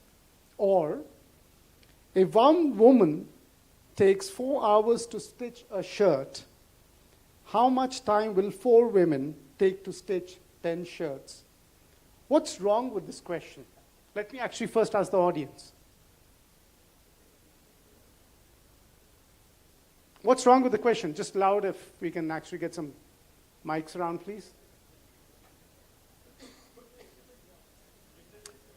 There is a gender bias that existed. I was in 5th standard in 85. My kids were in 5th standard in 2020.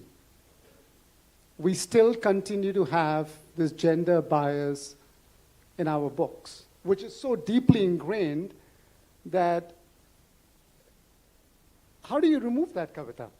How do you deal that in the organization so that it's not just contained within the 4 boundaries of United Breweries, but also when all of your employees out of your corporate office, 19 factories, are going back home, they are clearly creating more inclusive environment within the environment, community, home that they're living in. Actually, Sandeep, I experienced this. I've worked in a lot of industries which are considered as male-dominated, whether it was metals or mining or, the brewery or alcobev sector. And once I took my mother, I'm single, I took my mother for lunch in Udaipur at the Leela. And my secretary made the reservation, and when I reached there, the manager said, so when is your husband coming? When is your husband joining you? And he thought that the head of HR was the husband, not me. So it was so dawning, because in a small city, but the prejudices that we see in our daily walks of life is actually, it's quite saddening. And then, of course, then you see how do you change this, and you start with the organization, because you bloom where you're planted. So you start making a small difference in the organization and see how you can make that wave last longer. So what we do is we, of course, have 19 factories, as I just mentioned. We had 100% of the workmen as men. And we started making slow progress with each collective bargaining and the long-term settlement that we will create equal opportunities of work for both men and women in all kinds of jobs. Because then first they started with, okay, what kind of jobs can women do? So I said, what kind of a question is that? What is a job that a woman can't do? So we will not segregate jobs, but we will say, okay, how do you provide equal opportunities to women starting there? And I think the mindset change was very key, because for women to thrive at the workplace, you don't have to work with women. You have to work with both men and women. So we started driving conscious mindset shift by asking them, how would you want your wives, daughters, sisters to be treated when they go to work? Are you willing to create a similar environment here for other women to come and work? And then, of course, it evolved into equal opportunity, evolved into pay parity. We are very, very good on pay parity. And we've made huge strides in the last 2 years. We've also made huge strides in the representation of women across functions. So it's not just a number, but there is no single function or sub-function or sub-sub-function where we don't have women today. Our largest brewery is headed by a woman. Our head of procurement, head of raw materials, head of digital and technology, head of legal. I mean, you name the role and you have women excelling in those roles. So A, increase the representation, create more success models, and then of course, you know, give them equal level playing field where they can be successful and thrive. No, clearly. Honestly, if the receptionist was talking to me, I would be more offended that the person just assumed that I'm married. Rajat, to you, this entire pay parity, right? I worked in a consulting organization. We had the largest compensation benchmarking practice. There's no organization who ever asked me a cut of gender pay. There is no organization that has a stated policy to pay women less and men more.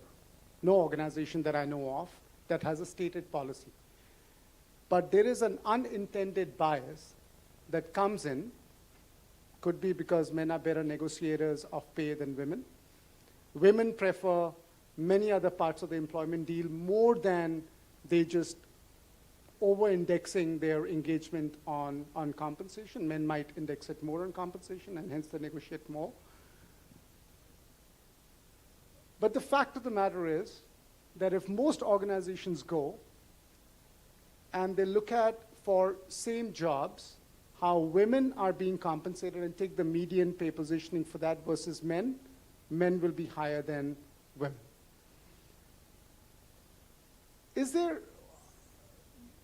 Should that be bridged?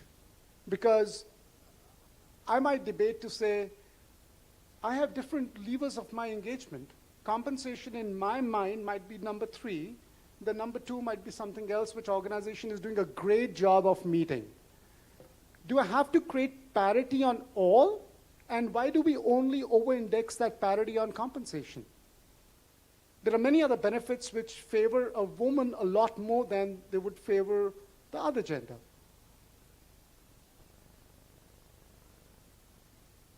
I think we've sort of evolved into this phase in most organizations almost unconsciously, right?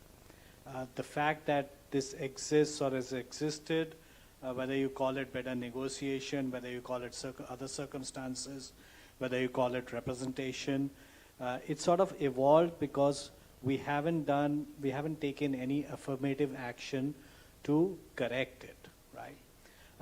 I think organizations today are very conscious of the fact that they need to provide what I would broadly term as equal opportunity, equal platform, right? And it doesn't matter what the anchor is, whether it's wellness, whether it is pay, whether it is flexibility. The opportunity and the platform needs to be consistent across anyone working in the organization. And by the way, we are not binary gender anymore, right? So I think that's just another thing that we don't necessarily call out till we have to call it out, right? So I think it's really about providing platforms. Now, how do you do that? You have to make a conscious effort to get them to the same level playing field, right? Whether it means, whether it's pay, whether it is paternity benefits, right? Why are we still, so pay is one side of the thing, the other side to that is also that you have 26 weeks for maternity, but you have in most organizations 5 days or 10 days of paternity, right? Unless you start to balance all of these things out, you are never going to get to a stage where you're going to have equal platform, equal opportunity for all demographics in the organization. Is it a conscious effort that you have to make? Absolutely. But you have to make a conscious effort to do this. And organizations, by the way, are now conscious of it and making the effort to do it. Will it get fixed overnight? Absolutely not. Will it take deliberate affirmative action? Absolutely yes. We are almost in the midway in this discussion. and I thought we'll just kind of very quickly see if we have any question in the audience. Yeah, we'll take 2 questions and then we'll continue with the conversation, and then I'll come back to the audience towards the end of this conversation. Yes, ma'am. Hello. Yes. Good evening, everybody. I'm Shalini Singh. I have a company called Be Spotted, which reinvents personal brands and transforms employee communication with goodness. Now, in the context of that goodness aspect, the reason why I started this company is because I felt, and without taking names of any organization that I've worked with or I've heard of, toxicity is something which is consistently there, okay? And I'm so glad that, you brought out that subject. And the problem I feel is that, we don't know where to set our profit targets, sometimes. Who will tell us that it is 2,000 crore or 10,000 crore? And in the bargain, what we end up doing is, demanding more from our people and becoming torturous and overbearing. So what I want to ask you is, do you think it's high time that we teach in our colleges or schools, or even at the the work level, if we have trainings on emotional intelligence to have a positive work culture? Do you want to pick that up? Yeah, so I'm not sure, Shalini, whether that alone will address your problem statement was far too large, right? And the suggested solution was a very, very narrow one. I think the way I would look at it is, it's like a spider web, what we have got into. And there are no easy answers or one single approach which is going to help correct this. What Vijay was mentioning just now about toxicity, I think that's at the root, and you started off with that. We have to make conscious efforts at the leadership level. The solution is in leadership, right? What kind of leadership are we able to provide? Leadership also provides the environment. And the things like psychological safety, right? How secure I'm feeling. There are so many depression and mental well-being cases which are arising only and only out of poor manager-employee relationships. It's a fact. We have a clinical psychologist in all our plants in M&M. Earlier we thought who would come. I was overwhelmed when I see the data, right? So to cut the story short, I think first and foremost it's the leadership. It's the removing toxicity from your work environment. And the emotional quotient, I'm not denying that. So people have to be very empathetic.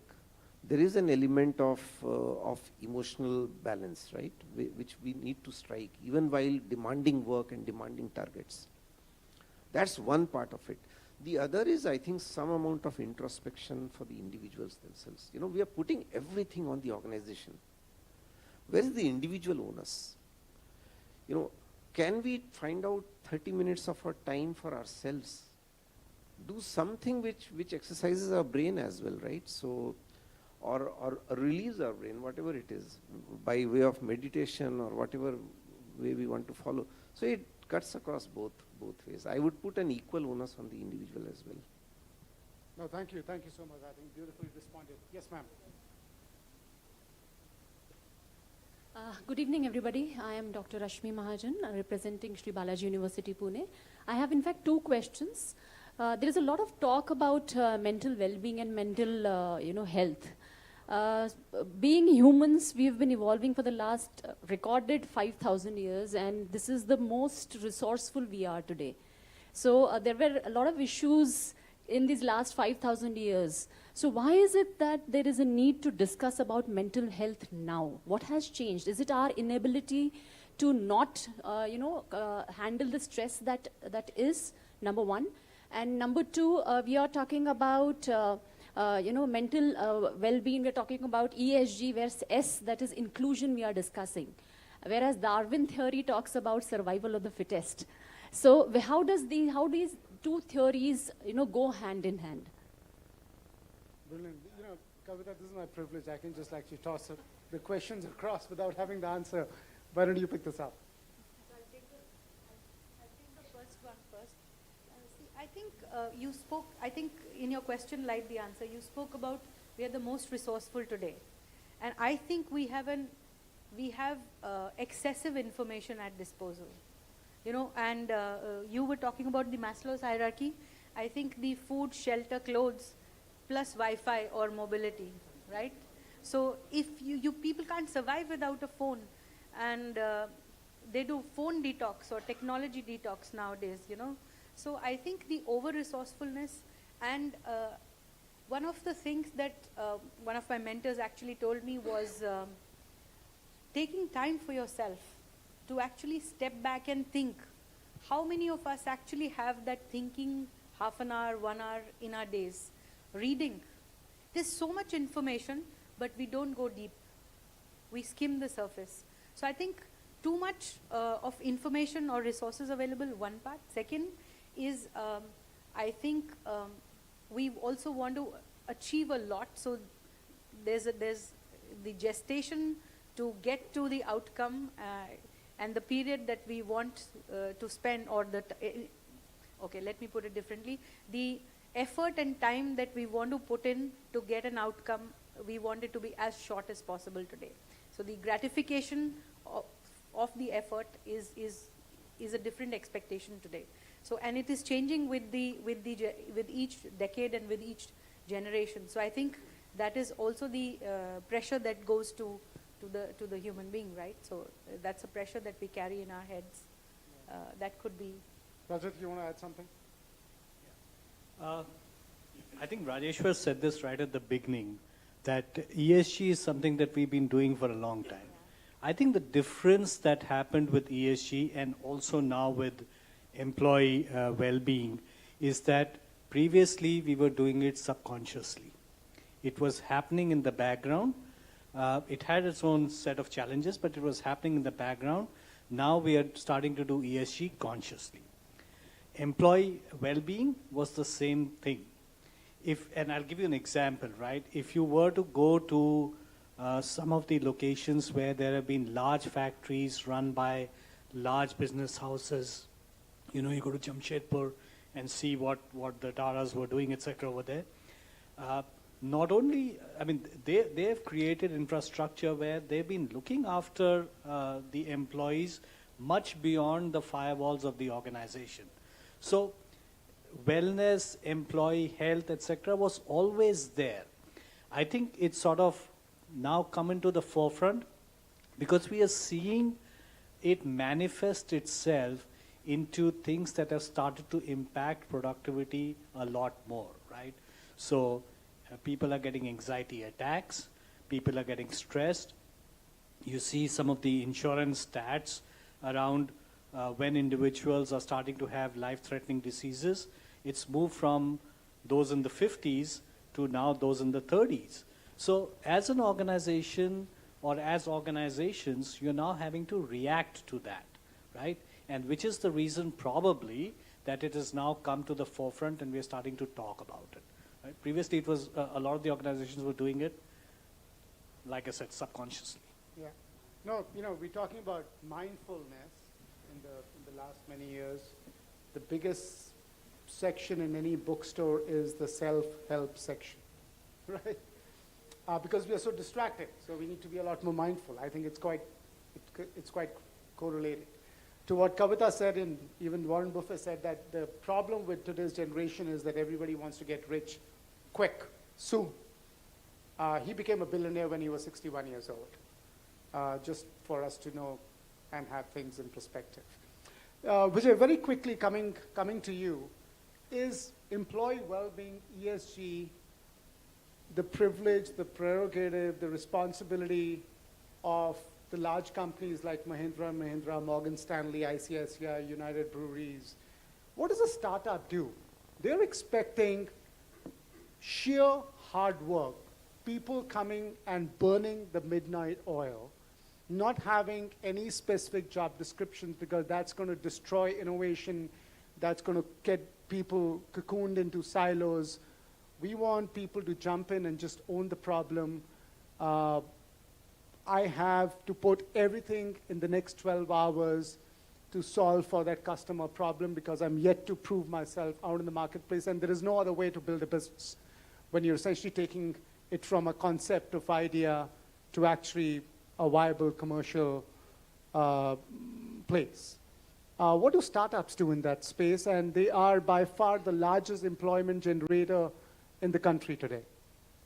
Yeah, so let me pre-qualify what I'm going to say, that the experiences that I have with startups are somewhat North American centric. You may find it ironic, and I'm sure there is enough history there for you to take a look, that many of these initiatives that you talk about in terms of well-being, in terms of entertaining, quote unquote, the employee, actually started with startups.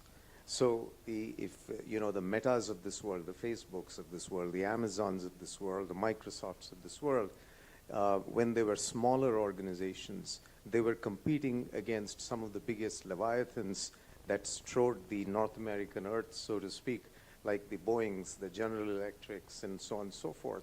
So they instituted a lot of practices which provided the glue for employees to stay with them, whether it be food, whether it be drinks, whether it be beer after work. And I still remember there was a joke, I don't know how true that is, between Apple and IBM. Now, IBM, as I said, was the corporate leviathan in the United States in those days.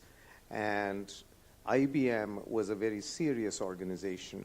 Apple, when it started operations, was a very enterprising, almost extravagant organization when it came to how it treated its people. So there was a big billboard, because IBM, I don't know how many of you remember, there was a billboard that they used to use which said, think. Remember?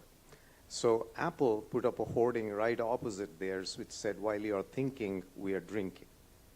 Okay. So that was the kind of mindset they created in their employee base at a very, very early stage. Now, many of them have continued to have those practices in place. But you will also see there is a little bit of winding down that is happening. So Zuckerberg very recently made an announcement that this was the year of efficiency. What that basically meant is that he can use the jets, but as far as the employees are concerned, they pay more for Coca-Cola, right? So it is happening. I don't know how far it is going to sustain itself. Now, this is where, at the cost of maybe physical consequences from you to me afterwards, I'm going to actually disagree with you on something. When it comes to the smaller organizations, as we were having a conversation earlier, I think the motivations and the enthusiasm that it generates amongst employees is somewhat different. It is not necessarily debilitating when you join a startup organization, because there are lots of exciting things that those organizations provide.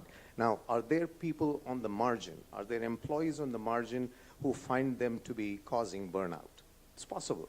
But I worked for a startup. And I left very established companies in order to do that. And I can tell you those were the best 7 years that I've ever had in my entire career of 30 plus years, because it allowed me to operate out of the straitjacket of a job description. It did not have very clear expectations, which was actually a great thing because I could dabble into a bunch of things and learn about a lot of things. I could innovate. I could create legacies. I could challenge my bosses. They would in turn challenge me. I enhanced my intellectual quotient, so to speak.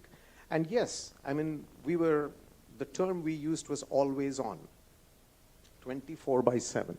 And my wife used to say that you seem to be spending more time with your mobile device than you are with me.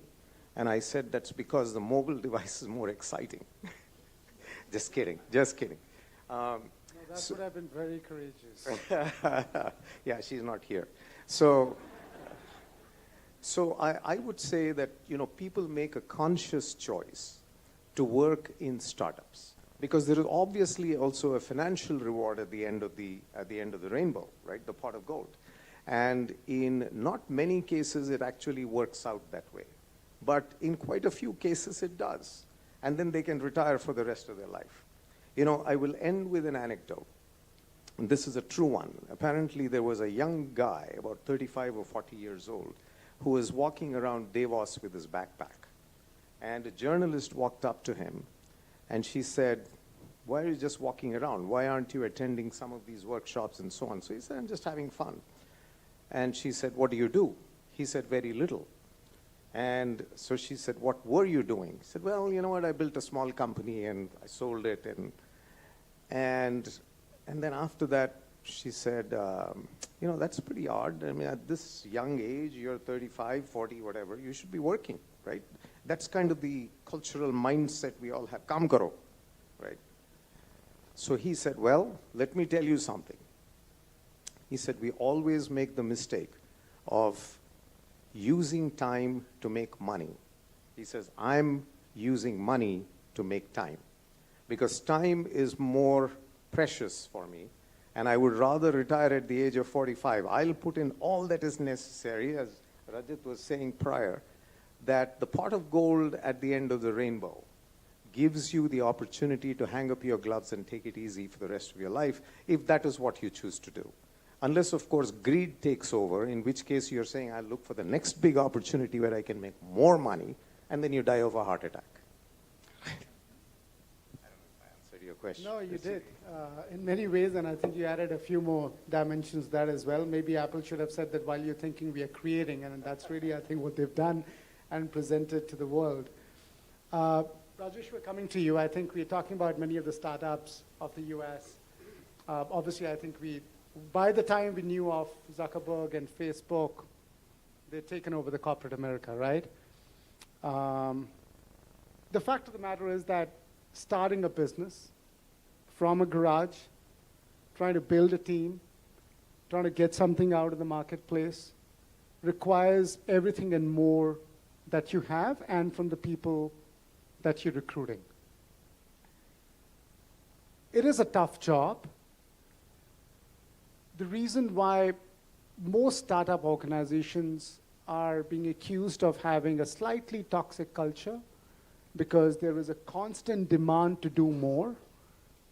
The attrition levels across all levels in a startup organization actually shows that, which isn't really the prevalence in large corporations where they've got many things to essentially take care of, stuff like that. What's your advice to these young entrepreneurs, which truly are the reason why this world will change, of balancing between what they really aspire to do and how they can actually do it with employee well-being, ESG, and being a little bit more conscious of these things? Not that they're doing it with the wrong intent. It's just that when you from an established company go and work for that company, it takes you about 6 months to understand I'm trading off a lot and for what? Yeah. So, Sandeep, I don't know whether I really agree 100%, with this segregation, startup and large corporates. Okay, just as in this world there are only two types, right? So there's a good and there's a bad. So my way of looking at it, startups have a huge advantage, in fact, as compared to the large corporates. The promoters I know, some of my friends who've been either working in startups, or I know personally, the promoters of those companies. They have a very distinct advantage and a very unique style, and which is, staying connected, because the group is smaller, the number of people is lesser. So it's very much possible and feasible for you to stay connected. And connect, and added to that is the emotional connect. can actually be a very good cushion to many, many things that we are seeing in the large corporations, right? So, it's far more easier and far more feasible to establish that emotional connect and even make some individual interventions if something is going wrong. So, demanding more work, making you work more hard or for longer hours, I don't think that's the real reason for stress in this world. My own philosophy is the real reason for stress. The larger contributor to stress is, in fact, let me rephrase, one of the definitions which I use of stress is inability or failure to manage my life. That is the biggest source of stress rather than inability to manage work. No, beautifully said, and I don't know if by saying that an organization is getting away from owning that component of stress. Vijay, I'll come to you because you're coming from a developed world. India very recently institutionalized the Digital Personal Data Protection Act. It came as an act in the Parliament in August 2023. Very little is actually known by in the corporate circles around this. HR is debating very little about this. This is all about the PII, the personal identifiable information. If you were to talk to people, I think today's generation will essentially say that my data privacy is directly connected to my employee well-being. And they truly feel that their data is being managed very casually. If I can very broadly just kind of make that statement. Every place our data is being taken, we have no idea what's being done about the data. HR in corporations is the largest owner of that PII. They are the principal data fiduciary that will be in question if there is any breach of any sort. What learnings can we get from the West as you would guide people in this room to start thinking about the DPDP Act? I think the legislation that you just talked about is a first very important step in that regard. Having said that, I want to very clearly clarify that there are no paragons of virtue in the West as far as privacy and data is concerned. I think we have had numerous instances of the accumulation and misuse of data in the West.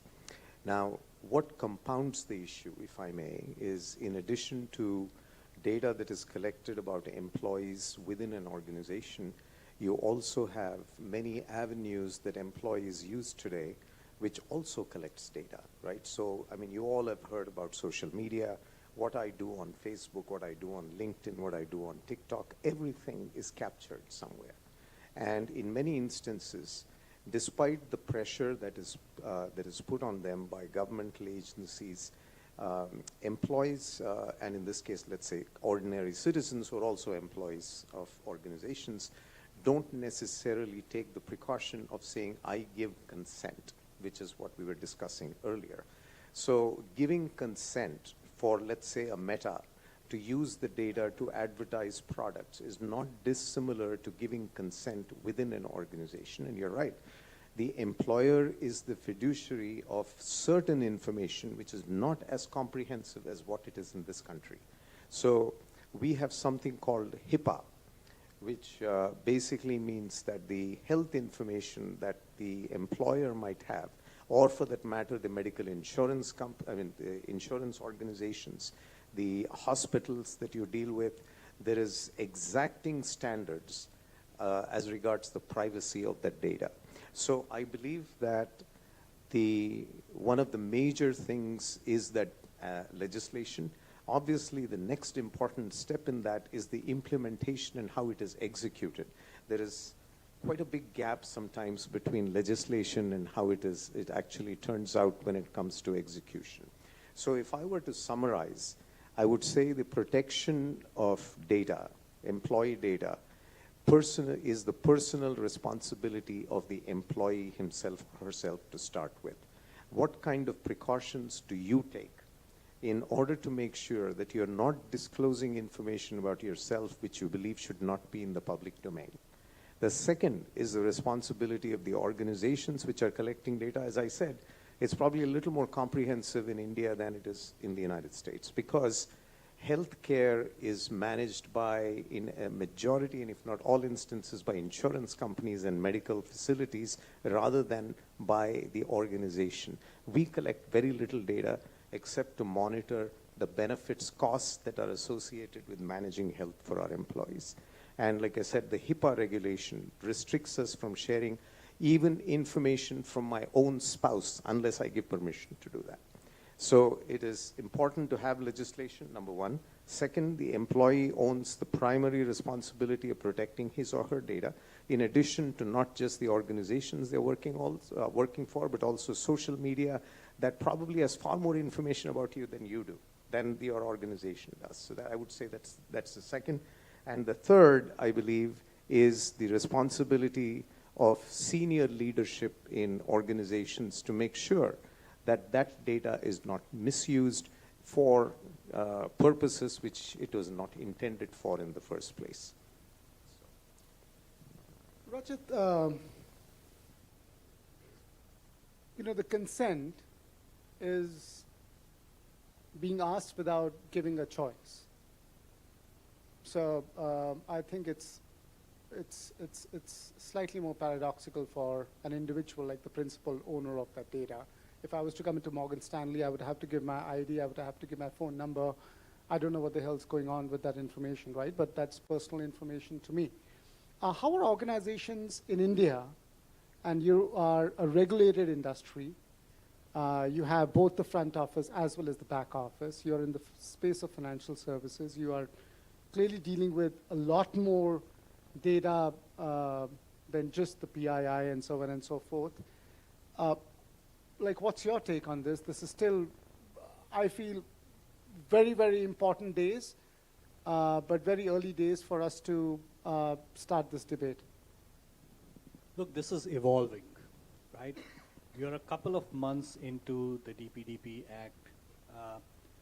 You're still waiting on specific guidelines on how or what you and where you will have or host data or do stuff with the data.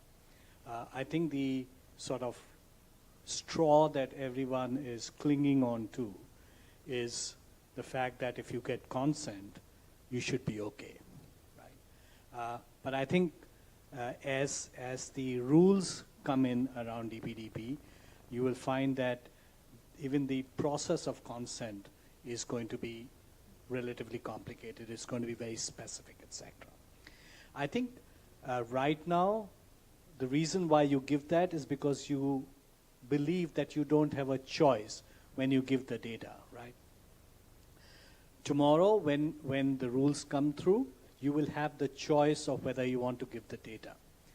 I can't even remember, and I bet none of you can, the number of times you've photocopied your passport, your Aadhaar card, your driving license, or whatever else you have, and given it to people for, for loans, for even getting into a hotel room when you book a hotel room, etc., right? So the reality is that we've not been able to control it ourselves because we believed, as always, that we don't have a choice in terms of doing that, right? I can't get into a hotel room unless I give them my identification, whatever the identification is. I think what Vijay said is very important. At the end of the day, the control around your data, around your information, has to be and will be in your hands, right? The organizations can manage it, and we'll build walls for keeping the data safe, and we'll do the consent, but we'll only be able to do that within the firewalls of this organization or any other organization. Once you're outside the firewall of the organization, you have to control it. And I think the possibility of misuse is more outside the firewall of an organization rather than inside the organization. So start worrying about where and when you're photocopying your documents and who you're giving them to? You know, we are, for very large corporations, over 450 organizations that we are HR tech payroll providers for. Clearly, it's a big element that organizations like People Strong are essentially working on. We do have information that a lot of the DPDP Act will essentially come in full force immediately after the 2024 central government elections. There is going to be a data regulator that will essentially be appointed that will be quite the same as IRDA, RBI, SEBI, and so on and so forth. When that comes in place, you know how the government essentially works. They will give you very little time to understand, interpret, respond to the guidelines and the questions that you will essentially have. So I do know that many organizations, and we certainly are over-investing in this little lead time before this really comes like a ton-of brick. So organizations who haven't really understood are still waiting for many elements. I would suggest take a quicker view and get on top of this, because the penalty on the least is 50 crores, on slightly mid-level is about 250 crores, so this could actually throw many companies completely out of business. I'll open this panel discussion for the Q&A to our audience, please. Yes, sir. I do want to give an opportunity to a man so that I'm not biased to just asking questions to women. Please, sir. My name is Shang. I'm from EY. Just had a question. While a lot of corporates are, taking steps and even talking about how you have access to mental well-being in the organizations, like you have access to psychiatrists and things like that. But while we do kind of provide those facilities, right? How do we kind of really focus on moving that conversation from a taboo topic, wherein bringing out the awareness of actually reaching out for help, right? Because we see many times that while we do have the access, but it's not really being used as much. Whereas there definitely are more cases of people really needing that help. So how do we kind of transcend from it just being kind of a tick in the box to kind of moving it to a conversation like you might have any other injury or any other ailment, and how do you kind of really measure like when we're talking about employee well-being, how do you really measure that, or is there any way that you can really look at whether you are lacking and whether you really need to improve on that? Thank you, Rajeshwar, for volunteering to pick the mic. Yeah. No, the first one I want to, and then maybe pass on to my colleagues for the second one. I'll give you a real time, what we have gone through, and you are absolutely bang on, because it is a taboo. It's not very easy for an employee to come in the first place and even to seek help, because it can go against him or her. Because then it gets known to the organization or the manager, and that's a huge perceived threat that something is wrong with me. So what we did was we insulated the clinical psychologist. That entire portion is so insulated that even CHRO, I don't have access. I have access only to one thing, which is the statistical numbers. How many people have approached, and at best I ask for what category of problems people are coming up with. Only these two. At no point of time it is disclosed that who has approached the clinical psychologist, right? It took us some years, and now it's there. It's just in numbers, hundreds and thousands, right? So you'll have to provide that security, that safety, that mental safety, to be able to. Otherwise, just educating and just making a propaganda doesn't help. Just one thing that worked for us was not just talking to the employees, but having sessions for the families. You actually don't know who's really suffering. So we have had kids of employees reach out. I have a spouses. Kavita, I have a question. What's the purpose of doing a medical at the time of hiring? We don't do it. We don't do it. Is this something that I'm asking, or are we aware that organizations do medical at the time that they hire? You can do medical, but you can do it for support, but you can't do it for rejection. It's done at the time of hiring, and hiring is all by elimination. We moved away. So we don't do it. We don't do it at all. Okay. Good. Any other question? Yes, ma'am.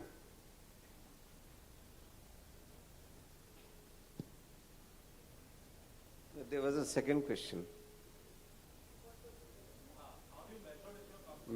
Measurement.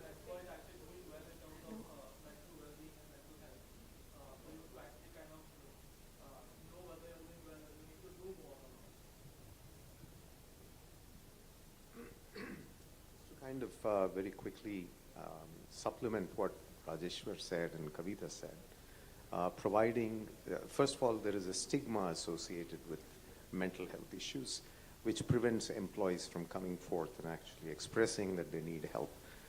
So you have what I would call inanimate avenues to collect that information, whether it is an employee satisfaction survey or you outsource, and I think that's probably what Rajeshwar's organization did, you outsource the entire service. So we have something called the Employee Assistance Program, or EAP, which is a very large organization which sits outside the confines of a corporate.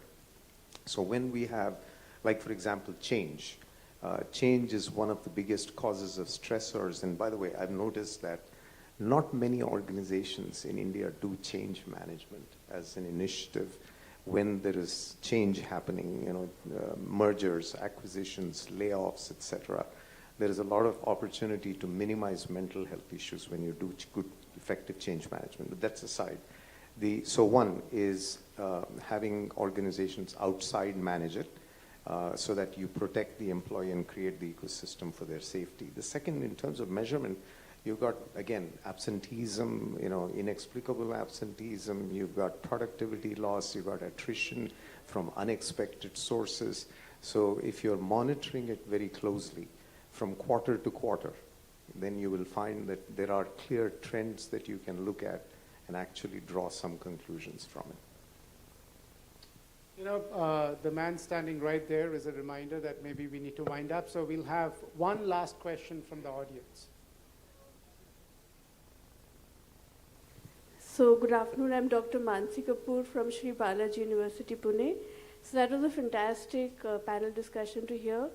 I just have one brief question, and that is I'm intrigued about how work and identity are changing. So what are your views on how central work is to people's identity? It was the main thing a few years ago. So what's happening now? That's a great question, because the first thing that people ask you, whether you are in the plane or at the bar, what do you do? You could say, I do everything, what do you want me to do? But we normally say, where do we work? I liked what Vijay said, I do very little. I loved it. That's a privilege of being the CHRO of M&M. What does a man or a woman on M&M shop floor say?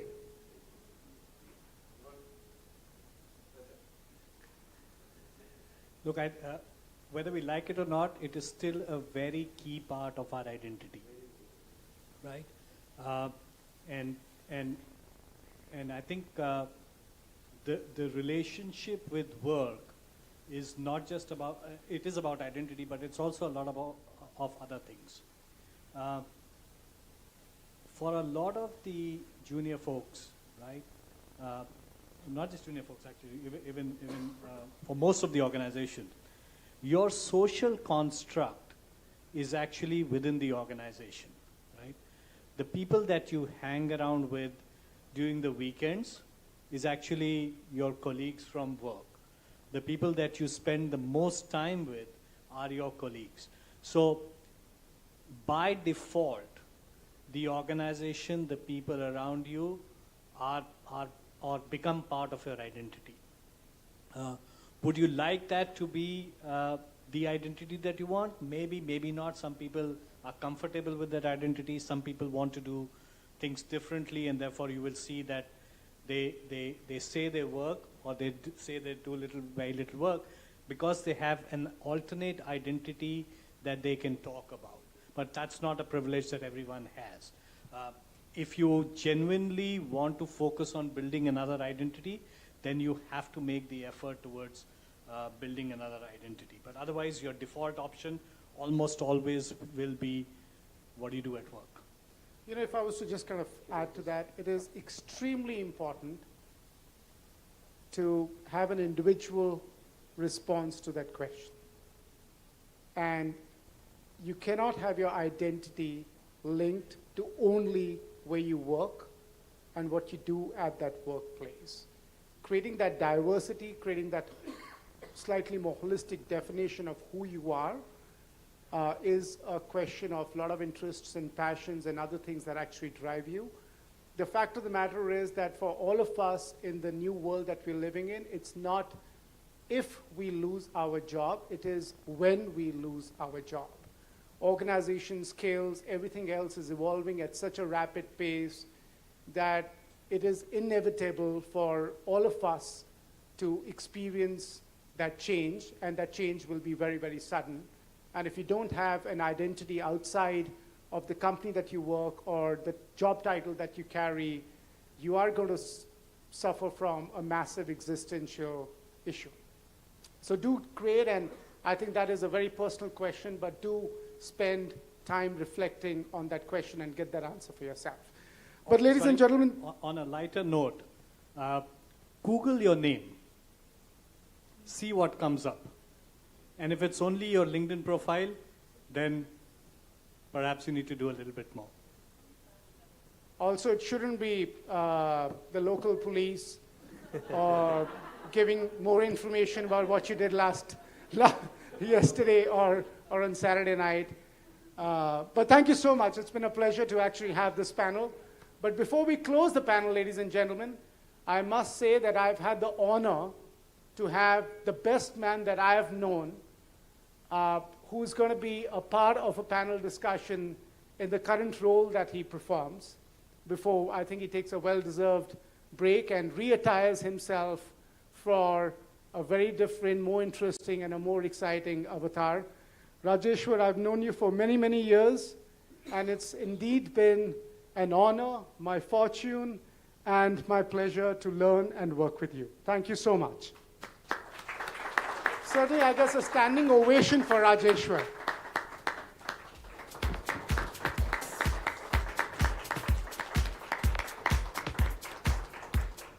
So with that, Thank you. It's been a pleasure.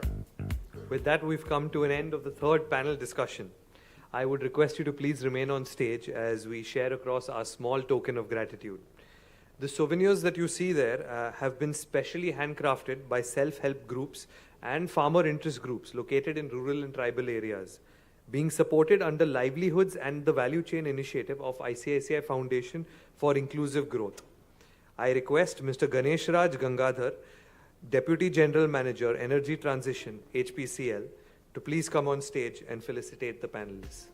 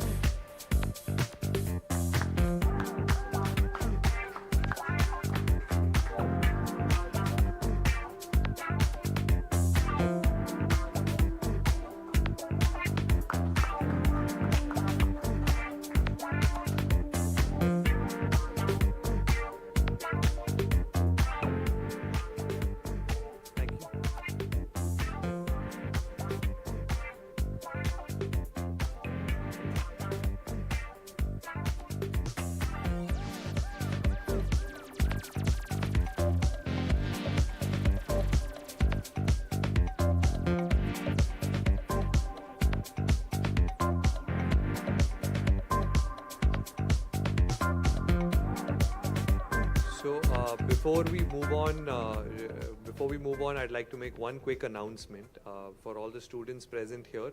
Post the conclusion of the summit, I request you to please move to the registration desks to collect your certificates. So I would now like to invite Professor B. Paramanandan, Chancellor, Sri Balaji University, on stage for an address.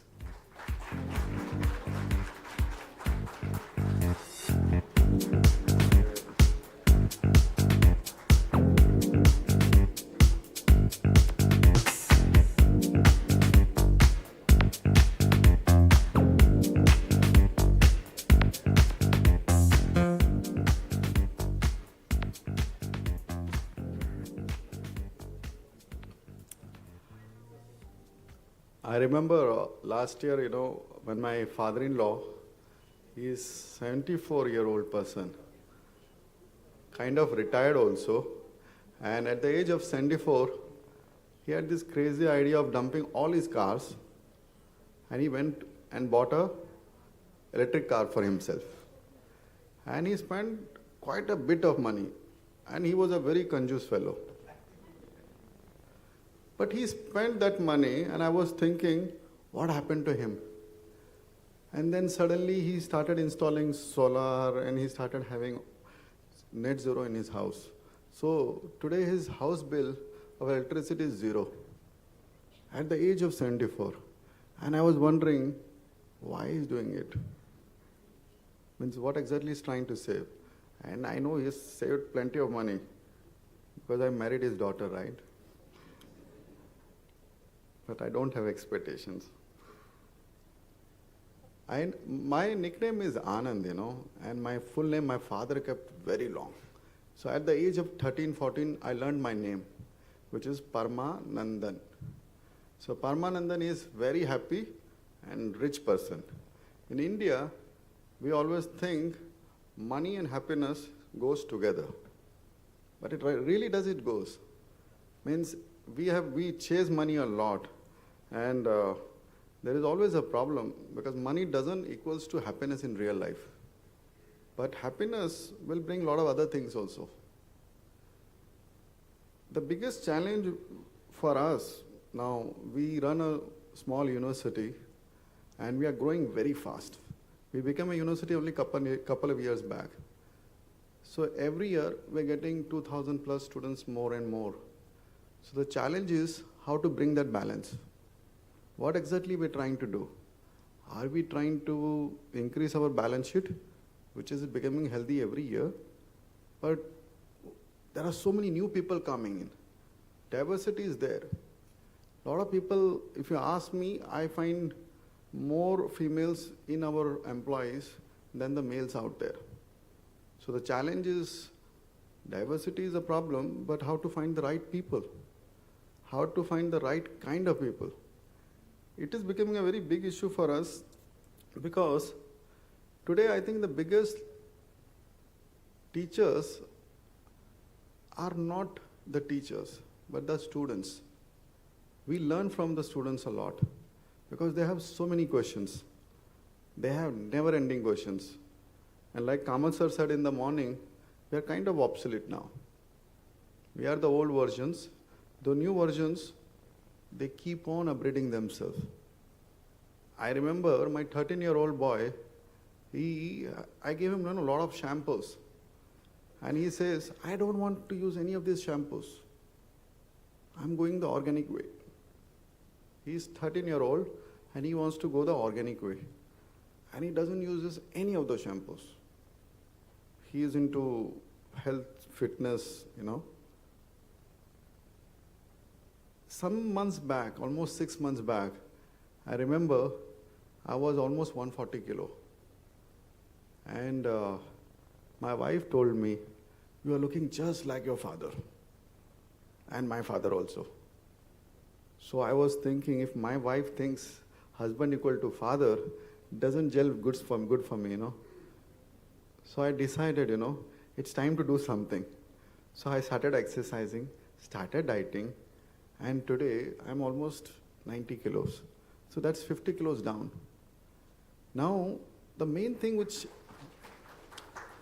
issue which I find is happiness and health. What Kamath sir was talking about in the morning, plus well-being, is a very core heart of Indian life. It should be part of our education also. So at university, what we decided was MBA students should learn sports also. They need to do some dancing also. Matlab, they have culturals, but they need to do these things in regular basis. Now sustainability is one of the very core heart of our university. The question is why? Because that is a way of life. It is a balance we must have in our lifestyle. While we teach them how to make money, it is very important them to learn and to understand as an individual what exactly they can do. In this country, when we are born, we always think whether as single person, can we really make a difference? It's always a big question for us. मैं अकेला बैठ के क्या करूँगा? मैं तो दुनिया change नहीं कर सकता. What we can learn from the corporates, and that's what we try to teach them in universities, it's a team which will always make a difference. It's a team which the right like-minded people can always make a lot of difference. So can we make a difference? Yes, we can. So for us, the biggest challenge is we have 6,000 students in our campus. How do we make sure that they understand these things very well? For them, the problem is they don't have time. They're always busy. कभी phone पे रहते हैं, पता नहीं कभी कहीं रहते हैं. क्लासरूम में उनको उठा के रखना तो it's impossible, you know. And if you want to teach them something, it is very difficult. Thank God, when the online exams finished, you know, we became classroom-based organization again. But as a university, we try to focus majorly on digital exposure also. Today, we need to connect with them. As a university or as an education place, the biggest challenge for us is what exactly we're going to educate them. Are we educating skills? Are we educating the value systems? Are we educating something which is new coming in this world? We are talking about diversity, we're talking about so many other issues. But what I have found is they are already exposed to all these things very much. They already know most of these things very much. The question is, do the faculties know all these things? The challenge today is the learners are not the students only. The learners is also the faculties. Both need to learn from each other. Then only we can talk about, you know, becoming a better place. So as a university, what we are trying to do is we try to create a lot of initiatives. We are trying to send our students to village development programs to learn, understand, you know, how the village development programs takes place. Without any resources, without any marketing, without any finance. How exactly the change has taken place, let's say in Anna Hazare's house, Anna Hazare's village. The question is also, it's not about, you know, planting trees, saving water. We do all those things. Net zero, all those things we are doing. The question is a bigger picture. The balance which we must have in our life. The kind of work we do and kind of life we must live. So when a 74-year-old man decided to dump all his cars and went and bought an electric car, I was really thinking, why? So there is a hope. There is a lot of hope that a lot of things will change in this country. The biggest problem is the change in life. We don't accept change. But today, the new generation which is coming up, they are changing all the time. And I see a lot of hope. I see a lot of positive things. There is a lot of energy out there. So as a university, we are always hopeful. As a place of education, it's not just they are learning from us, we are also learning from them. And the world is changing and there are a lot of challenges, yes. But at the same time, I am very hopeful about a lot of things. I want to be very thankful to National NHRDN to organize this function. It was a wonderful function. It is something which, like I said, it's a core of our heart also. It's something which is required.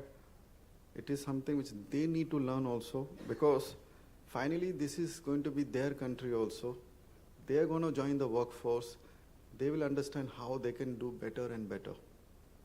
So thank you for National Ajadi for all those opportunities which you have given to us. Our students are here, and I'm grateful for all of you. Thank you.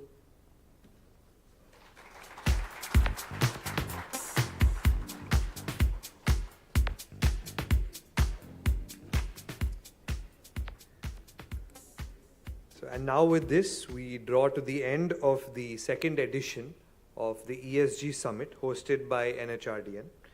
We hope this day has left you with deep and rich insights into the opportunities and challenges that lie in store for us, while corporates and other institutions integrate ESG, paving the way for our future. I would now like to invite Dr. G.K. Shirude, Vice Chancellor, Sri Balaji University, Pune, to deliver the vote of thanks.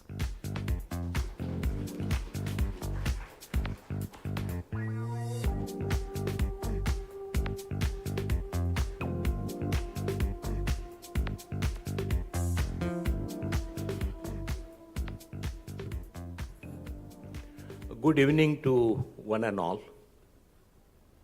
Dignitaries sitting in front of me and the young, inspired, the student leaders, those who have given us a lot of learnings and keeping us on right track, to my student managers, my colleagues and friends.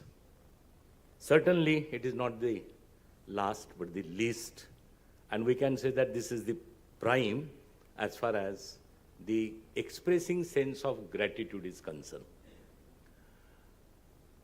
From morning itself, I heard very sincerely, and as a professor of economics, I have also learned and changed my view as far as the human happiness, health, and the handsome way of taking care of the planet. See, change never takes place within a minute or the year. It's a continuous process. And who will do this? As the panelists, they have expressed that it is not the only organization. It is a man. It is the human. Not in front of the curtain, but even behind the curtain, even in Industry 5.0, and this ESG is nothing but a success triangle. And the bottom is ES, and the top is the G, governance. Well, having said this, I should express a very deep sense of gratitude and respect, and expecting more in coming future also. That is the summit partners, particularly because of their help, because of their contribution, we have reached at this particular a certain constructive content which will help us to have the next summit where we will have this particular foundation thought. The summit partners, particularly FY, EY, and the team who has been working together closely in putting the summit as far as the thought process is concerned. Now, as somebody has said, money plays a very crucial role, and somebody has to sponsor. But whenever the sponsorship comes, it should come voluntarily. And I always admire our founder president and the founder chancellor, Professor Colonel A. Dr. Bal Subramaniam.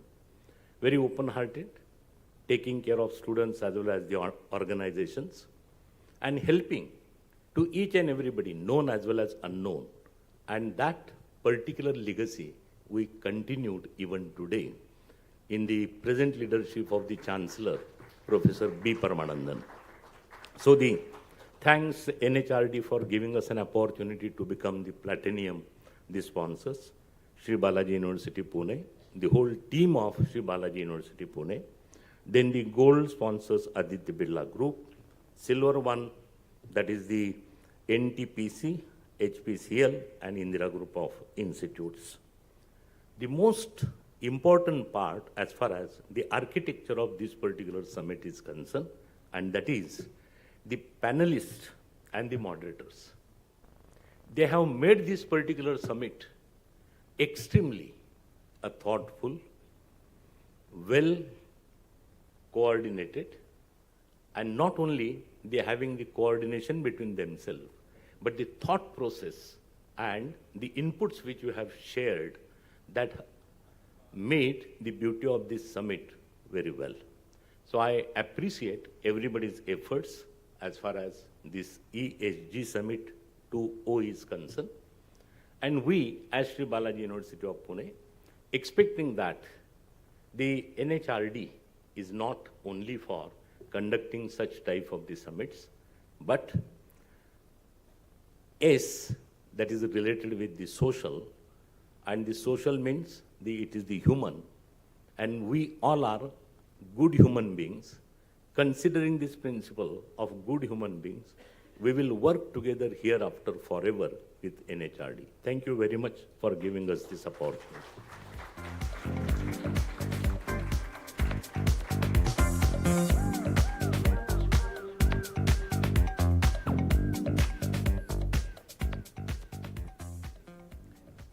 Thank you, Dr. Shirude, for that warm and heartfelt thank you. So I'd like to once again thank each and every one of you present here today, without whom this event would not have been a success. I would also like to thank the audience who have connected through our YouTube live stream, who have been constantly watching us from morning till now. And I hope all of you have had an enriching experience and have taken a few takeaways for you guys to think about. Have a great day, and please have a nice time.